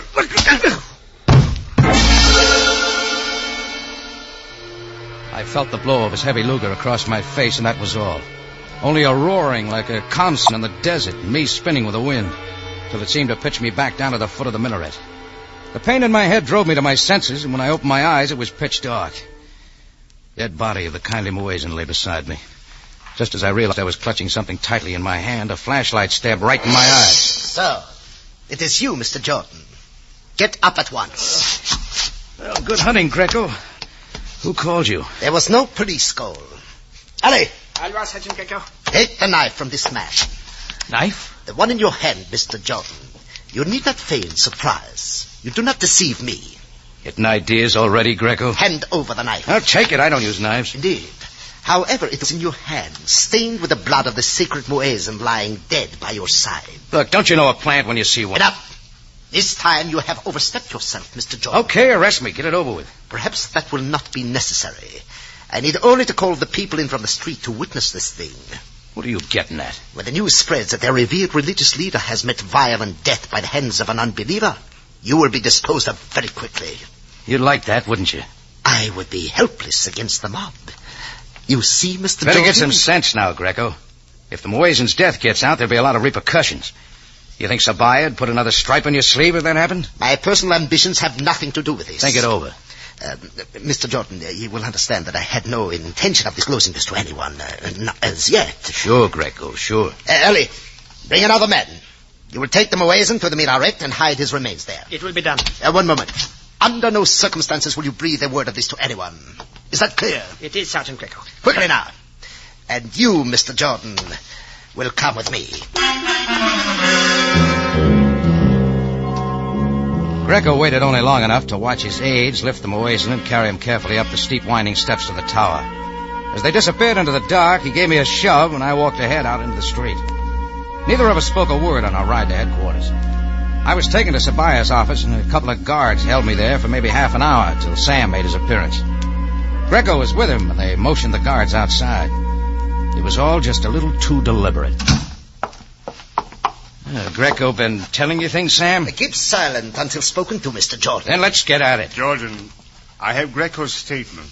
You were found at the foot of the Mongar minaret beside the dead body of the Muezzin. Did he tell you I'd been knocked out cold, Sam? A trick, Captain. He was trapped and could do nothing but pretend that he also had been attacked. Then explain the shape my face is in, Greco. Your face gets smashed up in many ways. One moment, Greco. Now, Jordan, I will hear your full explanation of this affair. I was standing at the foot of the tower stairs during the last call to prayer. Did you, an American, not know better than be there at such a time? I ducked in there to get off the street. Go on. And the Muezzin rolled down the steps right at my feet. Before I could get anything out of him, somebody else in a Muezzin's robe showed up. There is no other Muezzin at the minaret. You're right, Greco. He wasn't a Muezzin. He wasn't an Egyptian. He had on German field boots, and he carried a Luger. Jordan, what fantastic tale are you trying to make me believe? Listen to me, Sam. The guy roughed me up against the wall and then slapped his gun across my face. He is lying, Capitan. Ask Mr. Jordan how he got this knife in his hand. You can see for yourself. Put the knife on the desk, Greco. I do not wish to look at it again. As you wish. The Muezzin had been stabbed 4 times. I thought it best, under the circumstances, to have his body hidden in the minaret. Yes. You acted most wisely, Greco. I was only doing my duty, Captain Sabaya. Jordan, about this man with the Luger. Would you recognize him if you saw him again? You bet I would. You have told me everything? That's right. And you can explain nothing of the other similar acts of violence against our holy men here in Cairo? Well, there have been others? This is the 3rd Muezzin to die in the past month. All by the knife. But why, Sam? What's it all about? I do not know. But I intend to find out. Jordan, there are things a man like you would not understand. That my people take their religion most seriously. Quite often, our emotions become strongly involved. Maybe I do understand, Sam. Every man has a religion, whether he knows it or not. But there are differences. Sure. I've knocked around enough to learn to respect another man's beliefs. That's why I get off the street. We will not go over that again. Oh, okay, but you can't hold me, Sam. Indeed I can, Jordan. You will be committed to jail pending further investigation. So that's the way it is. That will be all. Greco, I must hurry to the El Mahmad Bey political rally. We have promised him police protection. Put Jordan in a cell. This way, Mr. Jordan. Oh, Greco, you had best place him in the old cell block across the alley and under heavy guard. I know better than to try and figure out what goes on in Sabaya's mind. But I had a hunch he was locking me up more than anything for my own protection. And the old cell block would be the last place a mob would try and hunt me out. Greco made a big thing of it as he and 2 others directed me down a corridor to the back door. A dim bulb over the entrance was all that lit the alley. Greco motioned across to a dingy sandstone building about 30 feet on down, and I moved ahead. I had taken not more than a dozen steps when it began to happen. A whole bunch of them came out of nowhere, everyone hooded, surrounded Greco and his guards. They made quick work of it. Stop at once! I command you! One of the hooded men was out of the scuffle and had me by the arm. Get moving, Jordan. What is this? We call it a rescue. Maybe I don't want it. Shut up, you fool. Now move! By that time, they were all around me, dragging me up the alley. Somewhere back, I could hear an alarm sounding and the shouts of more men running out of headquarters. But already we had reached a side street where a light field truck was waiting, its motor running. The hooded figures piled me in. The driver put it in gear, the wheels spun, and we were careening off down the narrow, winding streets. Now, we must have traveled every side street in Cairo to shake the police. Finally, the truck roared across the Bulak Bridge of the Nile, through Giza, on west and north above the Nile Valley as it meets the desert. As the truck picked up speed, the men relaxed their grip on me, peering ahead to the onrushing road, so I had a chance to come over. Well, the top man had called it to a rescue, but I knew better.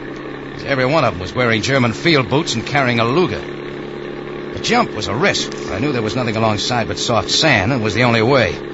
I waited till we hit a sharp, bumpy curve, and I was on rolling. And the 4th time over, I was on my feet, clawing my way through the brush. Then they opened up. I dived for a ditch with the wind knocked out of me, and I stayed there, with my face in the sand, waiting for them to flush me out, knowing exactly what would happen when they did.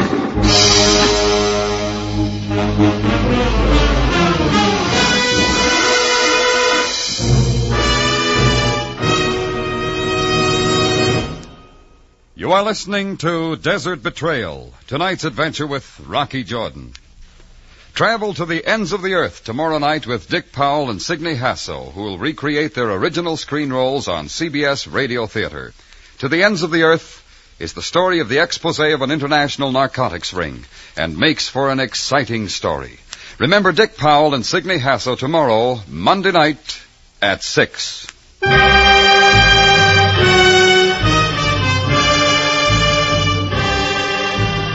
Now we return you to Cairo and tonight's adventure with Rocky Jordan, Desert Betrayal.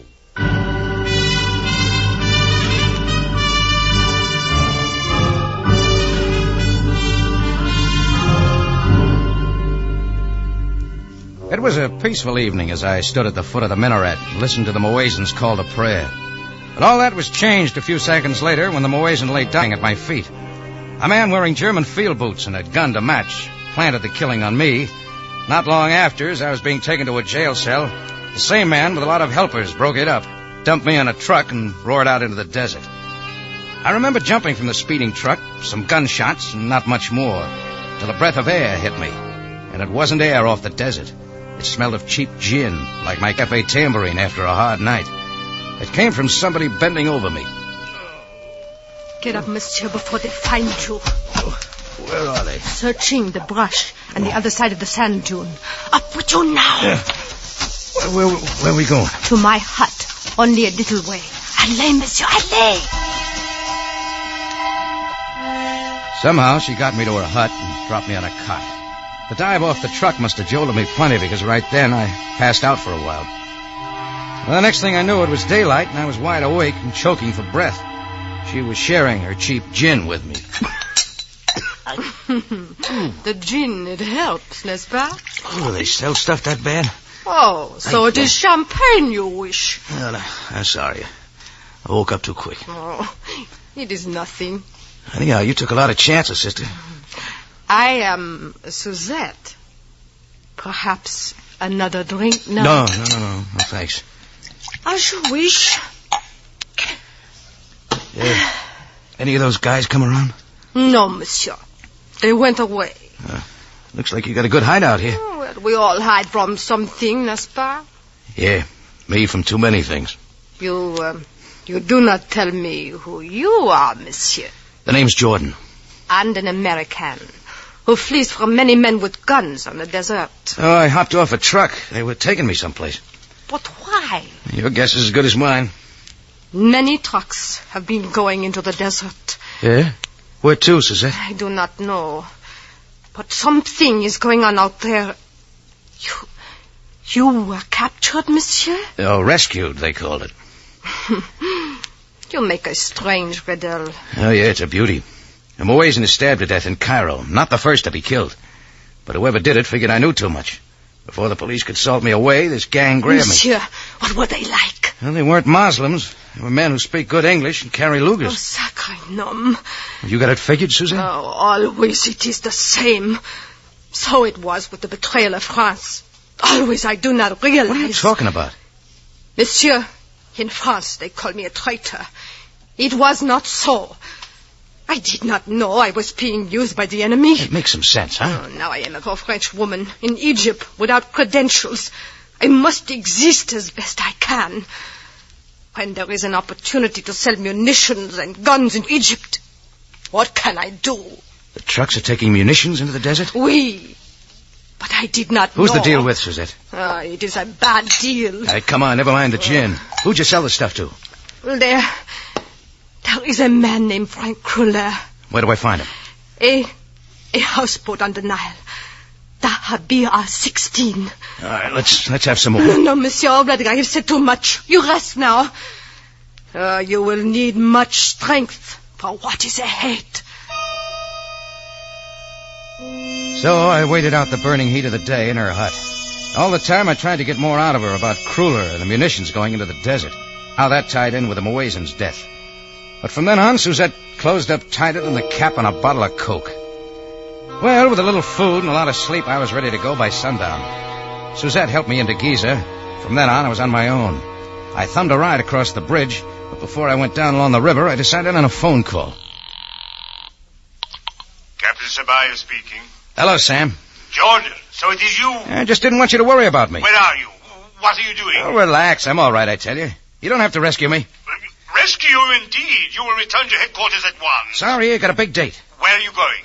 To see a guy named Kruller. Kruller? Frank Kruller. Any objections, Sam? Jordan, listen to me. There are things you do not understand. Why not? You are not a Morton, but I am, and I can tell you that you are in great danger. For your own protection, come back to jail. Thanks for the advice. See you later, Sam. Jordan, for the last time...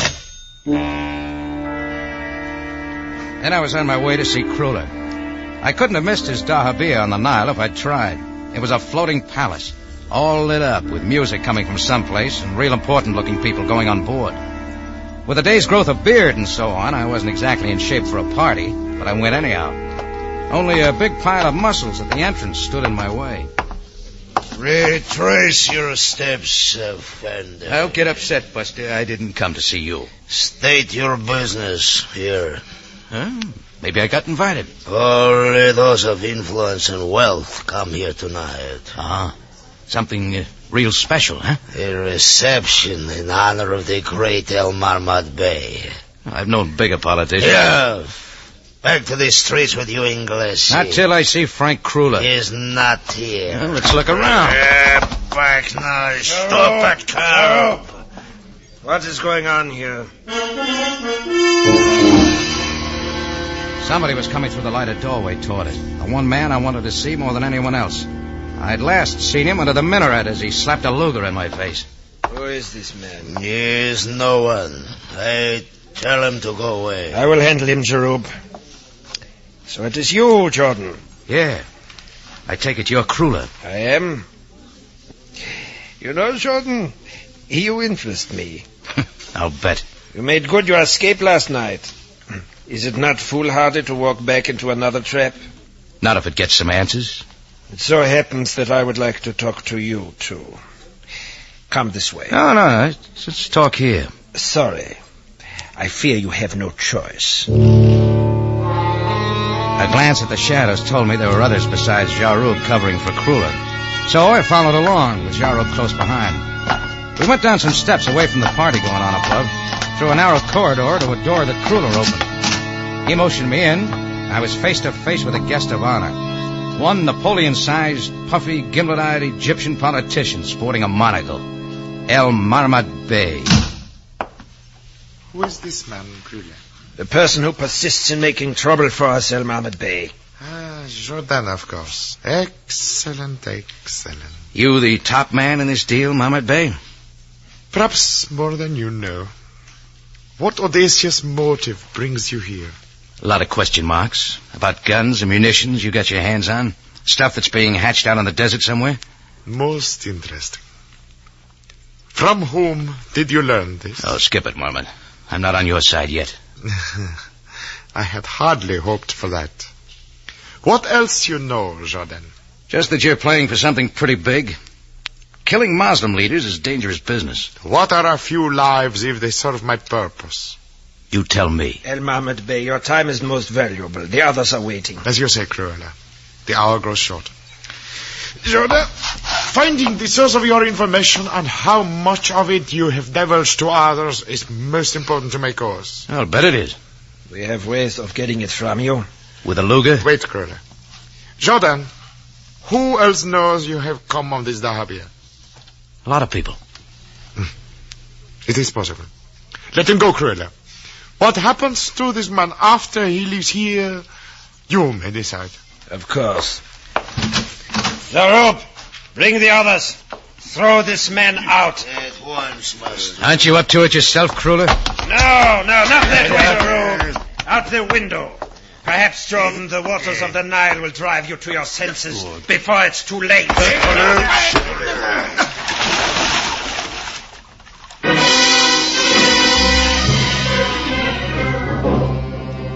I got plenty of Nile water, all right, but I didn't head for the shore. I saw them moving along the bank waiting for me. Then a little boat took off downstream trying to pick me up. But they didn't know I was hanging onto the anchor chain. In a little while, I was pulling myself back into the little room. It was empty now.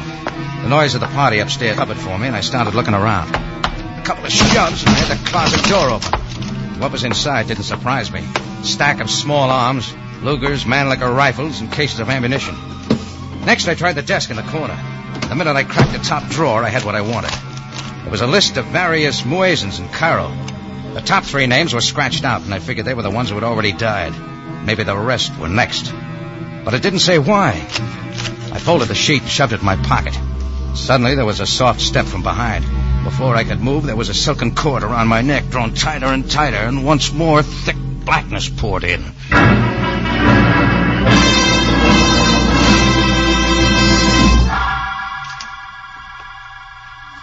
I was slow in coming out of it. First, I thought I was still lying at the minaret beside the dead muezzin. Then I was in a ditch with a gin-soaked woman bending over me. Finally, I opened my eyes. The light from a window almost blinded me. Outside, I could see other buildings, and I knew we were in some abandoned army camp. I tried to move, and I realized I was tied securely to a chair. The bare room held just me and Frank Kruller. I salute you, Jordan. For a chance adversary, you have proved quite formidable. Skip the build-up, Kruller. Where are we? To the south is the Guattara Depression. It was used as an anchor in the battle for Egypt. Only you're using the place for something else. As a temporary hideout, it serves our purpose. And a munitions dump, too? Spare your strength, Jordan. You'll need it. Like for what? El Mahmoud Bey, Mr. Jordan awaits you. Well, Jordan. For a man with big plans, Marmont, you're giving me lots of attention. Why? Because I wish to know what people are in possession of certain information. Who are they? I'll give you an answer. But to my question, not yours. Because I soon will become master of Egypt. Yeah. It will be done. El Mahmoud, is it wise? Let him know. There are but 3 of us, Kruller. He has no means of escape but the eternal sand. Thanks, Marmon. I know about the munitions and guns. Now, where's your army? You Americans are indeed naive. Superior intelligence is more powerful than armies. Your brains and who else? At this moment, my loyal followers are at strategic points in Cairo and elsewhere in Egypt, awaiting the hour. You think that's all it takes? Clive took India with only 123 men, Mr. Jordan. I had it right, didn't I?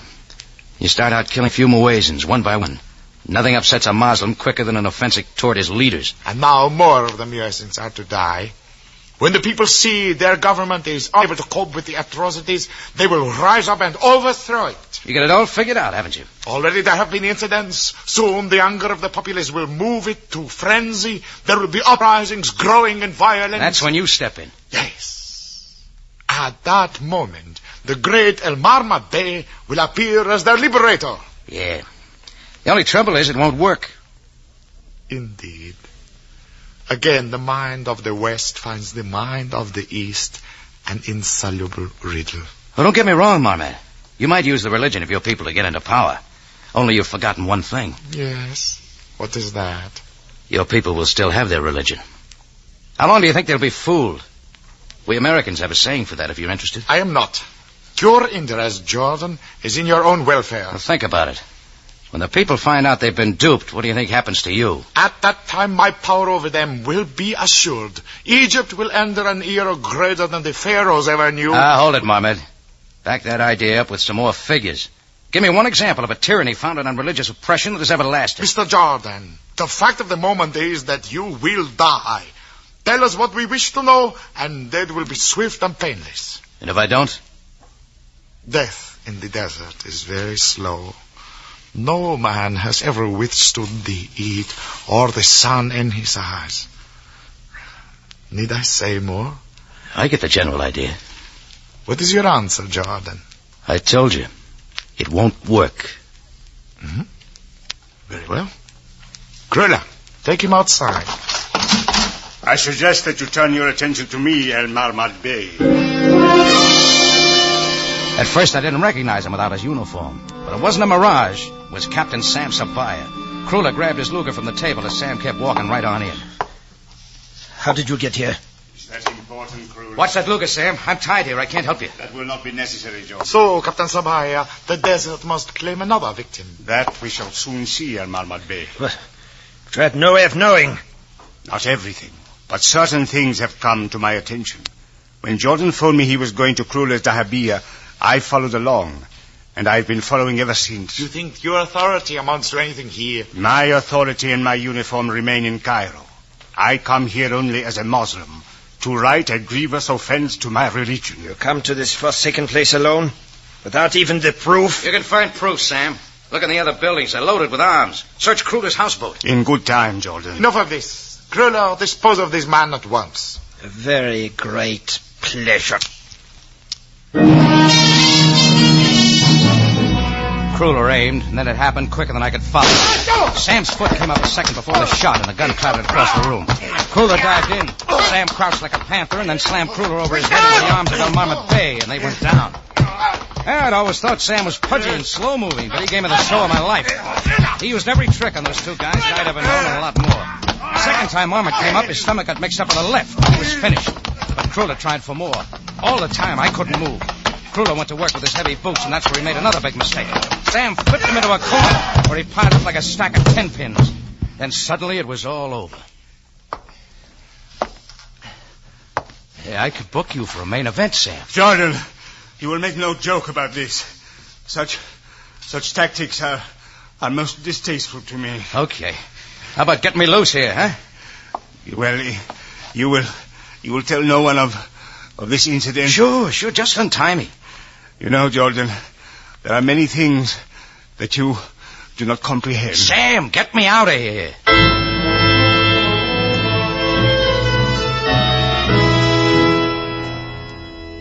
Well, Sam finally untied me. We got El Marmot Bey and Kruller back into Cairo, and from then on, Sam was his old official self. It didn't take him long to round up all the Bey's loyal followers, and I don't have to tell you what happened to them after that. I was going to send Suzette a case of good gin, but she'd done a fade-out, and nobody tried very hard to find her. Me? Oh, I've learned a few things. Sam Sabai has given me jiu-jitsu lessons.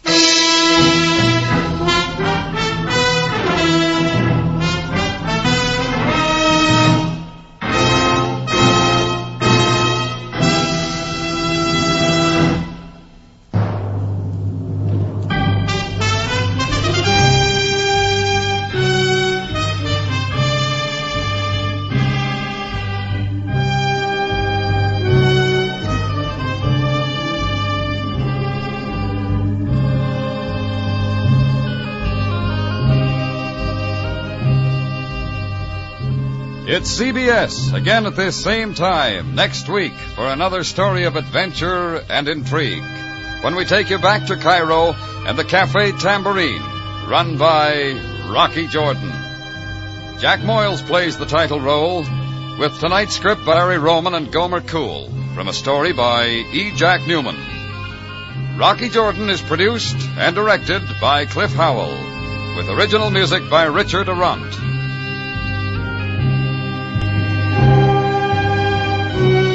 Larry Thor speaking. This is CBS, the Columbia Broadcasting System.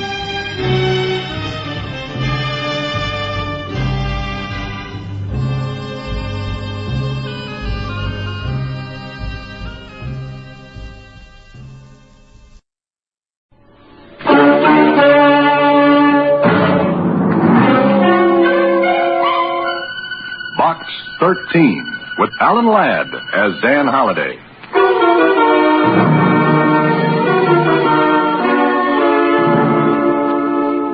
Dear Dan, knowing your Box 13 angle, I hope what I have to offer is intriguing enough to tempt you. At least I think it can be interesting. As a matter of fact, Dan, this thing has got to the point now where it's becoming downright vicious. It scares me a little. What the thing is, I'll tell you when and if I see you. If you can drag yourself away from town...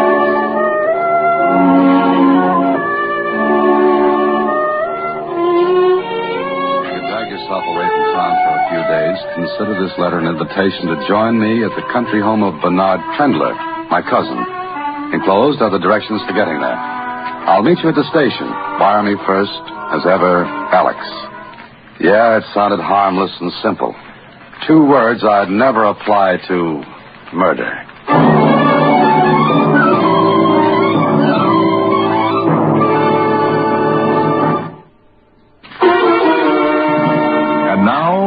to Box 13 and Dan Holliday's newest adventure, Death is No Joke.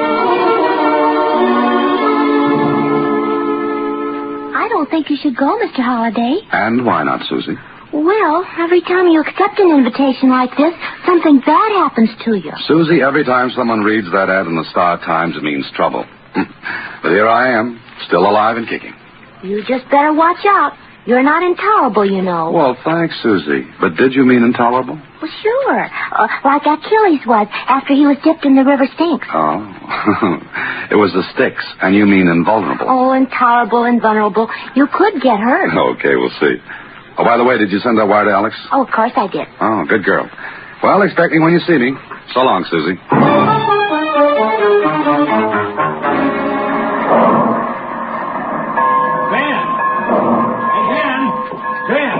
Alex, how are you? Dan Holliday. So you're still alive. Well, why not? It's a good idea. Is this your luggage? Oh, yes, just that flat. Good. My car's just around the other side of the depot. This way. Am I supposed to ask what your letter meant?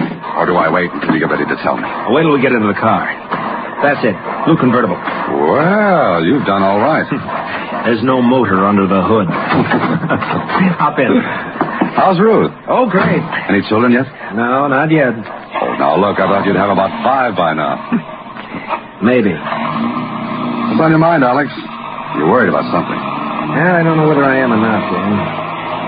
Look, maybe asking you to stick an oar in this was, well, presuming upon friendship. That's what friendship's for? Yeah, it's up to a point. Okay, let's get to the point. Well, it's practical jokes. I knew you'd look blank at that. I'm glad I didn't disappoint you. What's the angle? Practical jokes. Go ahead.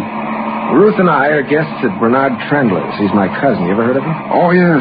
Showed up not too long ago to claim a fortune, didn't he? Yes, that's right. He ran away from home when he was 17. He was gone 15 years.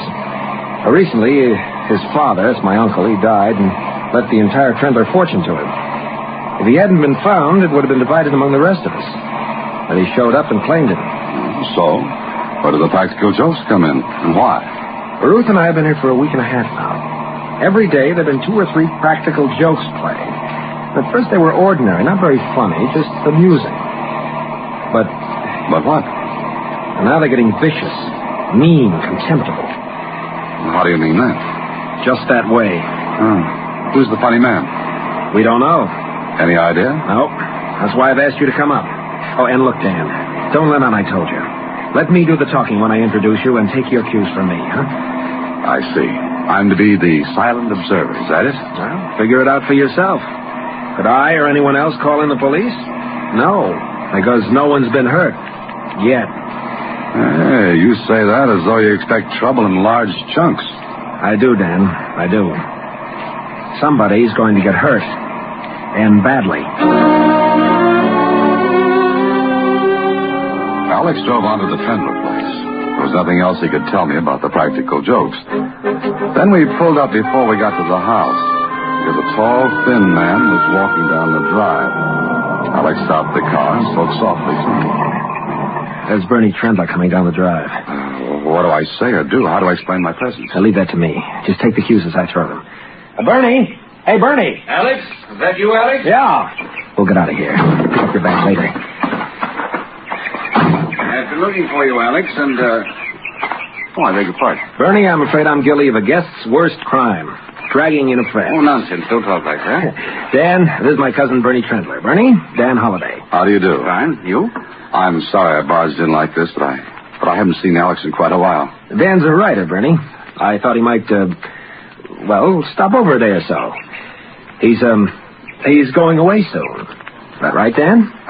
Oh, yes, I'm going away. Well, of course it's all right. Plenty of room. Oh, well, thank you. It's very nice of you. Not at all. If you'll excuse me, I've got to see the gardener about a couple of things. Alex, have Elsie show Dan his room. Sure thing. Thanks, Bernie. Not at all. Glad to have you, Dan. So that's Bernard Trendler. Why do you say it like that? Like that? As though you didn't believe it. Oh, what gave you that idea? I don't know. Any man who's inherited a $20 million fortune has no right to look that worried. He has. Huh? What's that mean? There are 2 people in this house who hate him. Hate him enough to kill him.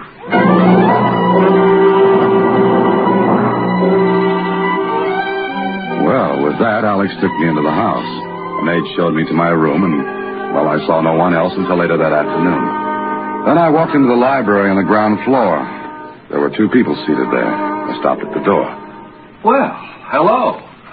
Who are you? Oh, my name is Holliday, Dan Holliday.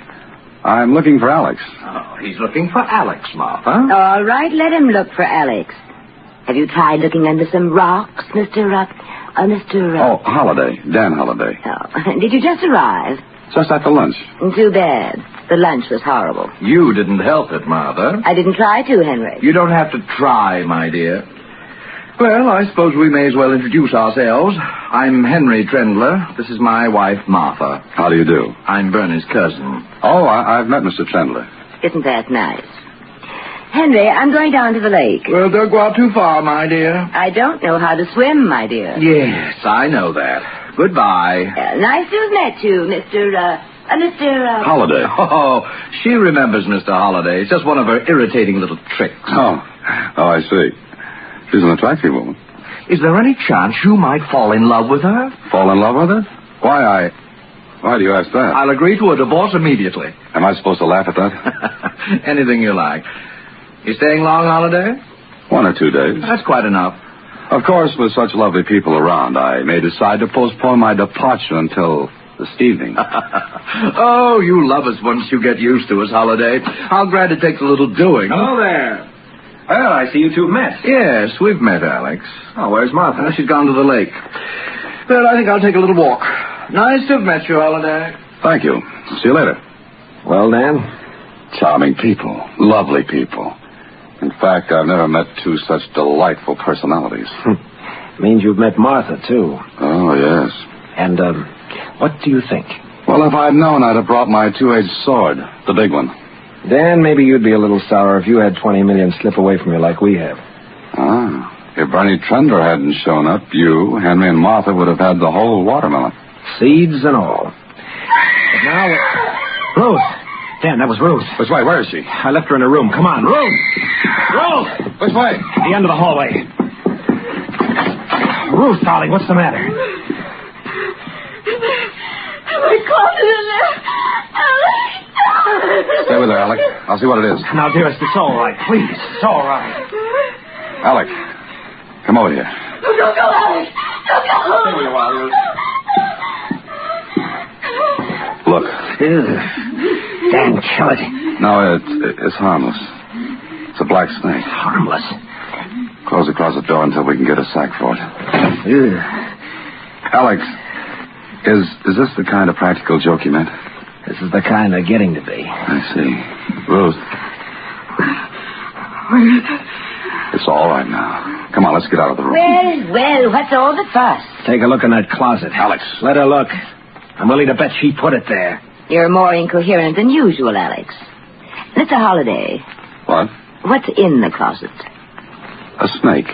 Really? Well, how nice for Ruth. I'll slap that smirk off your face. Bravo, Alex. I've been thinking about it for years. Well, Henry, this is the first indication I've had that you could think for years. Stop it, Alex. Get out of here, Alex. Hurry. Come on, darling. Now, what's all the excitement? It seems that Ruth found a snake in her closet. Oh, I thought you went to the lake. You do a great deal of thinking, don't you? When I have to. Then stop thinking about me. Did you put that snake in there? I never touched the thing. Sorry. Were you at the lake? That, Mr. Holliday, is none of your business. I'll leave you to your snake. Oh, does something strike you funny, Henry? Yes. You should feel really flattered, Holliday. Flattered? Why? My wife remembered your name. Oh, it was a lovely household. Hate dripped from the rafters. I could feel it. Well, why should anyone take it out in stupid, vicious pranks such as that snake in Ruth's closet? Why? It was before dinner that I decided to take a walk with Alex. He talked, I listened. First, it was amusing. A frog in one's bed, clothes missing from the bathhouse at the lake, wild, incredible phone calls for all of us. How long has this been going on, Alex? Just about a week now. Have you any idea who it is? None. But why, then? Why should anyone want to frighten Ruth out of her wits? Does Martha hate Ruth? Martha hates everyone. Martha's a chronic congenital hater. But what does she have against Ruth? That's it. Not a thing in the world. Has Has everyone been a victim of these pranks? Yes. Dan, they've got to stop. Yeah, I can see what you mean. Oh, how's Ruth? She's all right. We changed rooms. She won't go near the one we had. It was a harmless snake. Obviously, no one meant to harm Ruth. No. Just frighten her half to death. Why don't you leave, Alex? As the potential heir, that'd be a little ridiculous, wouldn't it? I see. What about Henry and Martha? They won't leave. Not as long as they can stay here free. Well, look, you say these things started about a week ago. Are you sure? Yes. They started just like that. No warning, no talk of pranks or jokes. None. And they're getting worse. Vicious. I give up. No, Dan, please. Well, what do you want me to do? Obviously, the person or persons doing these things won't admit it. Apparently, he or she intends to go on with it until... Go on? Until what? Until the person gets to the real reason. The real objective of his viciousness. Who, Dan? Who? The person he or she means to kill.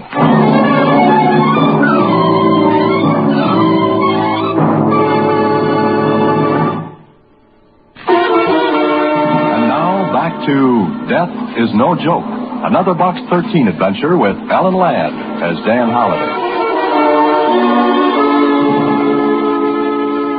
Maybe I was right, maybe I was wrong.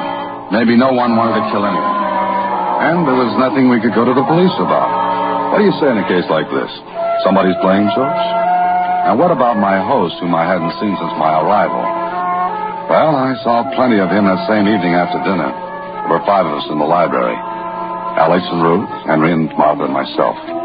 What little conversation there had been was down to an occasional cough. Everyone was as jittery as a rookie pitcher facing the Yanks for the first time. Then... I'm glad all of you are together for a change. Bernie, how nice to see you. Sit still. What's the matter, Bernie? You look mad. I am. What's all that? A book and some pictures. Oh, stay where you are, Henry. Oh, very well. This evening, when I went to my room after dinner, I discovered someone had been there before me. Oh, Bernie. It could have been you, Cousin Martha. Oh, please, not in front of Henry. Oh, what difference does it make? Shut up! What are you getting at, Bernie? Look, this is an old high school annual of mine. Oh, no, not that. Next you'll bring out the albums. If I remember correctly, you were the only baby who managed to look positively gruesome lying on a table. I said shut up! Sorry. What about that annual, Bernie? Every single picture of me has either been defaced or cut out. What? Well, let's see. Keep your hands off. Yes, but I only Now, look, Bernie. All right, then.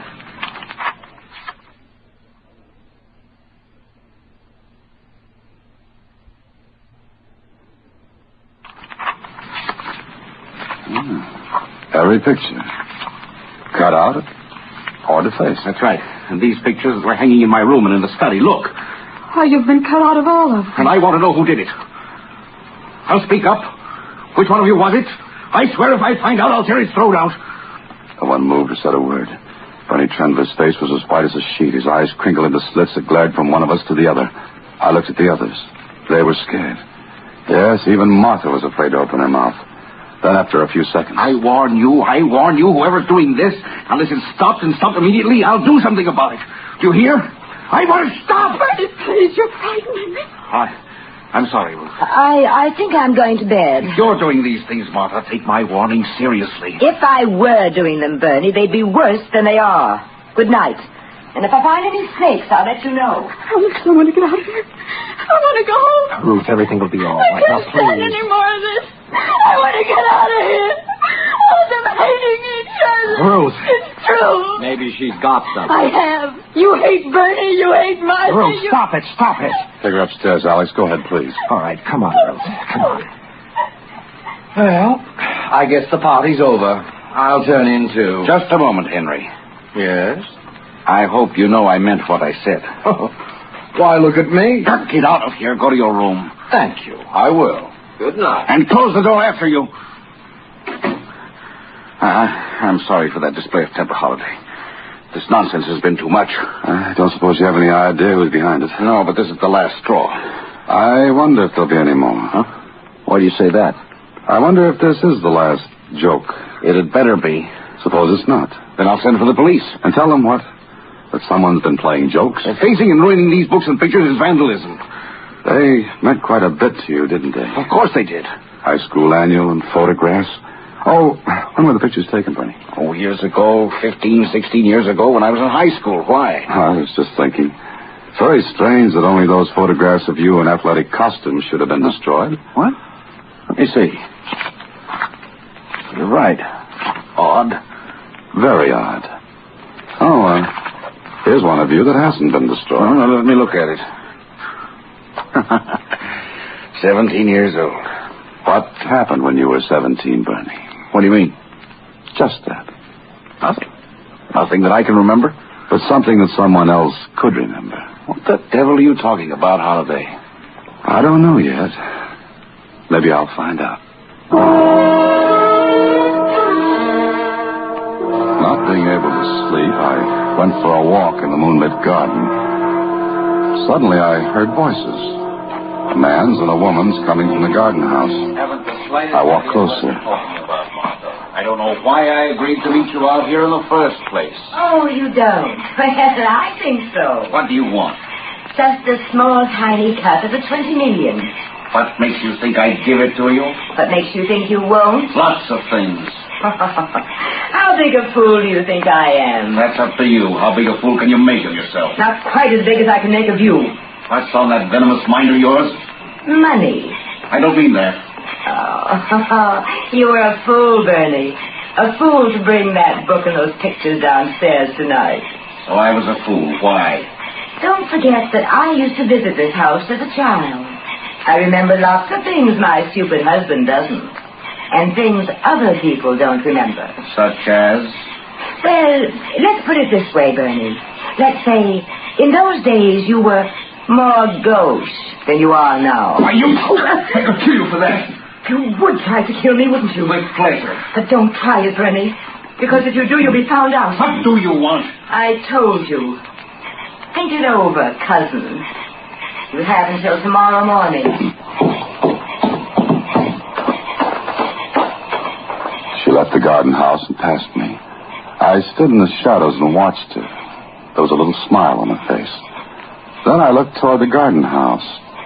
Barney Trendler stood in the doorway. A shaft of moonlight struck across his face. And if ever a face showed murder, it was his.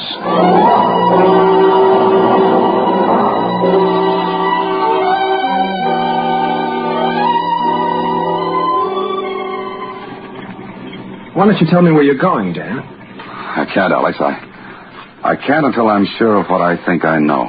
What's all the mystery? Oh, snakes and phone calls and torn-out pictures. Want to ride into town, is that it? Yeah, that's right. Just drive me in. Okay. But let me in on something, will you? You have to let me in on something first. What? Had anyone seen Bernie Trendler before he showed up and claimed the money in the estate? Not for 15 years. Why? Who identified him? The lawyers. He had all the necessary stuff, papers, letters from my uncle. I see. Now, where's the high school he went to? Just outside of town. What the devil are you getting at? Where'd Bernie been before he showed up to claim the estate? South America, he said. Uh-huh. Okay, take me to that high school. What's the matter? Dan, something's wrong with the brace. Try the emergency. No good. Dan, we're picking up speed on this hill. Try to shift in a second. Compression of the engine will hold it back. Stay close to the left. Don't get near the embankment. What if someone's coming up the hill? We've got to take that chance. Where's the nearest side road? There isn't any. No turnoffs. Keep your hands on the wheel. That emergency's no good? Have you got any pedal at all with a foot brake? None at all. Look, scrape the side of the hill on the left. Go in easy. That'll slow us down. Yes, but Dan, we can't. Do it. It's our only chance. Okay.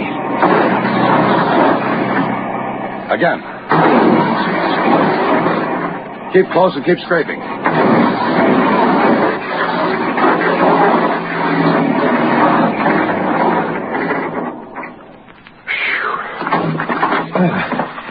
Dan, where are you going? Look. Someone cut through the brake fluid lines. What? Well, Dan, you're crazy. Why should anyone want to cut through Did you tell anyone we were coming into town? Sure, everyone knew it. Oh, that's great. Alex, you stay here and warn people away from this. Where are you going now? I'm going to high school. Well, it was right. I had to be right. After I left the high school with the information I'd found, I went to the sheriff's office, told him my story, and piled into his car. I picked up Alex on the way back, and then Fendler House. There's Ruth. Ruth! Ruth! Better stay close, Sheriff. Alex, you were gone so long. Never mind that. Where's Bernie? Bernie? Well, I don't know. Why? Hello, everybody. What's all the fuss? Hi, Sheriff. What are you doing? Henry, where's Bernie? Bernie? He and Martha went out on the lake. The lake? Yes, they went rowing. She can't swim. She's in a boat. She doesn't have to swim. That's what you think. Alex, is there a boat we can use? There's a speedboat tied up at the wharf. Well, come on, let's go.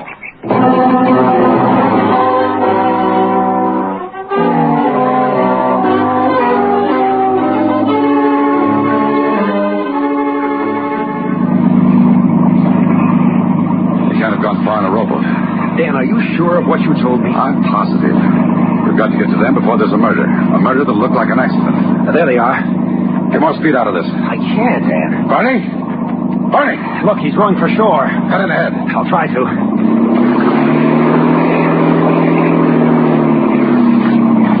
Head him off. Where's Martha? Lying in the boat. Cut in faster, Alex, faster. That's it. Don't let him get to shore. Get on. Get on, you stupid kill. Get on. He's jumped for shore. Now, what if he gets away? Buddy, he can be picked up later. Get to Martha.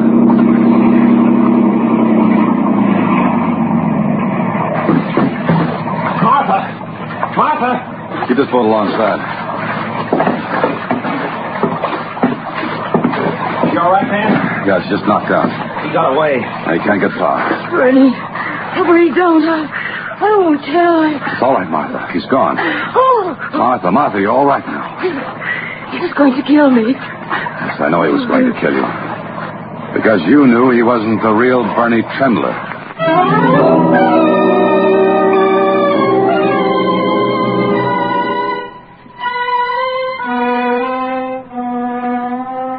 He hit me. And I saw him start to... But I couldn't do anything about it. Are you all right now, Martha? I mean, are you all right? She's all right, Henry. I'll get it. It's probably the sheriff. I suppose I should thank you, Mr. Holliday. That might be nice. Thank you. They got him. Alive? Yes. You're right, Dan. Will someone please explain all this? The real Bernie Trendler is probably dead. Killed by the man who passed himself off as the real Bernie. Isn't that right, Martha? I don't know anything about it. Martha? Oh, all right. I knew he wasn't the real Bernie last night. And you realized the pictures were defaced, cut out. Yes. Bernie Trendler was left-handed. What? By George, that's right. Why, I remember now. You see, all those practical jokes were leading up to the destruction of the pictures. He couldn't get rid of them without attracting attention and suspicion. So he took the elaborate way out. The jokes would have stopped once he'd destroyed those pictures. But what about the high school, Dan? I saw pictures there of the real Bernie in a baseball uniform, with a baseball glove on his right hand. But how could he hope to get by with a fraud? Well, he did. Remember, the real Bernie was missing for 15 years. But what made you think of it, Dan? I mean, the left-handedness. Well, let's say the real Bernie was gauche in those days. Oh, what's the matter, Martha? Nothing. Nothing at all, I hope. Oh, gauche is French for left, isn't it, Martha? Yes. Yes, it is. Well, is there anything else to tell? Why are you two looking at each other like that? Well, I was just wondering how much I have to thank Mr. Holliday for. Well, let's say you've already thanked me for everything.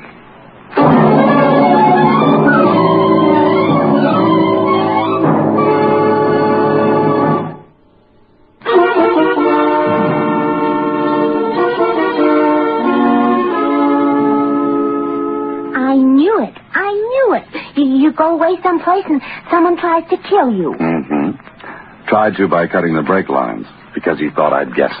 Oh, and just think, those two nasty people will get all that money. Oh, not all. Alex will get his share, which is all I care about. And you didn't tell what you heard in the garden house. Now, why should I, Susie? Well, I think that's carrying Chevrolet too far. Chevrolet? Oh. Good night, Susie. Next week, Alan Ladd stars as Dan Holliday in Box 13.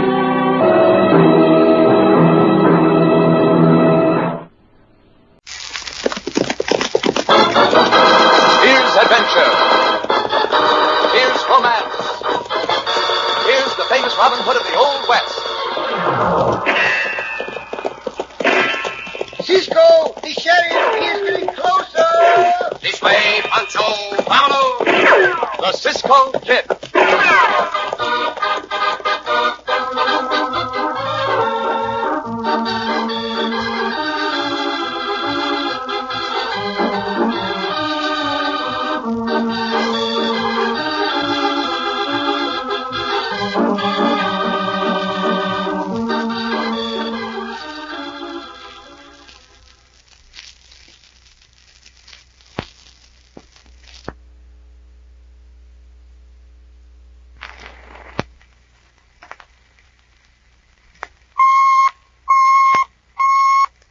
Question.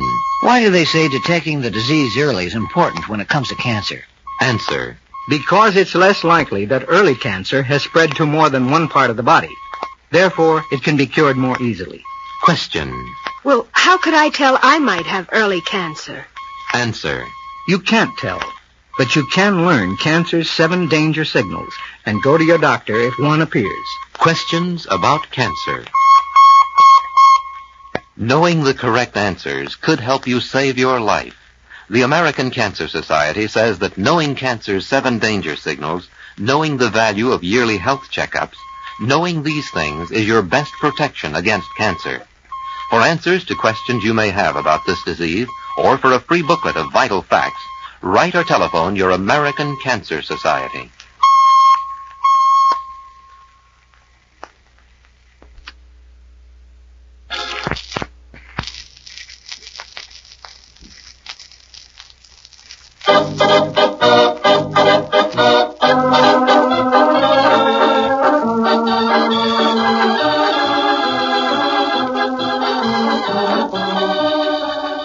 Now, the Cisco Kid and our exciting story, Night Before the Fair. In our country, the county fair is traditional. For generations, rural populations have set aside a day or so, usually following the harvest, and designated a gathering place where they could display their livestock and their home products and compete for prizes. So it was in Marlin County of the old Southwest of the early 1870s. Our story opens in the yard of a prosperous-looking ranch. Standing near his corral, Will Strong watches 2 riders draw near. It is early evening. Whoa! Oh. Well, here we are, Mr. Strong. What do you want? Didn't know but what you and Park might like to make a little money, Jarvis. I wouldn't kick. How about you, Park? Well, I could use some money myself. What do you want us to do, Mr. Strong? The county fair opens tomorrow. Yeah, why not? Now, it's the first real fair they ever had out here. Some people ain't sure it'll be a success. I want to be sure it won't.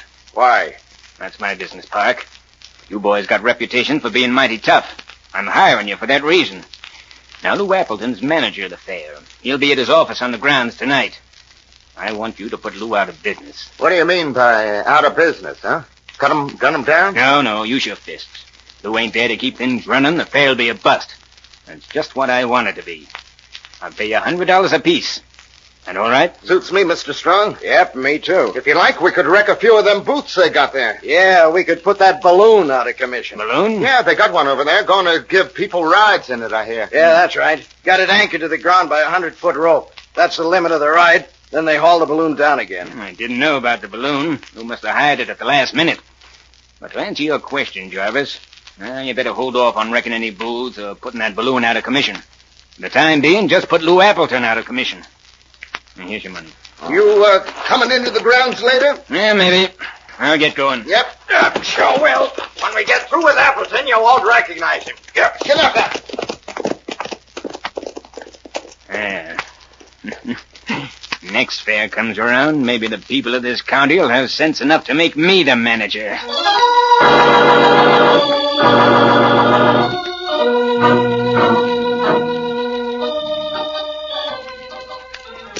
A balloon, Cisco? Si, Pancho, a balloon. In a moment, we'll be at the fairgrounds, and then you can see the balloon. Pancho never see a balloon before, Cisco. What the balloon do?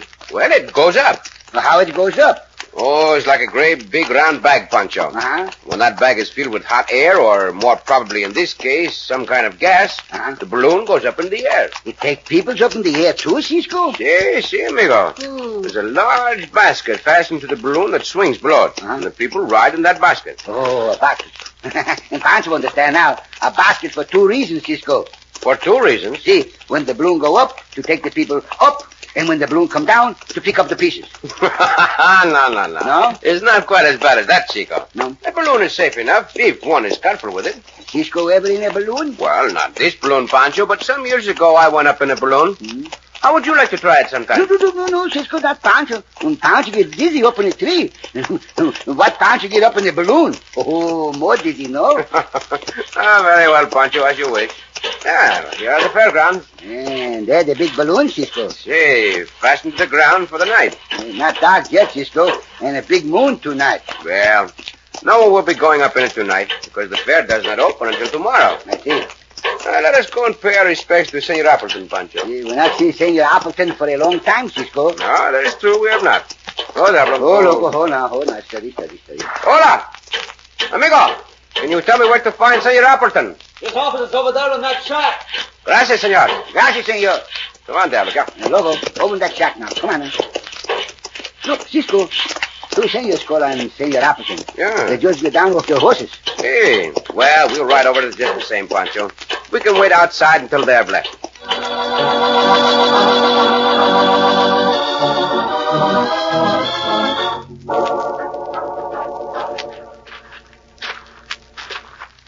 He's in there, most likely, Pop. That sign on the door says manager. Yeah, getting real highfalutin with signs, ain't he? Maybe we better knock, Jarvis. Knock nothing. Come on. Howdy, Jarvis. Clark. What are you boys doing over here from Waldo County? We figure on seeing your fair, Lou. Good. Don't cost much for admission. You'll have a darn good time. Well, we don't figure on paying admissions. Nope, not a nickel. Write us out some free tickets. Now, hold on, boys. I ain't writing free tickets for anybody. You are for us. Oh? So that's the way of it, huh?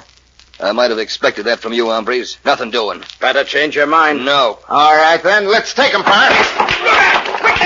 Nothing. Let me get a crack at him, Jarvis. Oh! Get up, you. It's my turn now. What is the meaning of this? Get out of here. You'll get it, too. Anytime you are ready, you may start in, hombre. I'm ready right now. Pancho, help, Cisco. I do not need help, Pancho. Not against 2 such guilty as these. You'll need more than just help before we're through with you. I doubt that, hombre. Pancho, take care of Senor Appleton. Easy, Cisco. Sounds not much room in here with the fish flying all over the place. Get him from behind, Pop. No, you will not. I know that. And I will tell you right now, hombre. And now, you. Senor Appleton not bad hurt, Cisco. Bueno. Get up, you. Come on, you two. Pancho, open that door a little wider. See, Cisco. Now, get out of this place and stay out. Pancho, hit this one as you go by. I like that. Get on those horses and vamos. Pronto. Sure. You're holding the cards now, stranger, but we'll be holding them later. And they'll be all aces. Much obliged, Cisco. You all right, Senor Appleton? Well, I will be in a little while. I'm glad to see you and Pancho again. Oh, we're glad to see you, Senor. Pancho glad, too. But watch out for Jarvis and Clark. I know them hombres, and they're vicious. If you stay around here, they'll kill you. Oh, let us not worry about that, Senor. As for staying, it looks to me as if you might need some help. So, with your permission, Pancho and I will camp right here on the grounds for tonight.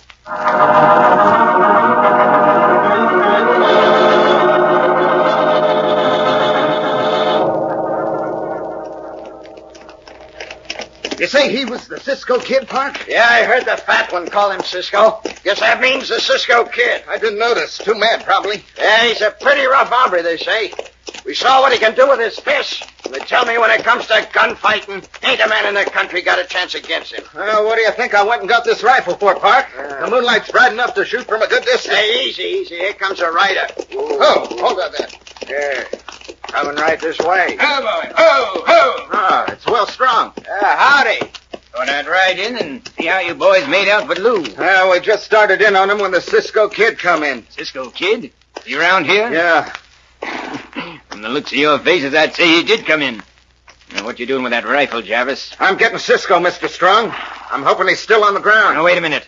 I don't want no murder. Well, no man's roughing me up the way Cisco did and getting away with it. We'll get him, Jarvis, but not with any bullets. I happen to know Cisco's friendly with Lou Appleton. Lou will probably get him to hang around the grounds tonight in case you hombres come back. That's what I'm planning on. I tell you, no man's going to get away wait, with Jarvis.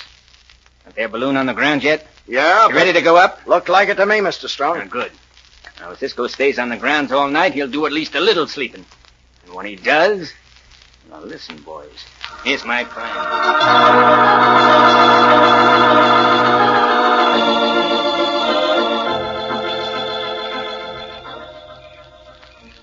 This make a good camp here on these grounds of the fair, Cisco. Sí, very good camp, Pancho. It's quiet and peaceful, now that nearly everyone has left the grounds for the night. Senor Appleton stay in his office, no? Oh, see. Made himself a bed on the floor of his office. He wants to stay in case those hombres come back. Senor Appleton feel much better now, huh? Sí. But Pancho not understand one thing, Cisco. Yeah, what is that, amigo? Why the sheriff not guard these grounds for the fair? Well, Senor Appleton told me the sheriff, his deputy, and a posse are trailing some bandidos in the north section of the county, so they could not be here. Oh, see, trail the bandidos. And Pancho think plenty of bandidos right around here now, no? See, I agree with you, Pancho. But it's late and time we had some sleep. Had some sleep, huh? Roll up in your blankets, Pancho, and I will stand the first guard. No. Pancho stand the first guard, Cisco. Well, would you rather stand the first guard? Oh, see. Pancho not want to go to sleep at once. Pancho all right, but Pancho go to sleep and get waked up, and Pancho go right back to sleep again. I understand, Pancho. I'm glad. Very well, then, you may stand the first watch. When the moon begins to sink over that sycamore tree, wake me up and I will stand guard. Yes, Cisco. Pancho, wake up. Also wake me if you see or hear anything suspicious. Yes. Now, just go to sleep. See, I will lie down and roll up in my blanket. It's good to lie down, amigo. I find myself more sleepy than I had thought. Pancho more sleepy, he thought, too. Pancho not get a siesta today. Pancho pinch Pancho to stay awake. Not so hard, Pancho. Not pinch Pancho no more now. Cisco say, wake Cisco when the moon come over the sycamore. A long time, Pancho think. I wonder what Pancho do to stay awake. Not count the sheep. That make Pancho go to sleep. Pancho no. Pancho count the little coyotes. One coyote.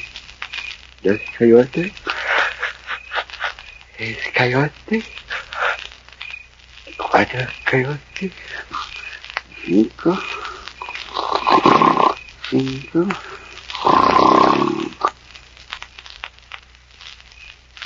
Now the fat went to sleep too, boys.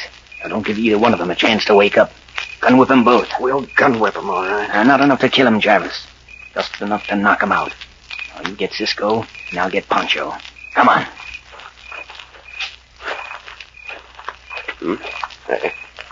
Santo. Pancho. Where are you, Pancho? Get him, boys! I'd sure like to finish Cisco up. Oh, no. Nothing like that, Jarvis. Come on, throw him into the basket of that balloon. Hustle now. Drag him over there. All right, that's good. Now, in with him. Yep.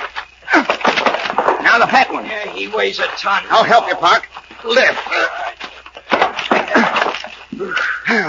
They're both in, Mr. Strong. And I got the gun. I'll cut the ankle ropes. The other one, too. There she goes. My thunder, look at that balloon go up. Yes, up into the sky. Now let's see the Cisco kid get out of that one.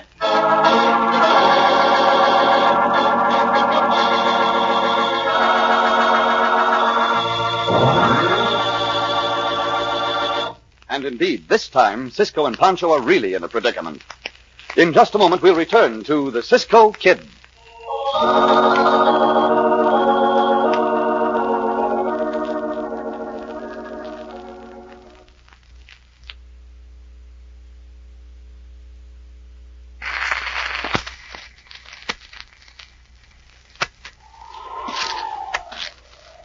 Old-timers will tell you the winters back in the 1890s were a lot colder than they are now.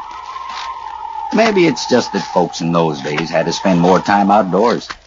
So when a man stepped into the general store on a wintry Saturday back in 1896, he probably lingered a little while, Well, howdy, Jack. soaking up the warmth from the glowing pot-bellied stove.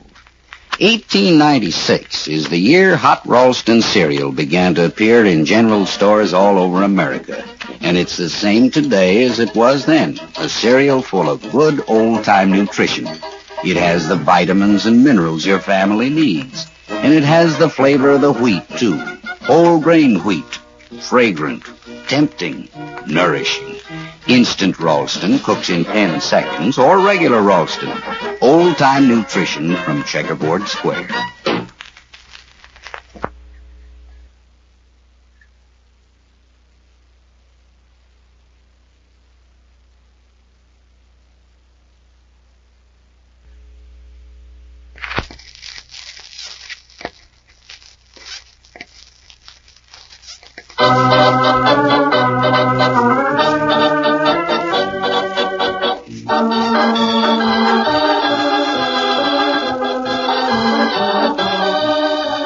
Now, back to the Cisco Kid and our exciting story, Night Before the Fair. When Cisco and Pancho made camp on the fairgrounds to guard against troublemakers, Pancho agreed to stand the first watch. But no sooner was Cisco asleep than Pancho, being Pancho, also went to sleep. The watching troublemakers seized the opportunity to gun whip our friends, throw them into the basket of the nearby balloon, and cut the anchor ropes. Now, high over the fairgrounds, Cisco and Pancho are just regaining consciousness. Cisco. Oh, my head feels as if it had been hit with a sledgehammer. Pancho thinks his head was hit with a sledgehammer. And Pancho hit so hard the earth still rocks, Cisco. I feel that rocking motion myself, amigo. And Pancho opened his eyes. It's cold. It is, very cold. Pancho not see that sycamore tree, Cisco. Pancho not see no tree. Oh, it's the dizziness, Pancho. Lie still for a moment and the dizziness will pass away. Yes. I remember. Those hombres did come back. Why did you not wake me, Pancho? Cisco, Pancho very bad. Pancho go to sleep, too. I knew I should have stood the watch. Well, there's nothing to be done about it now. Pancho go to the creek. Get Cisco to drink of water. See, Cisco. Pancho get up now and walk over to the creek. Not to me. Yes, Cisco. What's the matter?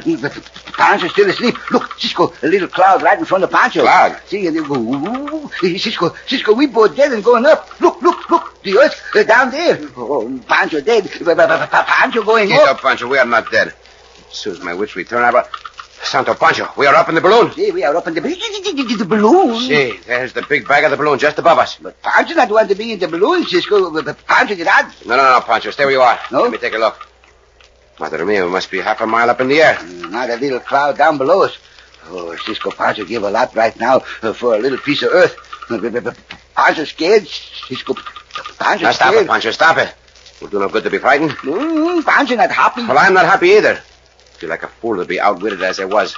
We are in no danger if we act sensible and think. What do you think of, Cisco? How to get this balloon down to earth again. Pancho not know this, but Pancho see a little piece of rope hang down from the balloon. Pancho pull the rope. What that noise, Cisco? What that noise? No, Pancho. Sounds like escaping gas. Pancho look over the side. Look, Cisco. Here come the earth again. Here will come up to meet us. Santo's coming up too fast. Oh. What is the reason for it? Pancho, let go of the cord, quickly. See, Pancho, let go. Falling fast. I'll throw over some of these sandbags. We still fall fast, Cisco? See, but not quite so fast. I'll throw over more sandbags. That's better. What we do now, huh? Wait a moment and then pull that cord again. See? Balloon is drifting. Must be several miles from the grounds. Still a good moonlight. You see, Cisco? At least that will help. Oh, madre mia. What, Cisco? Below us. Where? I can see two horsemen. Huh? They seem to be following the course of this balloon. Two hombres, Cisco, no? I think so, amigo. And if so, we are going to be very careful about coming down. Santo, yes. Now, there's a flash. They are shooting at us, Pancho.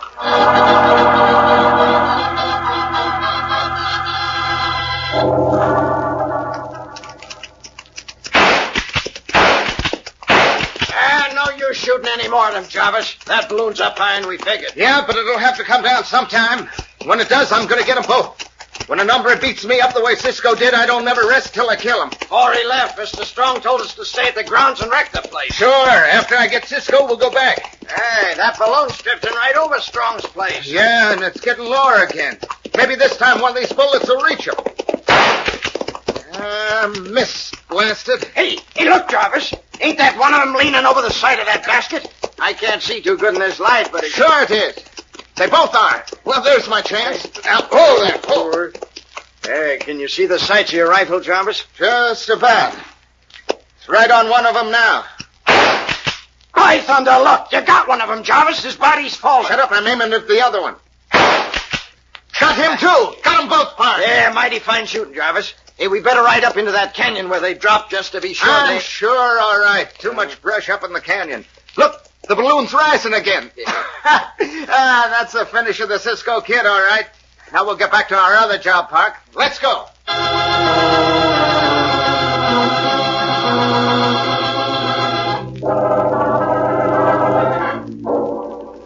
Cisco, those hombres right away. See, we fooled them as I hoped we would, Pancho. How we fooled them, huh? By hanging those sandbags over to the side of the basket. When the hombre fired, I let the sandbag drop. At that distance, and as what is left of this moonlight, they would mistake the sandbags for us. Yes, good, Cisco. Now we come down, no? Say, I want to come down as near the ranch house as possible so we can get some horses and get back to the fairgrounds. I'm going to pull this cord, Pancho. Yes. Now tell me when the earth comes up slowly, Pancho. Come up slowly now, Cisco. Let me look. Yeah, that's about right. A little faster, perhaps, will be better. Well, come up faster now, Cisco. Yeah, we are nearly down. Come down in the brush. Well, what is the difference so long as we come down? Hold on, Pancho. We're going to bump. Pancho, hold on. Hi, Pancho. Jump out and tie this anchor rope to the tree. Yes, Cisco. I want to try to save this balloon for the owner. If we don't, it will cost Senor Appleton a lot of money. Rope will tie, Cisco. Bueno. That will hold the balloon down. Now, come. Let us get to the ranch house in a hurry.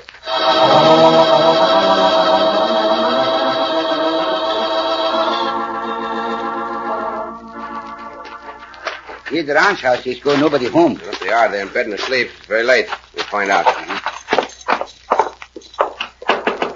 Anybody home? Fancy nothing. Anyone home, Cisco? Is anyone home? That you, Jarvis? Jarvis? That's the name of one of the hombres, Cisco. No, he's not Jarvis. Mi compañero and I must get to the fairgrounds at once, senor. May we hire 2 of your horses? Wait a minute. What does words mean on the door, Cisco? Let me see. There's a name, Pancho. Real Strong. Strong. That is the name of the hombre Senor Appleton told us had sworn to break up the fair, Pancho. Yeah, break up the fair. Did you say you wanted horses? Well, What is the matter, senor? You're the Cisco Kid. See. Well, No. No, you can't have horses. I got an under rent. We will bring them back, senor. We must get to the fairgrounds. No. You ain't going to the fairground or anyone else. Staying right here. He got the gun, Cisco. No. We are not going to stay here. Don't you? That's exactly what I think, hombre. Give me that gun. Try and get it. Be careful, Cisco. I will, Pancho, but not with this, hombre. All right, Cisco. This time you're going to get it with lead. Cisco, he aimed the gun at you. But it will not do him any good. Madre mia. Cisco jumped almost across the room onto the hombre. You hit Cisco? No, Pancho, I'm all right. Now, get to your feet, hombre. I will take a gun. Here, Pancho. Reload this gun. See, Cisco. And Pancho get the bullets from this hombre. Stand still, you hombre, you. And Pancho take the bullets from your cadre's belt. What are you going to do with me, Cisco? If I did what you deserve, hombre, I would probably turn this gun on you. But that is not our way. Right now, there is more important work to be done. You will get horses for us at once. Sure, Cisco, sure. Yeah, hombre. You are not only going to furnish us with horses, but you are going to ride to the fairgrounds with us. No, wait a minute. No more talk from you now. Come along, and hurry.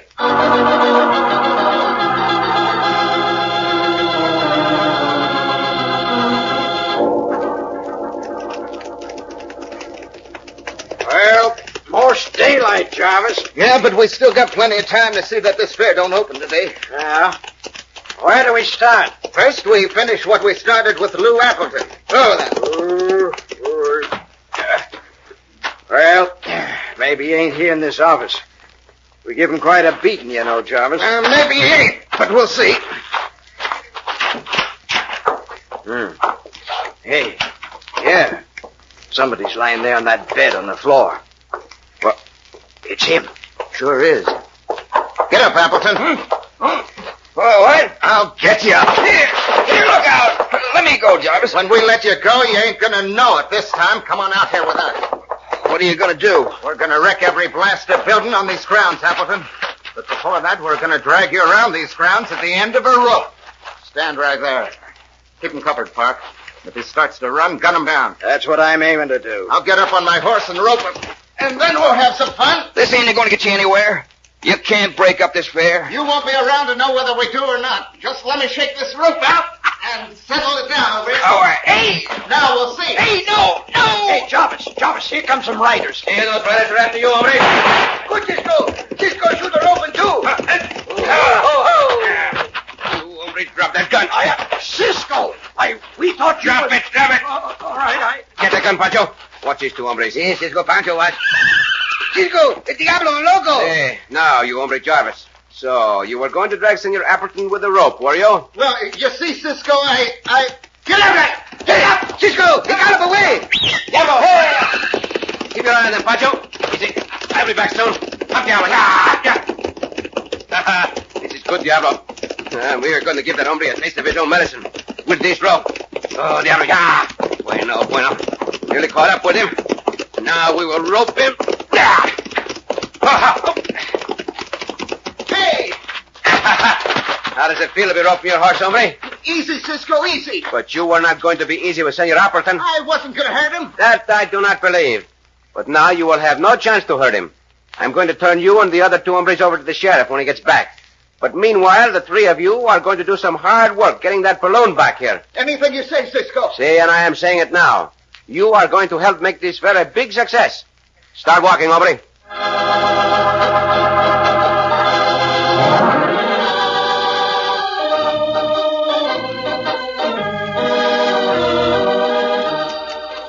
Cisco. Si, Pancho. Pancho like to get a drink of water, no? Well, we will stop at the first stream we come to, amigo. Uh-huh. I would like a drink of water, too. Very hot. Oh, si.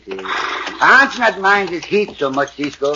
You do not think it is hot, Pancho? Oh, not so hot as the country Pancho come from. Ah, then it must get very hot there. Oh, very hot, Cisco, very hot.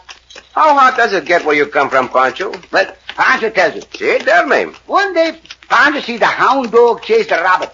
The hound dog chasing a rabbit?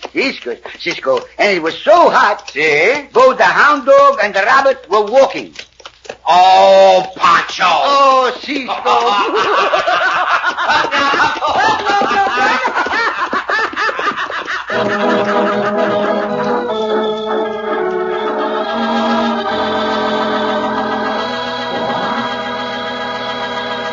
And so ends another exciting adventure with O. Henry's famous Robin Hood of the West, the Cisco Kid.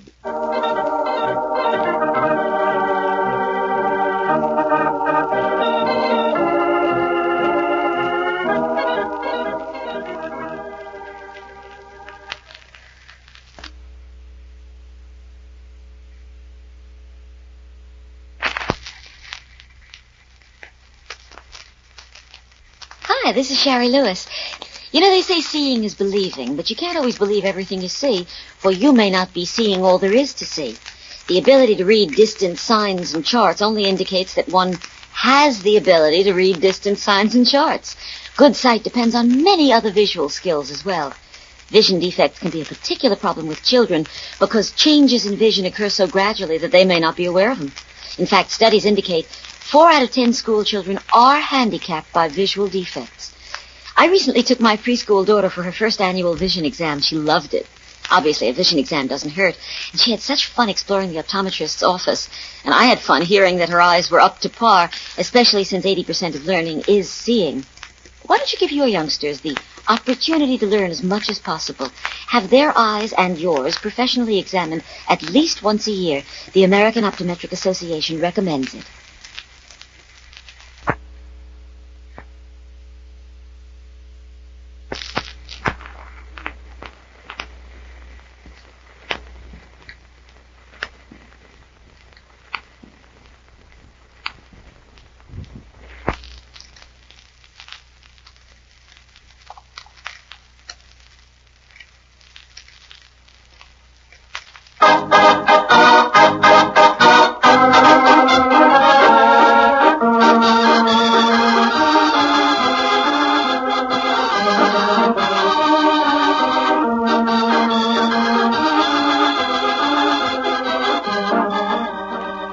Be sure to listen again for another thrilling adventure of the Cisco Kid.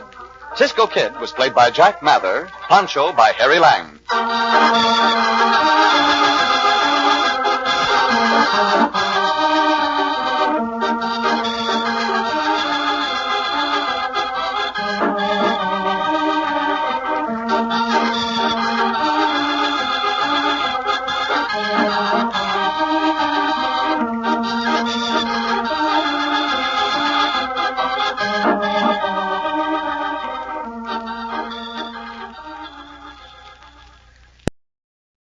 Keep tuned to your NBC station for the latest news. All programs will be interrupted instantly for the latest and most up-to-the-minute news. Stay tuned to NBC. The Italian port of Genoa has been attacked in heavy strength.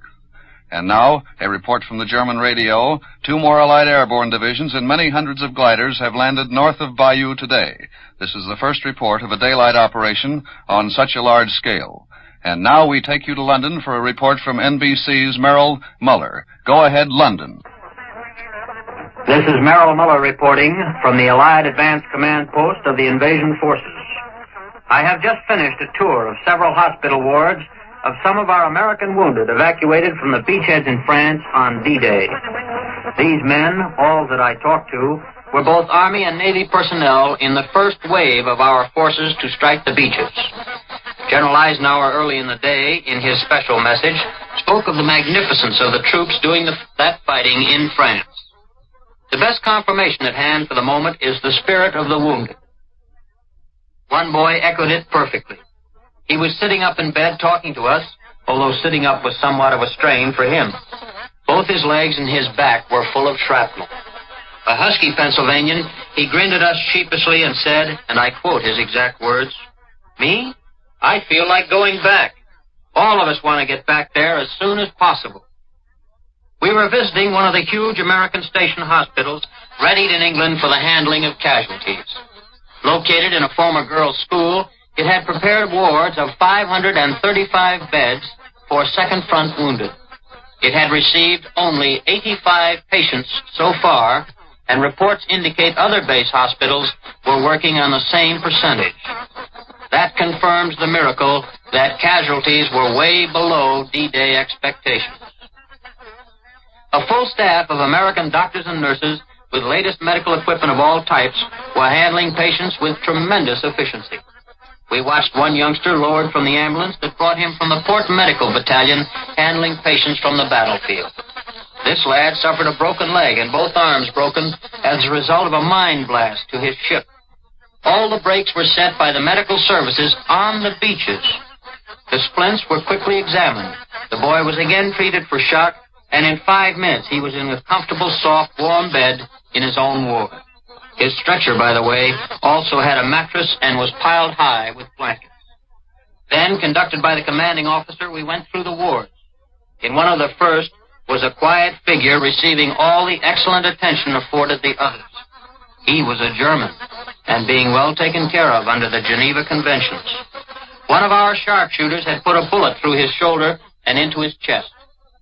In another room was a young lad who didn't want to fight, particularly now that his country was being liberated, but he had to fight us or get a bullet in the back.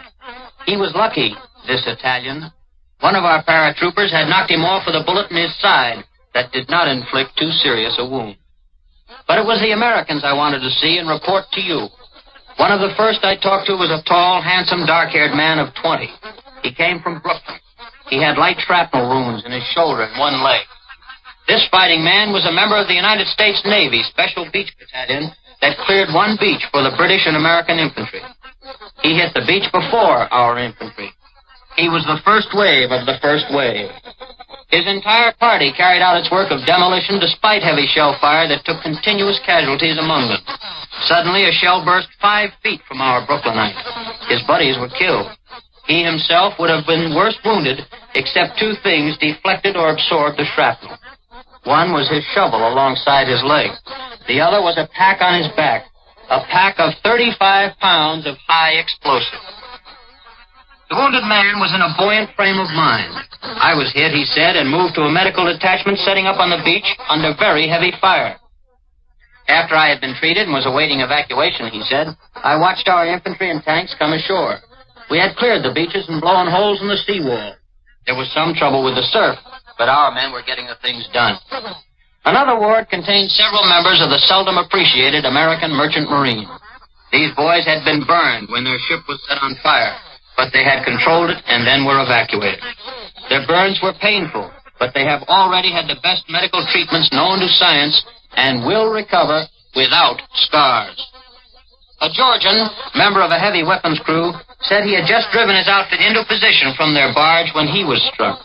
As he was evacuated, after being taken care of under fire by another medic, he said our tanks started landing without difficulty. No enemy aircraft were sighted while he was in France, which was the first 6 hours of the landing. The Allied air cover, this ground soldier described as complete and perfect.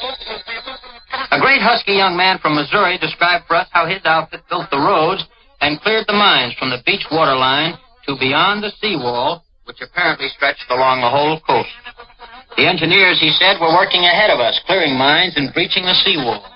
We were laying a portable roadbed from the barge to the wall when Jerry started laying down a heavy artillery barrage zeroed right in on the beach. I was one of the first hit, and there were several other casualties, but the work went on. Then some of our parachutists sneaked in with a batch of prisoners, which I saw them put into a pen the engineers had already built, and they built it under fire.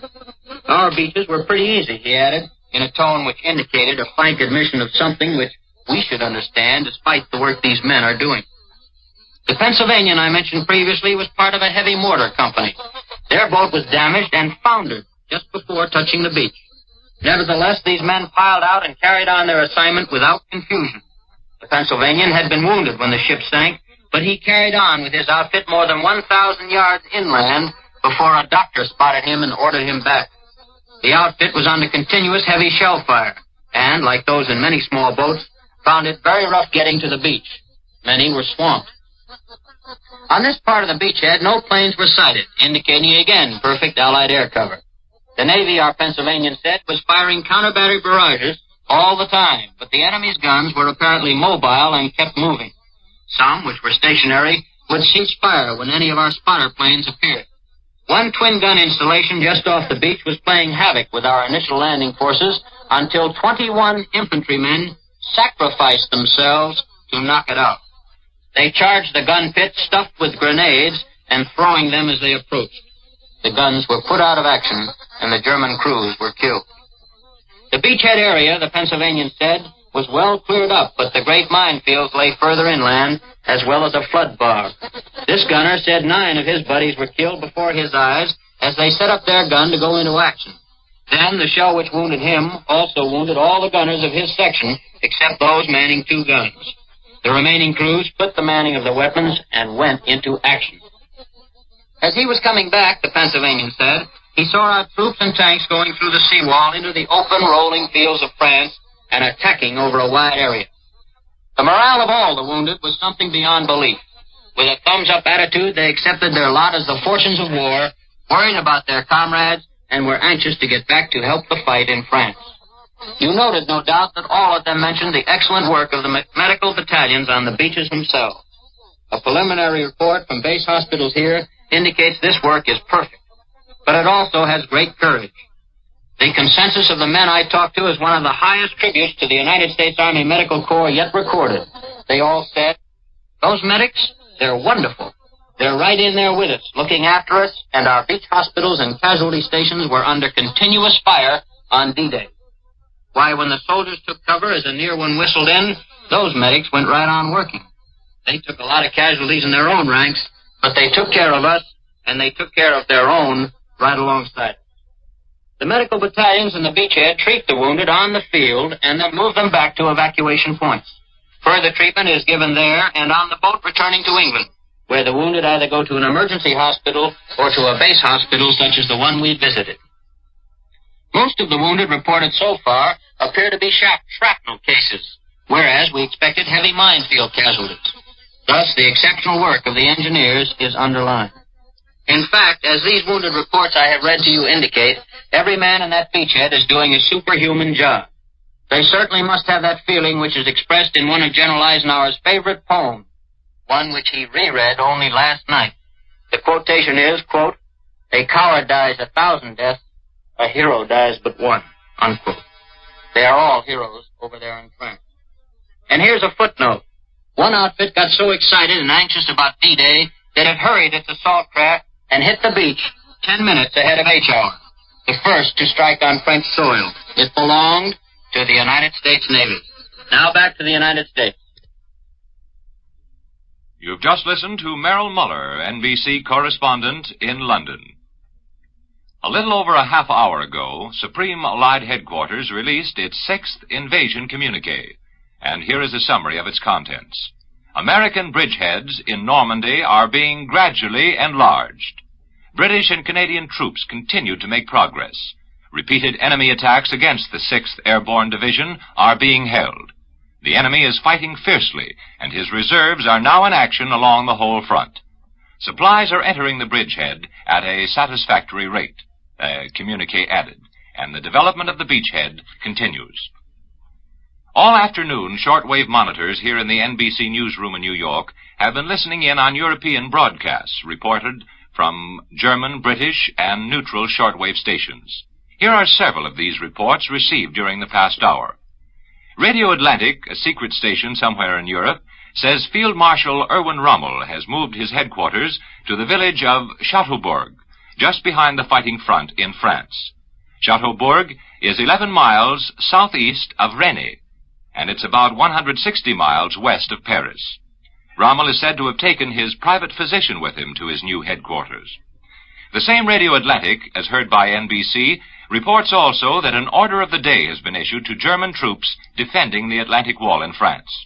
That order of the day says that every German soldier must make the best of the weapons he has, because of the difficulties in getting arms and munitions to the front.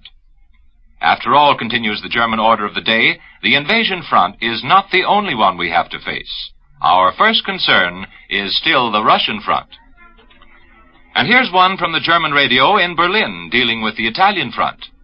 The German retreat in Italy says Radio Berlin has developed into a series of disengaging movements. The Allied dispatches from Rome says the Nazis are in full flight more than 40 miles north of Rome. And a French broadcast says the Allies have cut the Caen to Paris road in 8 places. Supreme Allied Headquarters, Allied Air Forces have established at least one air base and probably more in the French invasion zone. The headquarters announces that 27,000 individual air missions were carried out between dawn on D-Day and midday today. Again from Supreme Allied Headquarters, the enemy is fighting fiercely. His reserves have now been in action along the whole front. With the safe and timely arrival of merchant convoys and improvement in the weather, unloading of supplies is proceeding at a satisfactory rate. Here are other invasion reports, all from enemy sources. The Paris radio says 20 Allied divisions now have landed in Normandy, and it adds that the battle is growing in depth. At the same time, Berlin radio reports an Allied tank push has driven as much as 6 miles south of captured Bayeux. The German news agency DNB announced tonight that the 2 new airborne landings have occurred in the Bayeux area.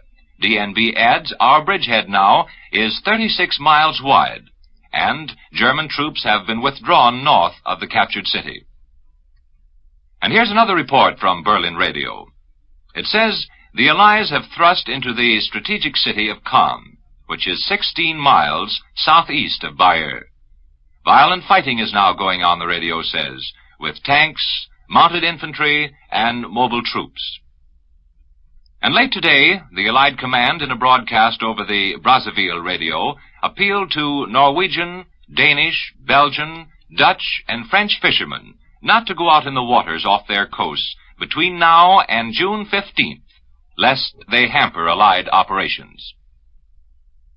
This broadcast came to you from the NBC newsroom in New York and Merrill Muller in London. This is the National Broadcasting Company.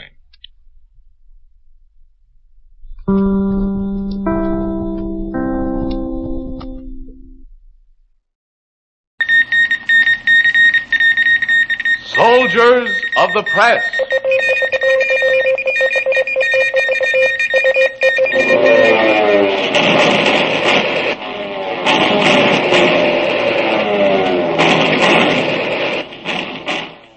It is a tale that should be put in scrapbooks and read in schoolrooms.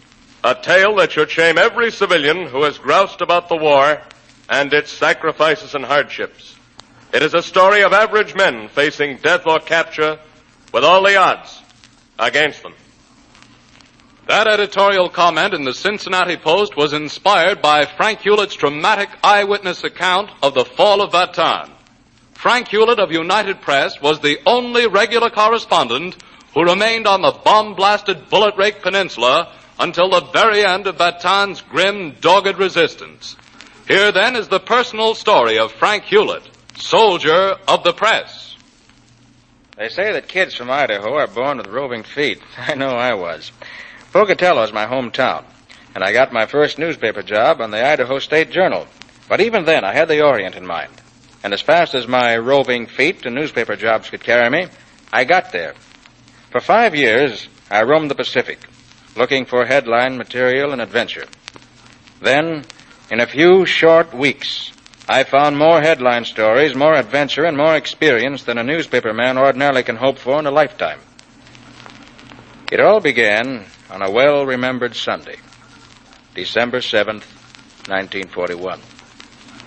I was in Manila, a member of the staff of the United Press Bureau there. Richard Wilson, our bureau manager, was away on a trip. Word had just reached us of the bombing of Pearl Harbor. I got your message at home, Frank, and came right down. How bad is it? Doesn't look too good. Japs apparently have handed Pearl Harbor an awful pasting. Details aren't quite clear yet. Any news from Wilson yet? I had a cable from him earlier, scheduled to fly in from Hong Kong. Been trying to reach Hong Kong, but no luck. I have a phone call in now for Pan American to see what they know. Oh, this may be it now. You, Hewlett? Thanks. Hello? Yes, speaking. Oh, I see. They didn't get away? Oh, too bad. Well, do you think there's a chance that... I see. Yeah. Yes, thanks. Well, what's the word? Well, the Clipper didn't get away. They're not sure just what did happen, but they say there's not much hope that anyone at Hong Kong will get away from there now. Well, brother, it looks like you inherited quite an assignment. It does that. And I'll need the cooperation of all of you. You bet, Chief. Count on us, Frank. There's a big job ahead, and war's not exactly my dish, you know. I never happened to run into a war before.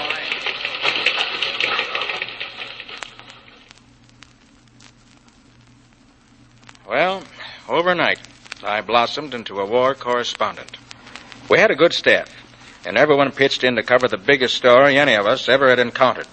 To begin with, I had a lucky break.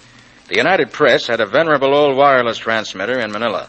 Not much to look at. Its power was low, and its antenna was strung on bamboo poles. But by one of the strange quirks of radio, its signal could be heard clearly by the UP listening post at Santiago, Chile. We kept it going for the first 3 weeks of the war, supplying news to New York headquarters frequently hours before the same news could be moved over regular communication channels. Hewlett's wife, Virginia Hewlett, played a major part in scoring one such beat. She had volunteered to help the overworked staff in High Commissioner Sayers' office. But Mrs. Hewlett shared her husband's instinct and enthusiasm for a big story. Manila, by December 27th, had been declared an open city in an effort to spare it further bombings. When swarms of Japanese bombers roared over the city, Mrs. Hewlett rushed to the UP Bureau to lend a hand. Hewlett had gone to the port area where the attack was heaviest. Yes, Frank? Sounds kind of lively out there. It is. They just got a church. Ready? Fire away. A 16th century church and school have just been smashed. I walked on ruined school books, torn tablets from children's desks, and examination papers which had been bomb blasted from the elementary school. As I passed, 3 aged nuns were being escorted into the streets. The church is in flames. Lifeless bodies are being removed, and others, I believe, buried in the debris. A score of persons were killed at prayer. That's all for now. Oh, Frank, you've got a tremendous story here. We've got a tremendous story, honey. Take care of yourself. Be seeing you. Be seeing you.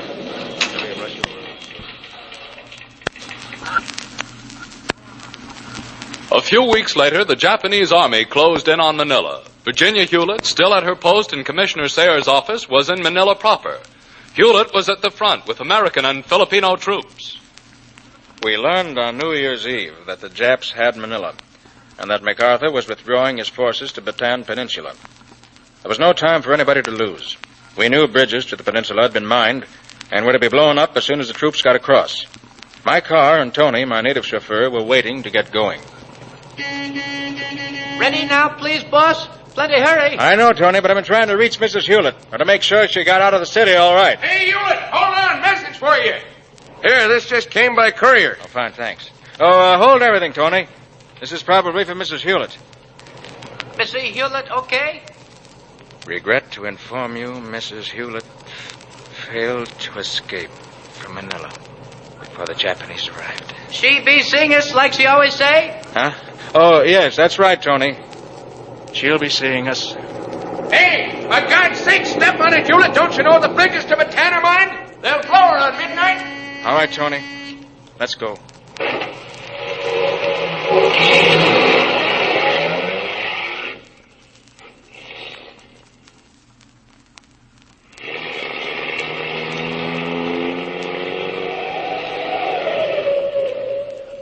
Hey, plenty hurry, huh, boss? Yeah, right you are, Tony. Well, just got across in time. Yeah, look at watch. After midnight. Happy New Year, boss. Yes. Happy New Year, Tony. Hewlett's was the last car to reach Bataan. There he established contact with his headquarters office in New York by means of Navy radio and covered the 98-day siege of the peninsula from beginning to end. Bataan wasn't so bad the first 2 months. The men began the fight as seasoned, strong, carefree soldiers, talking about how they'd pay off the Japs when reinforcements arrived, for they believed that reinforcements would arrive. That was the beginning of the siege. At the end, every man had lost weight and was dragging himself by willpower alone into actions. They'd eaten every water buffalo on the peninsula. They'd eaten all the horses of the 26th Cavalry and most of the pack mules. They'd eaten stewed monkey, and still there wasn't enough food. Rations had been cut in half, and then cut again. Tea, coffee, sugar, and flour had disappeared. There were 2 slender meals a day. Plain rice for one meal, and rice with canned milk for the other. I've seen a soldier pay 5 pesos, the equivalent of $2.50 for one cigarette. I've seen a group of them line up, and each man take a drag on a single cigarette. Some tried to smoke dried bark and leaves. Then the quinine began to give out. On April 9th, the Army radio, the voice of freedom, made the grim announcement. The voice of freedom speaking. Bataan has fallen. The Filipino and American troops on this war-ravaged, blood-stained peninsula have laid down their arms with their heads bloody but unbowed. Frank Hewlett was the only regular American press correspondent who remained on Bataan until the very end of resistance. He then withdrew with the defenders to Corregidor. It was a strange procession, that brave strafing by Japanese planes to stream across the treacherous 5 miles of water between Bataan and Corregidor. A ragtag fleet of every available boat. One bright spot in the tragic day was that the nurses were evacuated safely. One of them, LYNN Allen of Jacksonville, Illinois, I had known in Manila. She and her doctor fiancé, Captain Garnett Francis of Alexandria, Virginia, have been friends of my wife's and mine. Frank Hewlett. Oh. Gosh, it's so good to see you. Well, it's good to see you, too, Arlene. Oh, now, take it easy now. Everything's okay. Of course, I'm sorry to be such a baby. Just seeing you standing there. I know. What about Gary? Well, Gary and I were married, Frank, on Bataan 2 months ago. Good. We had to keep it a secret because I would have had to resign, and we wanted to stay together as long as possible. Said goodbye last night at the field hospital. Oh, poor kid. It's tough. Gary's staying there, of course, with the other doctors to look after the patients. If only they'd let me stay, too. I know how you feel. Tell me, how about Virginia? Is she all right? Well, I'm not sure. You see, she couldn't get out of Manila before the Japs took over. Oh, She's still there. Virginia? In an internment camp? That's it. And what a story she'll bring out with her. A tremendous story. I can hear her saying it. Tremendous. Oh, Frank. Well, you've got a tremendous story to handle right here and now yourself.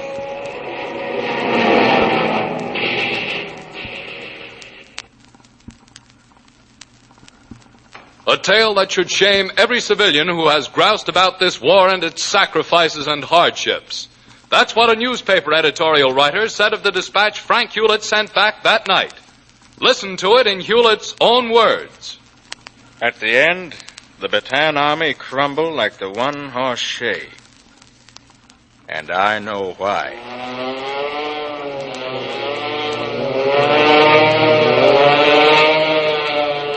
Yes, I know why. Because Americans and Filipinos had fought 15 days and 15 nights without pause, with dive bombers shrieking down on them in droves, and heavy bombers pulverizing their rear. I know why. Because the Japs brought in long-range artillery that laid down terrific barrages. Because tanks were used unmercifully to dislodge our dug-in forces from their foxholes. Because the Japs brought in fresh, well-fed shock troops, the pick of the Mikado's armies. And our men were hungry, and tired, and sick. Let's rattle on this case. I know why. In the last desperate showdown, the Battle of BATAAN ended because the quinine pills ran out.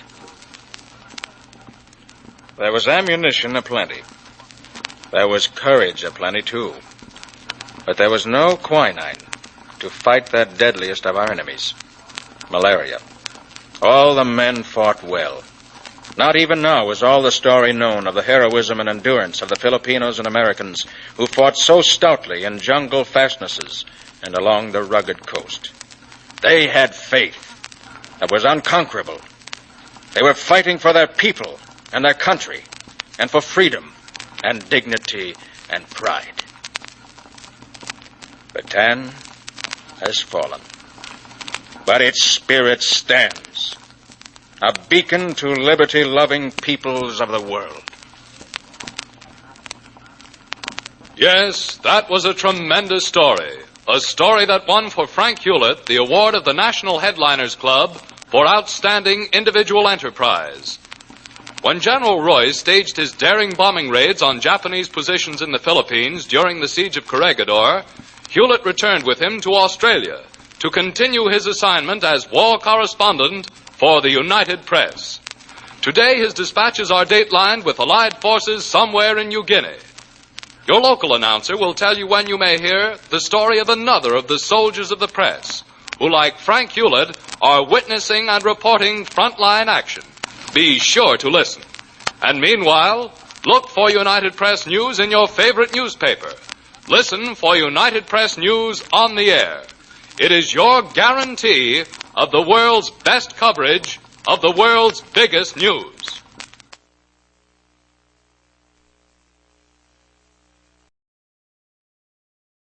Suspense, which is heard on Thursday nights at this hour, is taking its customary summer holiday. Suspense returns to the air 3 weeks from now on Thursday, August 31st.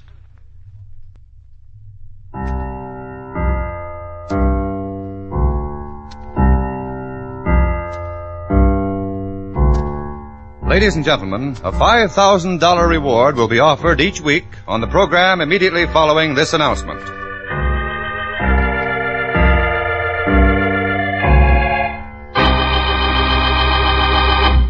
You out there, you who think you've committed the perfect crime, the perfect murder, that there are no clues, no witnesses, that your identity is unknown. Listen. Somebody knows. Yes, you, wherever you may be, no matter where you're hiding. Somewhere, sometime, someone listening to this program is going to bring you to justice. Yes? Somebody knows.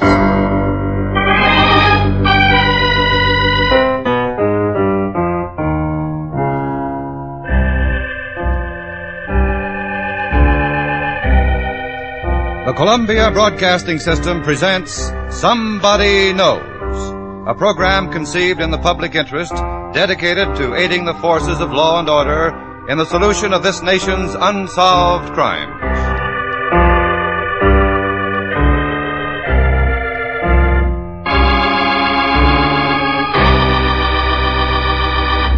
Ladies and gentlemen, we're going to recreate for you tonight all the known facts in an actual unsolved murder. Somewhere, someone among you's had contact with the killer or killers. Someone whose identity need never be known has seen evidence or possesses information that can lead to the solution of this crime. In the public interest, the Columbia Broadcasting System offers a $5,000 reward for information leading to the arrest and conviction of the killer in this unsolved murder. We ask you then to please listen carefully, for you may be the one to win this reward. Somebody knows. It may be you.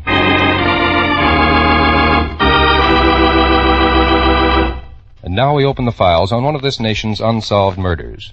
It's homicide file number HF12342 of the Boston, Massachusetts Police Department. The unsolved murder of Samuel I. Paris.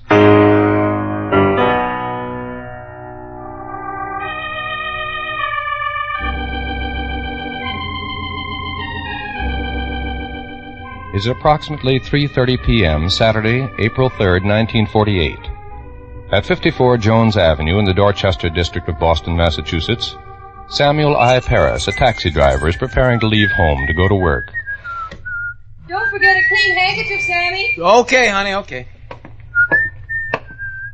You're feeling happy today, aren't you, Sammy? Can you give me a good for instance why I shouldn't with you around? I wouldn't even try.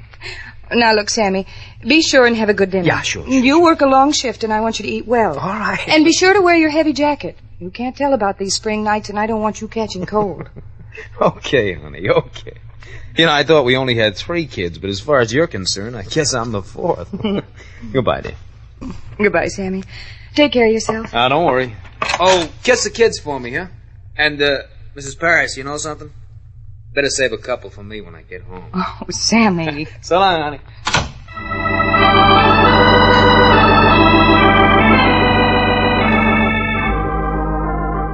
The time is approximately 10:45 p.m., Saturday, April 3rd, 1948. Cab number 702 of the Independent Taxi Cab Operators Association is speeding along quiet residential Norfolk Avenue in the Roxbury district of Boston, Massachusetts. Suddenly it swerves toward the curb, smashes into the rear of a parked car, and comes to a stop on the sidewalk.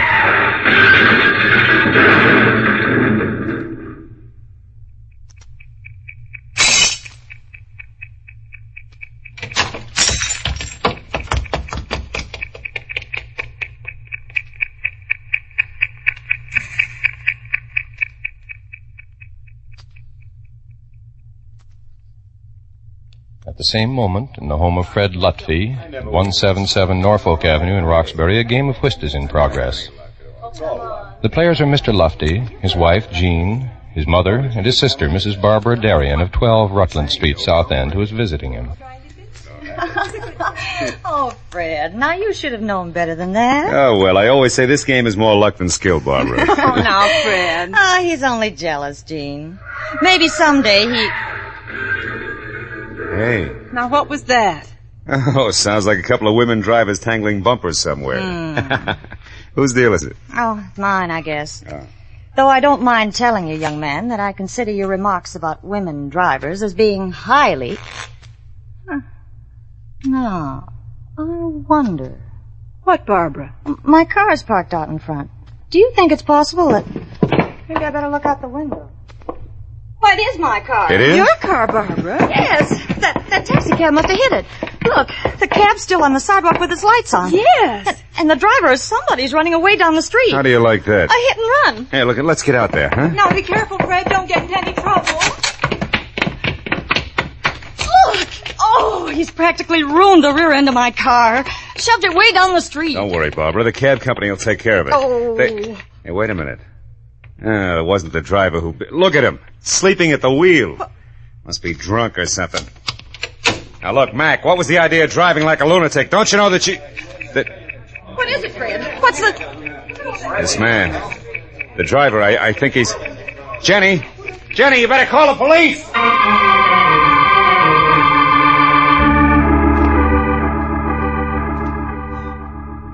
It is approximately 10:50 p.m., Saturday, April 3rd, 1948. At the dispatcher's desk on the 7th floor of police headquarters in Boston, Massachusetts. Dispatcher. I want to report some trouble. What kind of trouble, ma'am? A cab. It ran into my sister's car and then onto the sidewalk in the front of our place. It's there now. Something's wrong with the driver. What's the address, please? It's 177 Norfolk Avenue in Roxbury. 177 Norfolk. Yes. And your name? Mrs. Lutfi. Mrs. Fred Lutfi. All right, Mrs. Lufty. Thanks for your notifying us. We'll have some men right over there. The dispatcher takes a quick look at the lighted control board in front of him, notes the disposition of cars in the Roxbury district, and picks up his hand microphone set. WRAS. Calling car 90. Calling car 90. 90. Taxi cab has jumped curb on Norfolk Avenue near Shirley Street. Investigate. 90. On our way. WRAS 1055. Within a minute or two, car 90 arrives at the scene of the crash. The police officers make a quick check of the driver, who is still slumped over the wheel. Then they put in a call for an ambulance. While waiting for it to arrive, they talk with Mr. Lufty and Mrs. Darien. You didn't touch the driver. He was like that when you first saw him, huh? Yeah, that's right, officer. He slumped over the wheel just like that. You know, at first we thought he might be drunk or something, and then, well, my wife called you. There's a tab of $1.60 on the meter. It's still running. Must have had a fare. Was anyone else in that cab? No, there wasn't anyone else. Oh, wait a minute. I did see someone running down the street. Yeah? It was just as I looked out the window. I saw him turn down Shirley Street. Could you identify him? Oh, no, I don't think so. Yeah. All I could tell was that he seemed young. He had dark clothes on. No, I'm sure I couldn't. Yeah, did you get the driver's name for the identification card? It's Paris. Samuel I. Paris, 54 Jones Avenue, Dorchester. Okay, be sure to give it to him, huh? All right, folks. Stand back now, will you? Stand back, please. Let the ambulance through the full lane. Don't worry.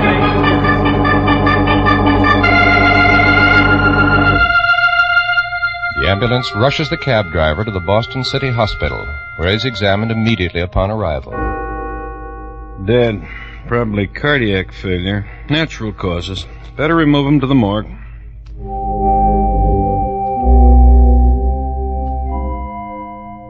The body of Samuel I. Paris is then removed to the Southern Mortuary, an annex of Boston City Hospital. His widow, Mrs. Rachel Paris, and his 3 children are informed of the tragedy. Then, some 12 hours later, the autopsy, as required by law, is performed by Dr. Richard Ford, Associate Medical Examiner of Suffolk County. Too bad the law makes you waste your time this way, Dr. Ford. Investigating the causes of death or life is never a waste of time. You'd better learn that before you complete your internship. I know how you feel about that, Dr. Ford. What's to be learned about causes of death in a routine autopsy like this one, for instance? You never can tell. It's always possible to... there. It's always possible to uncover a murder. Murder? But, Dr. Ford... Yes, it's a small caliber bullet.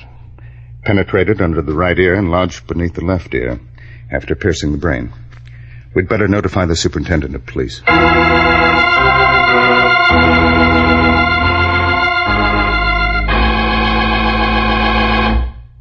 In just a moment, we'll continue with homicide file number HF12342 of the Boston, Massachusetts Police Department. The unsolved murder of Samuel I. Paris. Do you have something around the house that needs fixing, or are you planning to take on a new employee? Contact your local state employment office and ask for a physically handicapped worker. Through your state rehabilitation agency and the Veterans Administration, men and women who have physical impairments have been trained in new and special skills. It's good business to hire physically handicapped workers. They'll do a good job for you.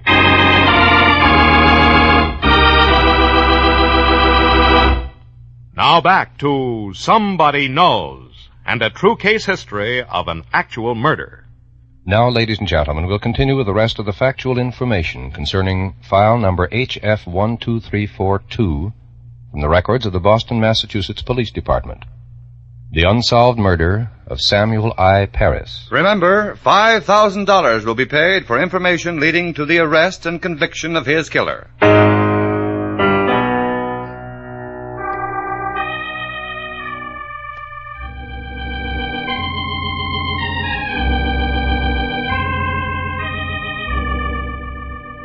With the disclosure that the death of Samuel I. Paris was caused by the firing of a bullet into his head, Superintendent of Police Edward W. Fallon orders an immediate, all-out effort to apprehend his killer. A detail of patrolmen makes a house-to-house canvass of the Norfolk Avenue, Shirley Street area, questioning residents seeking clues to the slayer. Thomas Del Tolfo of 164 Norfolk Avenue tells them, "When I heard the crash, I looked out of my window. Saw a man get out of the rear of the cab. Well, he was wearing a sweater, or maybe a short coat. I think he had a gray soft hat. Well, he looked young to me. I thought at first the cabbie had a blowout and the fare was leaving." Bus driver James Spillane of 22 Bigson Street, Dorchester, tells the police. It was about 10 to 11 Saturday night. That was April 3rd. And I pick up this passenger at Shirley Street in Massachusetts Avenue. I remember him pretty clear. He's about 19 years old. He's maybe 5'8". He's got blonde hair and he was built kind of thin. He was wearing a gabardine coat, no hat. He got off at the Northampton elevated station. It's about 11:05. Police ballistician Edward J. Culkin reports. The bullet that killed Paris was .22 caliber from a short shell, fired from a target pistol or an old or foreign gun. The murder weapon will be easily identifiable once we have it in our possession. Out of the welter of reports finding their way to Superintendent Fallon's desk, a number of pertinent facts come to light. Facts that enable the police to reconstruct the last hour and 45 minutes of Samuel Paris's life.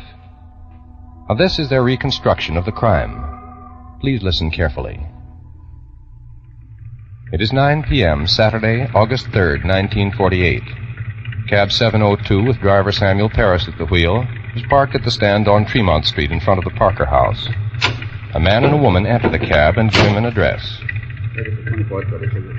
Okay, sir.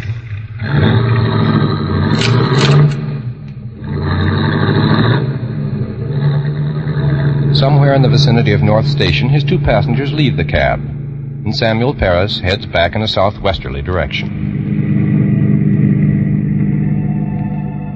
Then at approximately 10 o'clock, he parks at the cab stand at Washington and Neyland Streets, and almost immediately picks up a sailor and a girl as passengers and drives them downtown.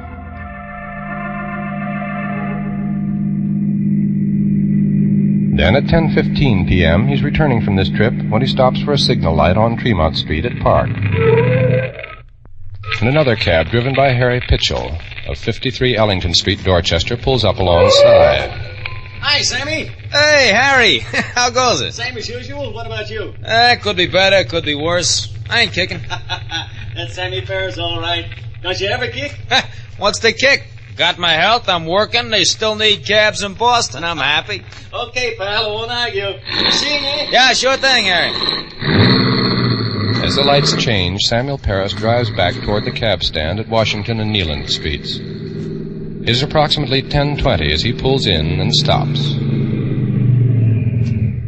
Then, at about 10:25, the door of his cab opens and a man gets in. Roxbury. Yeah, sure thing, mister.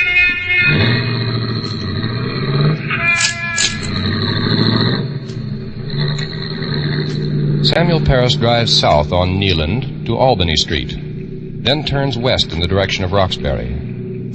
When he finally reaches Hampton Street, he turns again, and then onto Norfolk Avenue. Somewhere along the way, he suddenly feels the cold muzzle of a gun pressing against his neck below his right ear. All right, Hacky, that's a gun you feel. What? What is this, Mac, a stick-up? What else? Look, I got no dough on me. You should have better sense than to picking a hacky who's out. But I'm telling you, I got...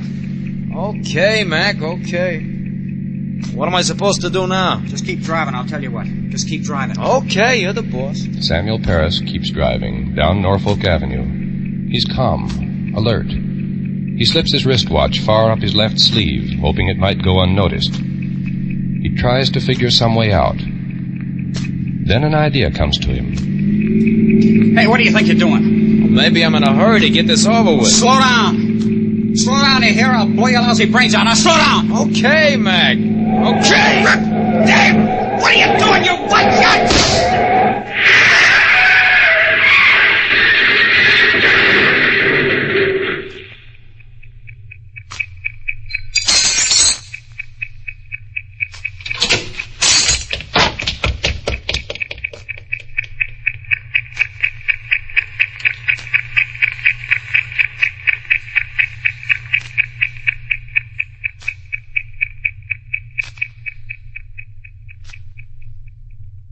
It is now the day following the murder of Samuel I. Paris. A car is speeding down a highway in Dedham near the Westwood town line. 4 youths are inside. The driver is weaving recklessly in and out of traffic. A dozen times, accidents are only narrowly averted. Finally, a pursuing police car forces them over to the curb. All right, step out. Keep your hands up. Come on. Get a move on. Out. All of you, out. Better frisk him. Between hit and run and a stolen car, anything's liable to show up. Stand still, you. Just keep those hands up. Hey, something did show up. This. Yeah, looks like .22 caliber. It is. Isn't that the caliber that got the cabbie over in Roxbury last night? Yeah. And that's where this car was reported stolen. Got a hunch the boys at Roxbury are going to be pretty happy to see these 4 punks.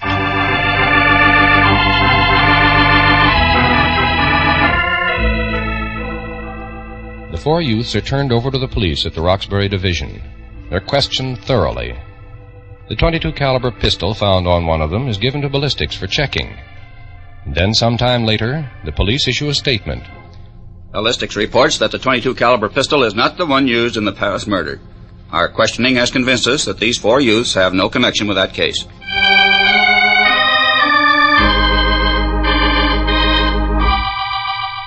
The investigation into the murder of Samuel Paris continues unabated as the entire city of Boston is aroused. Voices of anger and protest are raised in the city council, in veterans' organizations. The cab drivers of Boston have their own way of showing their feelings about this case. Thanks for the tip, mister. It's going to the widow and kids of Sammy Paris.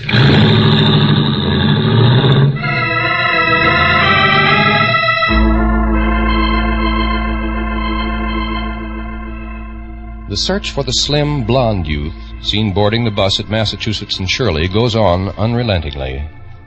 In his identification now seems to lie the one possible hope for solution of the killing.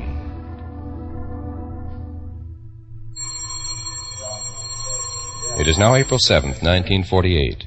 In Police Station 9 in Roxbury, the desk sergeant is checking reports from several patrolmen out in the field when the door opens. Then steps approach the desk and halt. I'd like to talk to someone, please. Sure. What's it? Standing before the desk is a young man about 19 years of age. He's about 5'8", thin. He has blonde hair. I'm the man who got on that bus at Massachusetts and Shirley. I understand you're looking for me.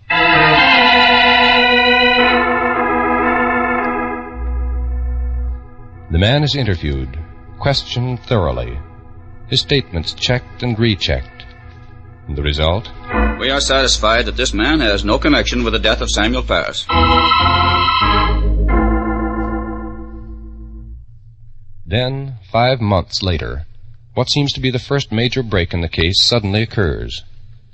It's 2 a.m. on the morning of September 12th, 1948. A cab driven by Joseph Murad of 29 Upton Street, South End, is driving through Andrews Square.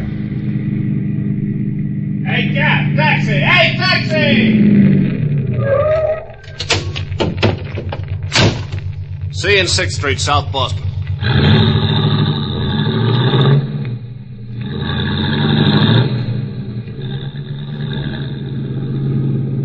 Then, as the cab approaches the destination, Murad suddenly feels something cold and hard pressed against his neck. Okay, cabby, this is a stick-up.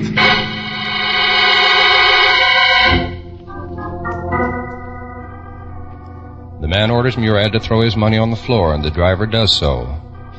Then he's ordered to stop the cab. He's forced out, and the man drives the cab away.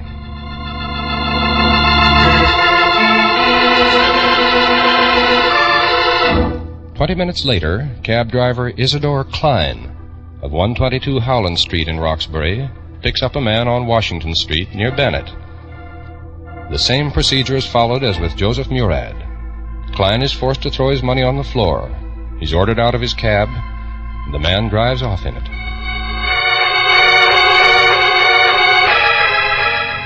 Meanwhile, a special service squad containing Sergeant Thomas O'Keefe, and Detectives Frank Mulvey and John Preston has been alerted to the Murad holdup. They're cruising on Dorchester Avenue near Columbia when... Look, there's a cab being hailed up ahead there. Yeah, I see it. Man getting in alone. Think I better talk to him.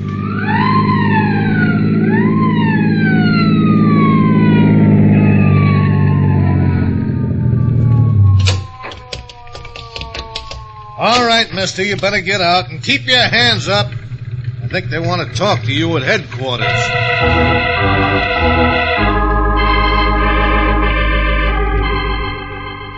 The suspect is identified at police headquarters by drivers Murad and Klein.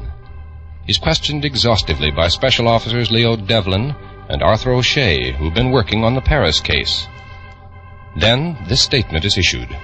We are satisfied that this man has no connection with the death of Samuel Paris.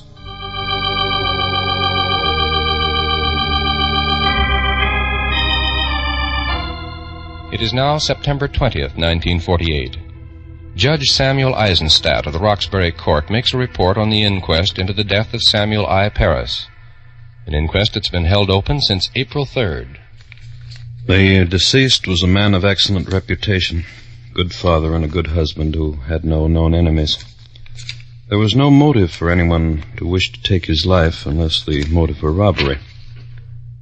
I advocate that the case be held open in the event that the assailant should be apprehended, despite the fact that this court is unable to recommend prosecution or the issuance of complaints against this unknown person. Unknown person? No. The killer of Samuel I. Paris is not unknown.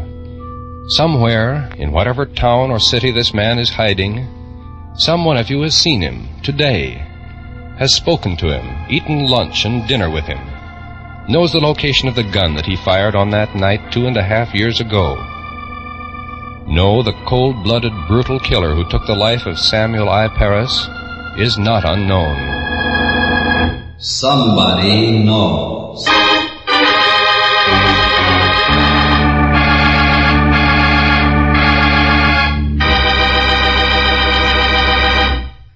Now listen carefully, please.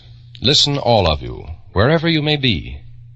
We're going to give you a recapitulation of pertinent facts in the unsolved murder of Samuel I. Paris.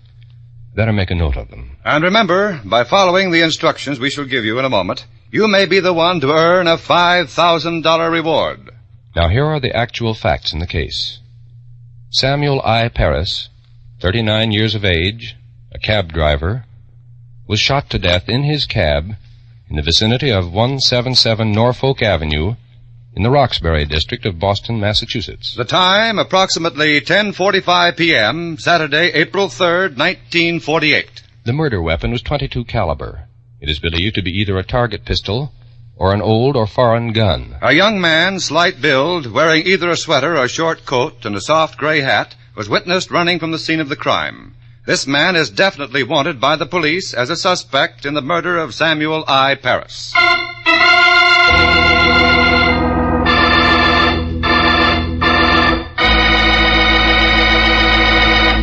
Ladies and gentlemen, if any of you possesses information that may have a bearing on the unsolved murder of Samuel I. Paris, and please don't send guesses or hunches, but only actual, authentic information, follow these instructions so that your name and identity need never be made known unless you wish. Now listen carefully. Write your information on a plain sheet of paper. Do not sign your name. Instead, sign it with 6 numbers. Any arrangement of any 6 numbers. And then tear off a blank corner of that paper with a ragged edge. Write the same 6 numbers on that corner and keep it. Mail the rest of the paper with the information to Somebody Knows, Hollywood, California. You need tell no one what you've done. Mail your letter to Somebody Knows, Hollywood, California. And if the information you've supplied leads to the arrest and conviction of the killer of Samuel I. Paris, we'll announce your signature number on this program. Then, if you don't want your name to be known, go to your lawyer or doctor, your priest, minister, or rabbi, and have him present the torn corner of the paper to any CBS station. In this way, you do not need to appear in person. If the torn corner matches the original paper containing the information, the $5,000 reward will be yours. Remember, you, wherever you are, you whose name need never be known, may win a reward of $5,000.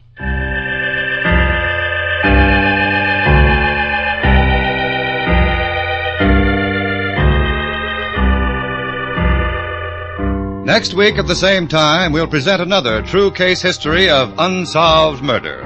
It's homicide file number 3867 from the records of the Detroit, Michigan Police Department. The unsolved murder of Mrs. Jean Long. You out there, you who have murdered in cold blood and think you've gotten away with it, listen. You cannot escape. There is no perfect crime. Remember, you are not unknown. Somebody knows.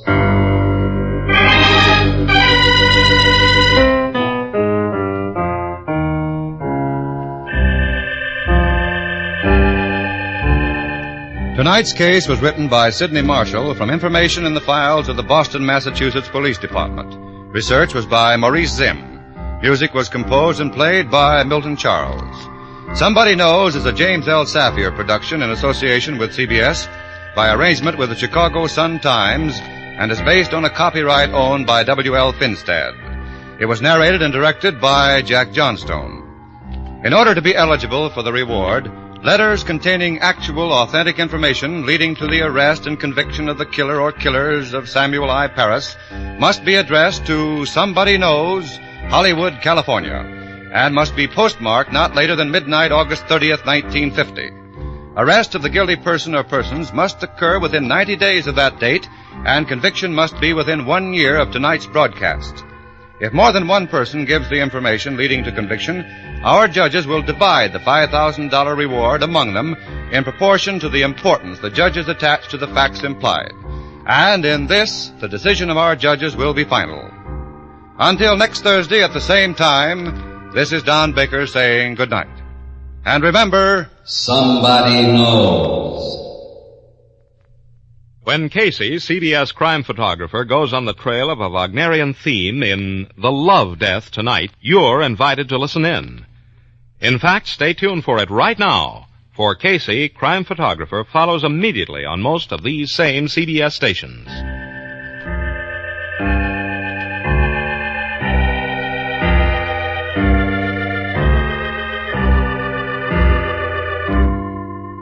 This is CBS, where you'll find Arthur Godfrey's daytime program every Monday through Friday on the Columbia Broadcasting System.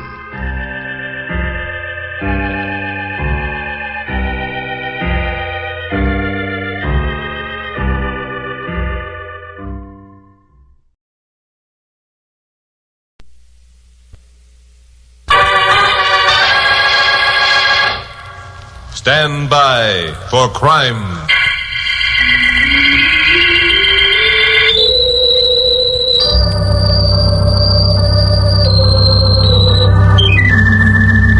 Hi, Chuck Morgan again. Did you ever participate in a full-scale revolution? Well, I had that dubious pleasure less than a month ago. And when I say pleasure, I use the word loosely. Anyway, it made a good story, and I'd like to tell you about it. You see, Pappy Mansfield, owner of radio station KOP here in L.A., where High Workers newscaster, is a showman of the first water. When he heard rumors that the Ramon Escobar faction in the tiny South American Republic of Parana was going to attempt to overthrow the Leopoldo de los Rios regime, he contacted the powerful 250,000-watt station in Paolo, Parana's capital city. They set up a short-wave deal whereby I could broadcast the show back to the United States. Then he bought tickets for Carol Curtis, my blonde secretary, and me on the Braniff Airlines. We left International Airport on a Sunday evening, and 2 days later, we're nearing our destination. Only a short while longer, Glamourpuss, and we'll set down at the Francisco Airport in Paola. And I'll bet you'll be glad to get there. Oh, I don't do it. It kind of scares me. I don't know a thing about South America. You don't? Why, Glamourpuss. South America extends from about 12 degrees north of the equator to about 56 degrees south of the equator. Yes. It covers an area of 7,200,000 square miles and has a population of 100,195,000. Oh, get in. Ta-ta. Now I suppose you're going to tell me you also speak Peranian or whatever that is. Naturally. Well, speak some at me. Te amo mucho. Well, I'll be... Oh, what does that mean, Chuck? Oh, come on, now, don't be stupid. Everyone knows what te amo mucho means. Well, I don't. And I don't believe you do either. Huh? Oh, I think you're making it up. Fasten your safety belts, please. Uh-oh. Fasten your safety belts, please. Well, Glamourpuss, this looks like the end of the journey. Yeah, they must go to bed early around here. I can't see a thing below. That's because you're looking out of the wrong window, bird brain. Look over here. Oh, Chuck, it's like a fairyland. Isn't it? Oh, there must be millions of lights. I had no idea Paola would be so big. Well, what'd you expect, a backcountry settlement? Oh? Paola, my sweet, is one of the most modern cities in the world. As are most South Americans. Oh, there's the airfield. See it? Yes. You all set? Oh, I'm as set as I ever will be. But I'm still scared.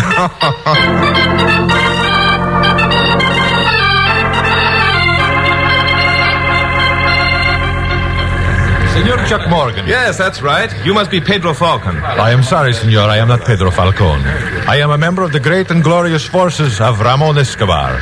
Ramon Escobar? But I thought that we were going to... You North Americans think too slowly, Senor Morgan. The revolt led by General Escobar was successfully accomplished yesterday. Oh, no. General Escobar now sits in the seat of power formerly occupied by that scoundrel Leopoldo de los Rios. And you, Senor Morgan, are his prisoner.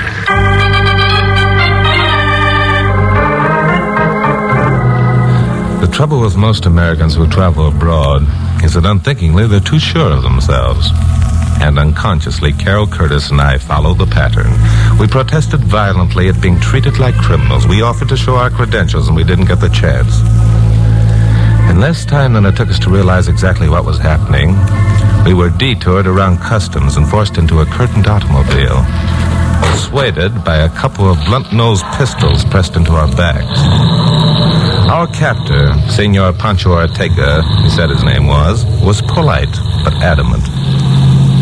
You will refrain from attempting to look from the automobile or in any way to attract attention. To do so would be most disastrous for both of you. I'm going to be pretty disastrous with you, my friend. Just wait until the United States Consulate finds out about this. The United States Consulate, I can assure you, is not going to find out. No? Well, don't be too sure. Everyone in Piranha knows we're here tonight. We've had more publicity than your whole two-bit revolution. Precisely, Senor Morgan. That is why you are our prisoner. I don't get it. You will get it, as you say, in due time, senor. We rode for about an hour, making a lot of turns and keeping at a moderate pace. Twice in the distance we heard sounds of gunfire, which indicated that Ramon Escobar's coup wasn't so completely successful as our friend Pancho had wanted us to believe. After a while, the automobile made a final turn and slowed down. We bounced along a cobbled street for a short distance and then stopped.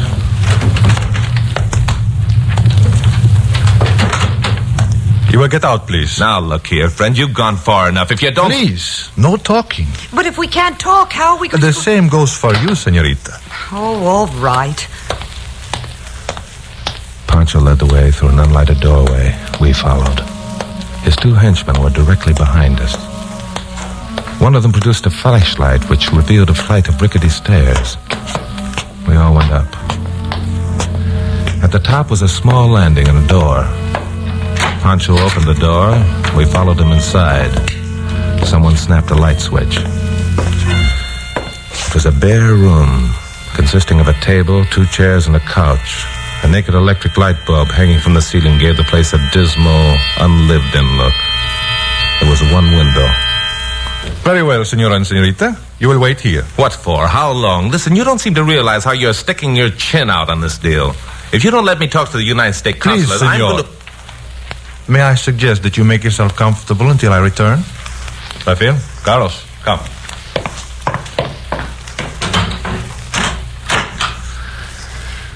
Well, Senor Morgan, we're in a fine mess. Oh, shut up. Relax, Glamourpuss. Locked. That doesn't surprise me. Chuck, this window's got bars on the outside. Yeah, well, that isn't surprising either. We wouldn't have been left alone if there was a chance of getting out of here. Chuck, why were we taken prisoners? And why don't they let us see the American consulate? And what are we going to do? You asked those questions as though you expected me to come up with the answers. Well, you usually do have the answers. This is a heck of a time to conk out on me. Come on, hang on to that sense of humor, Glamourpuss. You may need it. If that's a sense of humor showing through, then I'm going to be grinning at my own funeral. Oh, say something nice to me, Chuck. I think I'm going to cry. Now, look, Glamourpuss, get this. We're in a spot, and you start making matters worse by boiling up. Uh-oh. Well, back so soon, senor? I promised you only a short wait, remember? You will step this way, please. The room we followed Pancho into was a duplicate of the one we'd left. Only this one had more lights, more furniture, and more people. The first person that caught my eye was a lovely raven-haired girl. She was sitting at a table directly beneath the electric light bulb. Beside her was a man. I looked at the man and felt goose pimples breaking out all over. Chuck! Yes, I see. Oh, he looks exactly like you. There is a slight resemblance. Slight resemblance? Why, he's a dead ringer. Buenas noches, señorita. Señor. So you notice it too, eh? It is most uncanny, no? Yes. I mean, Chuck, say something. I think our host wants to talk a while, Glamourpuss. You are quite right, Senor Morgan. First, let me introduce myself. I am Leopoldo de los Rios, President of the Republic of Parana. De los Rios? But I thought... You thought that my loyal follower Pancho was a member of the Ramon Escobar forces. Quite. Only by posing as such was he able to enter the airfield and drive you away as his guest. Guest? Yeah, that's a hot one. All right, Rios, what's the rest of the story? As you pointed out to my loyal supporter Pancho, your arrival here received more publicity than our, what was your expression, two-bit revolution. Horny should have been the word. That's the trouble with you North Americans. You treat the revolution outside your own country so lightly. Nuts. You're amused. Hundreds of people were killed and you are amused. Oh, no, Mr. Rios. We didn't think it was funny at all. Did we, Chuck? Keep quiet, Glamourpuss. All right, senor. You read about me coming down here in the paper, so what? And saw your pictures. All right, okay. So there were pictures. Please, Senor Morgan, this belligerent attitude will get you nowhere. Put yourself in my position, in the position of any Paranian. There is talk of a revolution. You plan to broadcast it over your radio as though it were some sort of cheap spectacle. Thousands of people have been killed, and you make sport of it. All right. You said hundreds before, but never mind. You've got a point. I admit it. I apologize. Now, where do we go from here? For the moment, senor, you will go nowhere. It is I who am going. Well, that's okay with us. You go your way, we'll go ours. Unfortunately, it will not be simple for you to go your way. You see, Senor Morgan, your thirst for publicity brought you much of it. Your picture was published and republished. And even I, Senor Morgan, could not fail to note the strong resemblance between us. All right, okay, so we're twins. Now what? Now, Senor Morgan, I will take your papers, all of your credentials, and escape from Parana. What? Yes, Senor Morgan. It is an excellent plan I have. Well thought out, and it shall be well executed. You're out of your mind. No, far from it. At the moment, I am the deposed leader of my country. The police and the military are systematically searching the city. The time is short. It is inevitable that they will find my hideout here. And when they do? Ramon Escobar, Senor Morgan, has issued a decree. I am to be shot on sight. Chuck, do you realize what that means? If he takes your You papers keep quiet, Glamourpuss. Go ahead, Rios. I think you understand the situation, senor. Since you North Americans make so light of our small revolution, since you think it is so amusing to come down here and make a spectacle of what to us is a most serious affair, you shall have your chance to be what is it you say, a sport about the whole thing? I think I get what you're driving at, senor. You're going to take my credentials, and posing at me, you're going to take the first plane out of here for safety. Precisely. You're going to leave me here, and when Escobar's gang catches up with me, I'm going to be executed in your stead. Oh, not necessarily. You are, I think, a clever man, Senor Morgan. Gracias. Perhaps you can avoid capture until I return from Cuba. Cuba? Yes, I shall leave the plane in Cuba. There I have many influential friends. There I shall reorganize my armies and one day return to Parana to liberate my people from the tyrant Ramon Escobar. One day return. And when will that one day be, senor? Who knows? A month, 6 months, a year? And during that time I'm supposed to hang around here, ducking the cops and the army who will stop at nothing to get a rope around my neck. If you're still alive when I return, senor, you will be sent back to your country a free man. Well, that's mighty white of you, chum.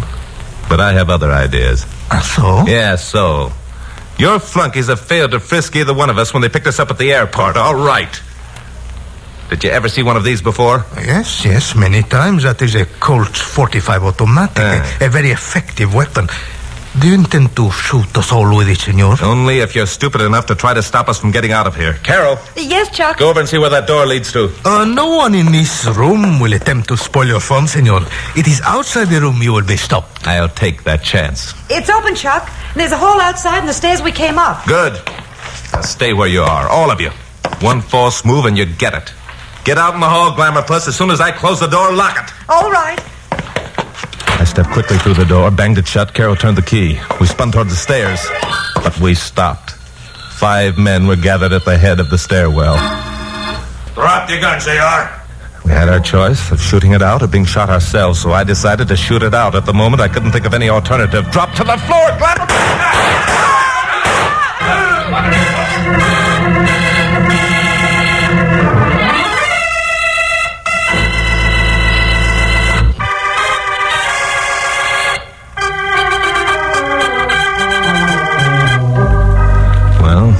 Attempt to escape had failed completely.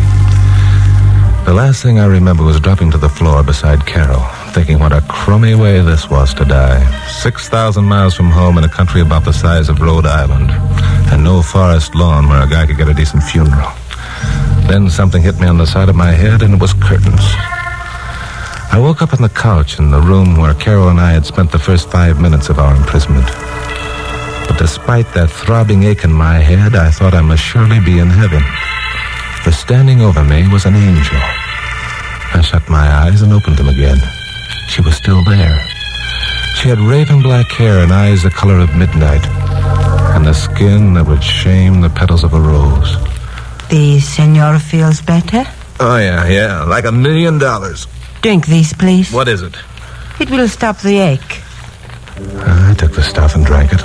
What did I have to lose? It tasted like the devil. But the ache had stopped in my head. Then I discovered 2 things. There was a bandage tied neatly around my head. And the angel with the rose petal skin was a girl who had been sitting at the table beside De Los Rios. Ah, so it's you. You feel better, see? Yeah. Thanks. Where's Glamour Puss? Glamour Puss? Carol Curtis, the girl who was with me. Oh, she's quite safe. I will take you to her in a moment. Why not now? First, I have to make what in the United States I believe you call the proposition. Uh-oh.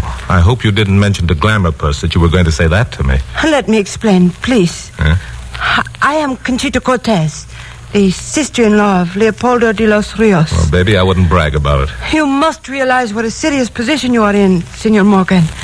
Unless you permit me to help you escape, you will surely be captured and executed. Now, wait a minute. Let's take this once over lightly, chicken. Did you say that you would help us to escape? I did. What's the catch? The catch, as you call it, senor, is that you take me with you. What? I want to go to the United States. I must go to the United States. Oh, I see. And you figure this is your chance of getting out of the country, eh? It is more than that, senor. In North America is my fiancé. He waits for me there. A whole year he waits. We wish to get married. Well, that figures.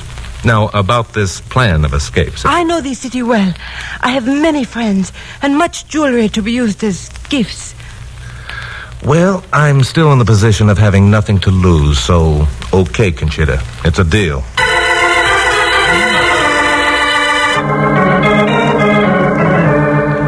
This was beginning to seem like a bad nightmare, the awakening from which was becoming increasingly uncertain. Conchita snapped off the light and took hold of my hand. You do not mind? No, to the contrary. Follow closely, please. And do not make any sound. went through a door and into another darkened room. Stopped a moment to listen. Far off, the machine gun began its angry chattering. It was a dull explosion, sounding like a grenade. Then silence. We moved across the floor, and Conchita opened a second door. Sudden light exploded out at us. I heard the sound of quick footsteps. And then Carol had her arms around my neck.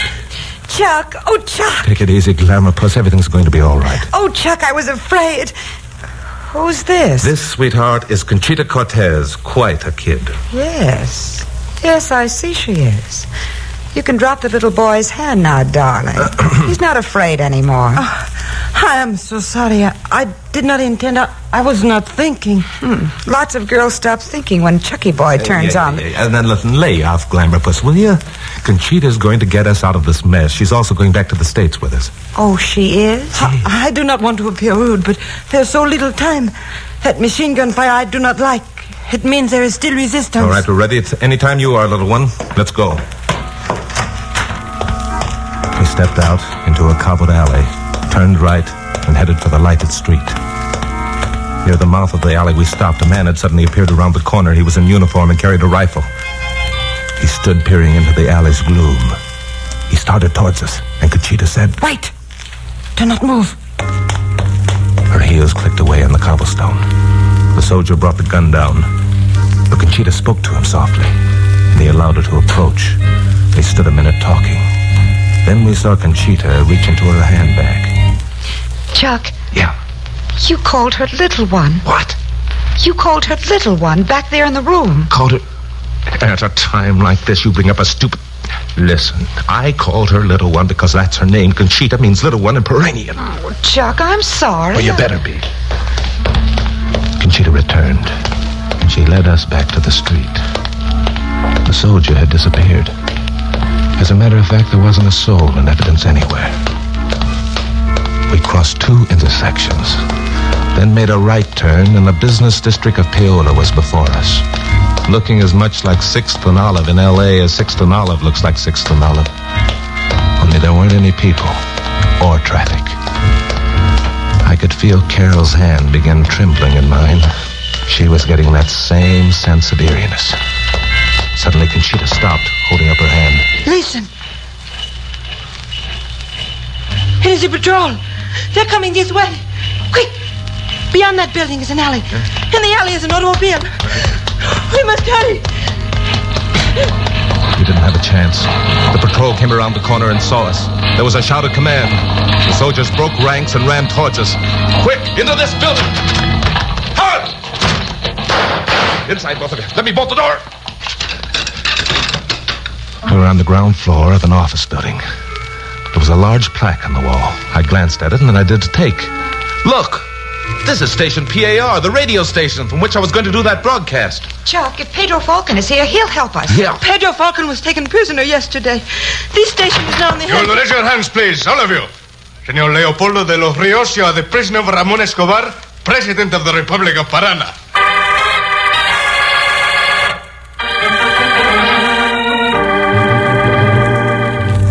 You've heard the old American expression, out of the frying pan into the fire? Well, that was us. The man with the gun ordered us into a waiting room that had been converted into temporary headquarters for Ramón Escobar. The general himself, a short, swarthy man with a waxed mustache, sat behind a table that was big enough for a director's meeting at the AT&T. Inside of me, he leaped to his feet. Rios, so you were unable to escape as you boasted, eh? Now, take it easy, General. I'm not Rios. My name is Morgan. I'm an American. Oh, you are not Leopoldo de los Rios, eh? Oh, come, Leopoldo. Do you take me for a fool? He is telling the truth, General Escobar. This is not Leopoldo de los Rios. Oh, and I suppose you are not Conchita Cortez, Leopoldo's sister-in-law. Yes, that is true. I am Conchita Cortez. But you must believe me. This man is Senor Morgan, a citizen of the United States. I see. And who is the lovely creature standing beside him? I'm Carol Curtis, and you can tell his monkey face to let go my arm. Well, such a fiery spirit. Corporal! It was obvious we weren't getting anywhere with the general. Whether or not he believed I was Leopoldo de los Rios, he didn't seem to bother much. He had himself a couple of fine prisoners, and he was delighted. I was beginning to weigh my chances of getting hold of the corporal's rifle when something happened. Hi, Chuck. Hello, Carol. Happy! Now I've seen everything. How did you get here? Oh, Pappy, I was never more glad to see anyone in my life. Senor Mansfield, you know this Leopoldo de los Rios? Leopoldo, my foot, that's Chuck Morgan. He works for me. The blonde girl is Carol Curtis, his secretary. Ah, this is de los Rios. His face is very familiar to Chuck's me. face is familiar to me. Listen, General, does your friend de los Rios have a Yankee accent, or hadn't you noticed it? This is something I had not thought of. Well, you better think of it beginning now. Come on, you two. We're getting out of here. Okay, Pappy. Wait. The girl stays. Which girl? Conchita Cortez. She stays. She will remain as hostage. De los Rios will not attempt to leave Parana so long as he thinks she is in danger. Now, just a minute, General. You're wrong again. Conchita goes with us. So? And why is it you say this? Because I made a deal with her. She agreed to help us escape if I promised to take her back to the United States with us. Escape? But she did not succeed in helping you escape, senor. That's not the point. We made a deal. She tried to keep her part of it. I'm going to keep mine. And if I do not permit? You'll permit, General. First, because it was Conchita who contacted the American consulate, which in turn contacted me.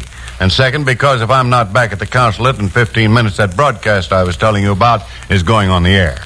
There were short waves set up over there, and the American people are just waiting to hear the details of this revolution of yours. I see. And a lot is going to depend upon the nature of those details. Your credit rating with the United States government, for one thing. I see. Perhaps this would be important to the future of Parana, eh? Well, it seems likely. You might as well count on Uncle Sam to get your country back onto its feet. Everyone else does. Yes. This is most important.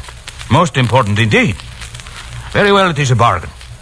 You will make the broadcast and explain to the people of the United States that the government of Parana is now...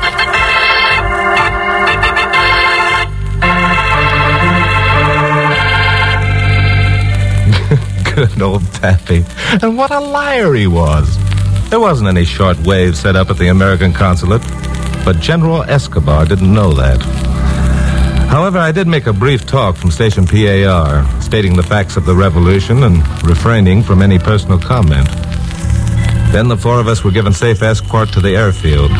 That big four-motored Braniff airliner took off 5 minutes after we reached the field. Pappy squeezed himself into a seat beside the beautiful Conchita. Pappy's sure having himself a time, isn't he? Look at that old boy. He's getting a boot out of being so close to South American beauty. What does that mean? So were you. So was I what? Getting a boot out of being so close to South American beauty. Oh, now, glamour puss. Well, I found out something. What? Conchita doesn't mean little one. Oh? You just made that up. Now, look, glamour puss, under the circumstances... And I found out something else, too. What? I found out what Teo Mucho means. You found out what Teo Mucho... What does it mean? Well? Well? Say it in English. Okay, glamour puss. I love you very much. Oh, Chuck.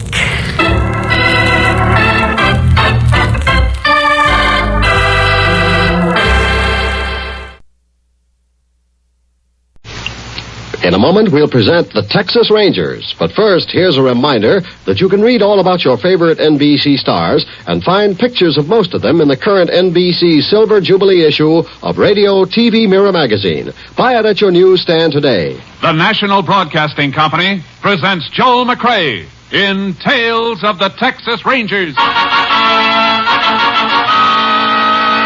From Hollywood, another authentic reenactment of a case transcribed from the files of the Texas Rangers.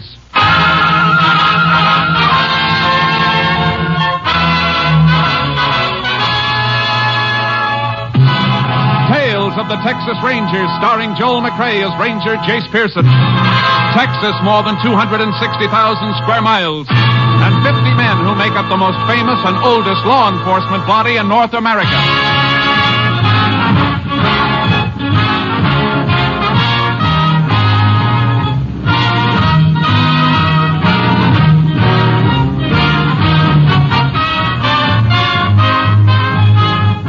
Now, from the files of the Texas Rangers come these stories based on fact.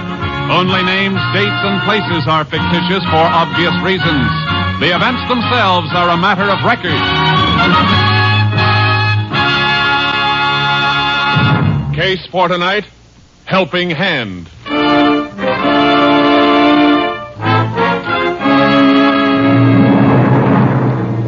It is 3:15 p.m. an afternoon in November 1950. A deluge of rain has swamped the deserted roads of West Texas. and a lone motorist sits disconsolately in a small sedan near the side of the road. His face brightens suddenly as a curtained Jeep pulls to a stop beside him. Painted on the Jeep's motor hood are the words, Joe's Garage. Howdy. Howdy. Having trouble? Yeah, wires must have got soaked coming through that low spot in the wash back there. She chugged and sputtered a ways and then conked out on me. Reckon we can fix that for you. Hey, get that kerosene squirt can, Rusty. Okay, Joe. You want the canvas, too? Yeah, raise his hood, then tent the canvas over so none of this rain beats in there. Yeah. You just sit there and relax, mister.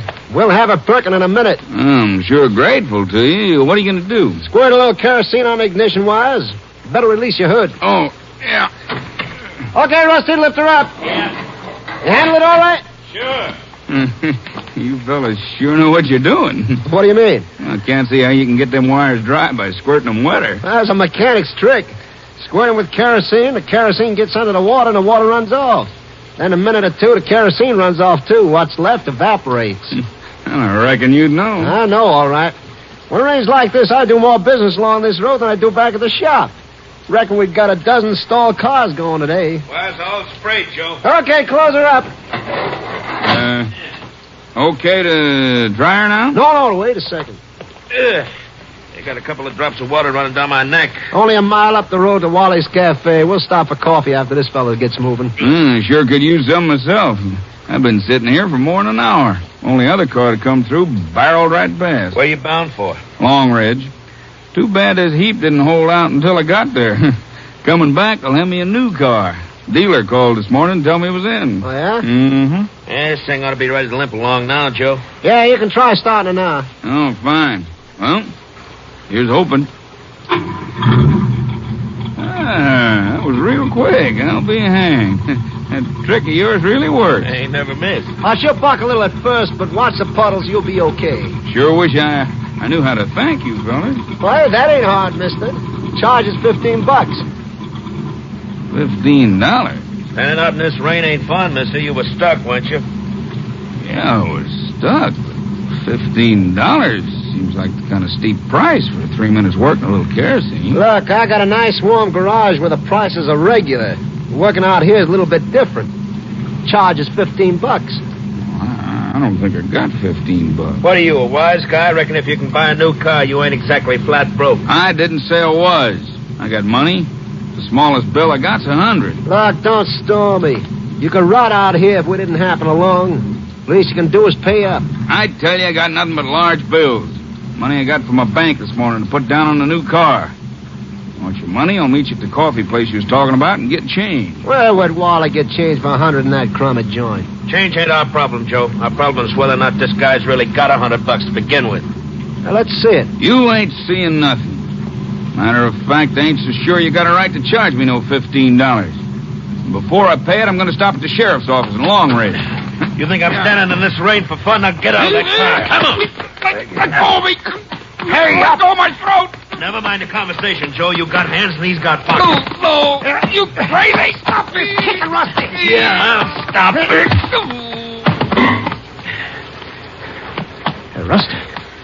Hey, Rusty, look. Yeah. $500, Joe. Uh-huh. I could do a lot with dough like that. What do you say, Joe? Why, he'd report it. Not if you got enough nerve. Oh, I got as much nerve as you got. All right, then grab his feet. All right, move him in there off the road. Oh. Hey, he's coming, too. Not for long. All right, put him down. Now, get your heavy wrench. No, you're crazy. You back out on me? No, but I'm not chump enough to use my wrench on him. Look, be smart, Rusty. If we're going to do this, let's be smart and do it right. There's a big rock over there. Use that.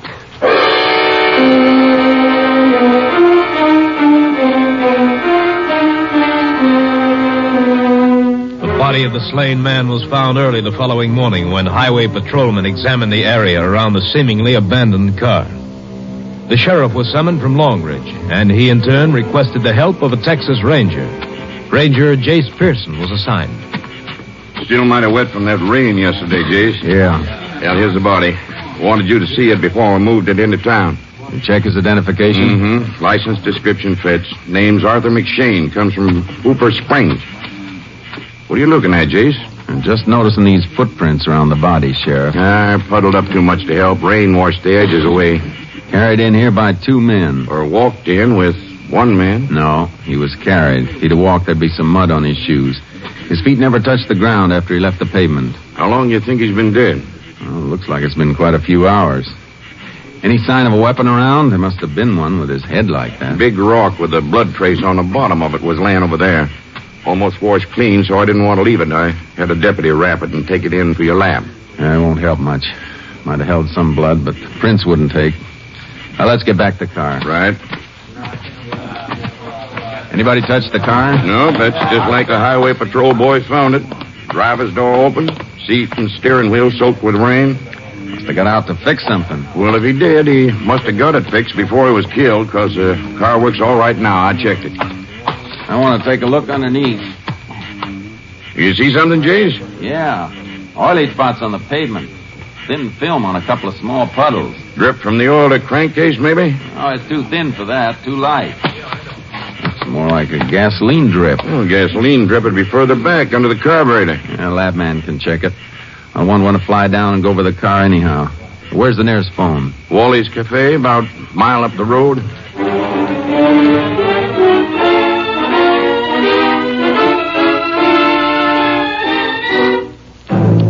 Wally's Cafe was a dilapidated roadside stop. I called Austin for a lab crew to fly down to Long Ridge. Then the sheriff called the medical examiner who authorized a pickup for Arthur McShane's body. The sheriff hadn't had any breakfast. How about some ham and, Wally? Settle for bacon? Why, sure. How about you, Jace? Just some coffee. Right. The lab man will want to bring that car into a garage, Sheriff.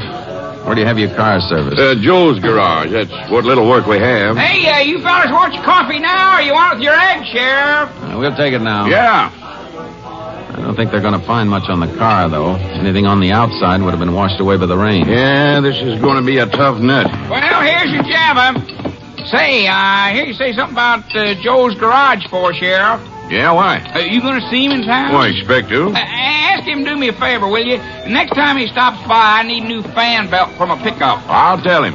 That's why I ain't got no ham. I couldn't make a trip into town for supplies today. Well, I'll have to buy you a bicycle, Wally. Be better than that pickup.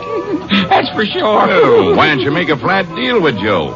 Pay him by the week and have him make one stop here every day. Be cheaper than Ann. I'm surprised he didn't stop by yesterday. Saw his Jeep go barreling by late in the afternoon, headed for town. Oh, that darn rain. You know, I bet I didn't shove 3 blue plates across his counter all day yesterday. Didn't take in more than $4. Well, that's more than you're liable to take in today if you burn my eggs. Oh, yeah. Excuse me.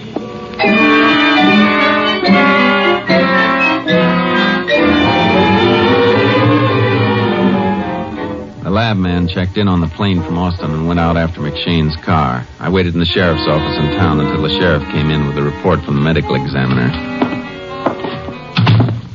Here's your autopsy report, Jace. Cause of death, cerebral hemorrhage. Due to a severe beating about the head. Blood on the rock we found matched McShane. Anything on the time of death? About 3:30 yesterday afternoon. 3:30, huh? Right. McShane's wife just got in town. Went over to the funeral home. You want to see her? Yeah. Be another hour or so before the lab man gets to Joe's garage. Taking that long to check those oil spots and a few other things out at the road. Funeral home's just up the street. Let's go.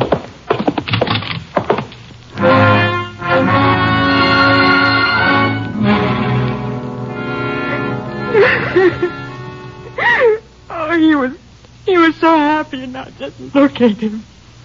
Why, who could do a thing like this? Take it easy, man. How come you didn't drive up here with him? I mean, you said he was coming up to get a new car. I should think he'd have wanted you along. Well, I didn't know about the car when he left. See, it was for our anniversary next week. A surprise. I didn't know till after he left yesterday. Well, how'd you find out then? From Abby Lawton. She's the banker's wife back home in Hooper Springs. When my husband took the money out of the bank yesterday, he told Bill Lawton why he was taking it. Well, Bill must have called Abby to tell her, and Abby called me. Abby's always doing things like that. Nobody ever gets surprised when she knows about anything. Some people are like that, ma'am. You know how much money your husband was carrying? Well, she said he drew out $500, all in $100 bills. There's your motive, Sheriff. Sure is, Jace. Robbery. $100 bills shouldn't be too hard to trace, oh? It'll depend on where and how soon the killer tries to spend them. You better call the bank at Hooper Springs and see if you can get a list of serial numbers. Do it pronto. If they have any numbers, we'll put them on a statewide bulletin. Right. Your husband have anything besides money on him, ma'am? Any jewelry or anything else that might have been taken? Well, no. He had a wristwatch, that's all. It wasn't on him when he was found. You know what make it was? No, I just know he had one, that's all. He wore it all the time. I never gave it no special notice. Well, could you describe it? Well, it was gold, leather strap. Well, I don't know. Men's watches all look the same to me. Well, would you know it if you saw it again? Well, no, I don't think so. Oh, I don't know. You ought to have somebody with you. If you've got a son or a daughter someplace, we could contact them for you. No, we didn't have no children. There was just him and me. Now I'm all alone.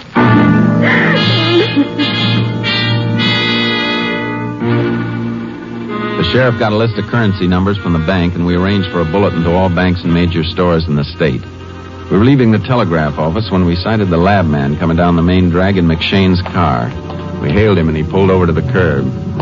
Howdy, Jace. Howdy, Sam. Howdy, Sheriff. Hiya. We'll ride into the garage with you if it won't disturb anything. No, hop in. Been all over the upholstery and everything. Lots of prints on the dashboard, all the same. Probably the dead man's. No sign of anybody else being in the car with him? None I could find. Of course, he might have had riders. Banker at Hooper Springs said McShane was alone when he left the bank. Saw him through the window when he got in his car. And he wasn't alone when he got killed, that's a cinch. How about those oily spots on the road, Sam? And the ones under the car? They were kerosene spots, Jace. Kerosene was used to cut the grease on the ignition wires. Easy to tell, even with a field kit. That means the ignition wires must have gotten wet. Car conked out on him, and he sprayed them. Yeah, that's what happened, all right. But he didn't do the spraying himself. Why? No sign of kerosene in the car, any place. No can, nothing. You checked the trunk? Empty. Look, Sheriff, where is that garage? Joe's? 3 more blocks, then turn left. All right. I'll make one more check of the interior for blood trace, but I took a preliminary and it was blank. I'm afraid I'm not going to find anything. Say, you really don't have to come along unless you want to. I can drop you at the sheriff's office. No, we'll ride. I want to see that garage man anyhow. Oh, yeah, so do I. But Wally won't get his fan belt. I want to see him about more than Wally's fan belt. What? Wally said the Jeep from Joe's garage passed his place yesterday afternoon on the way to town. Hey, that's right. He must have passed the spot McShane was killed at. No place between there and Wally's that he could have been coming from. No. And somebody stopped to help McShane get his car started. Let's find out who.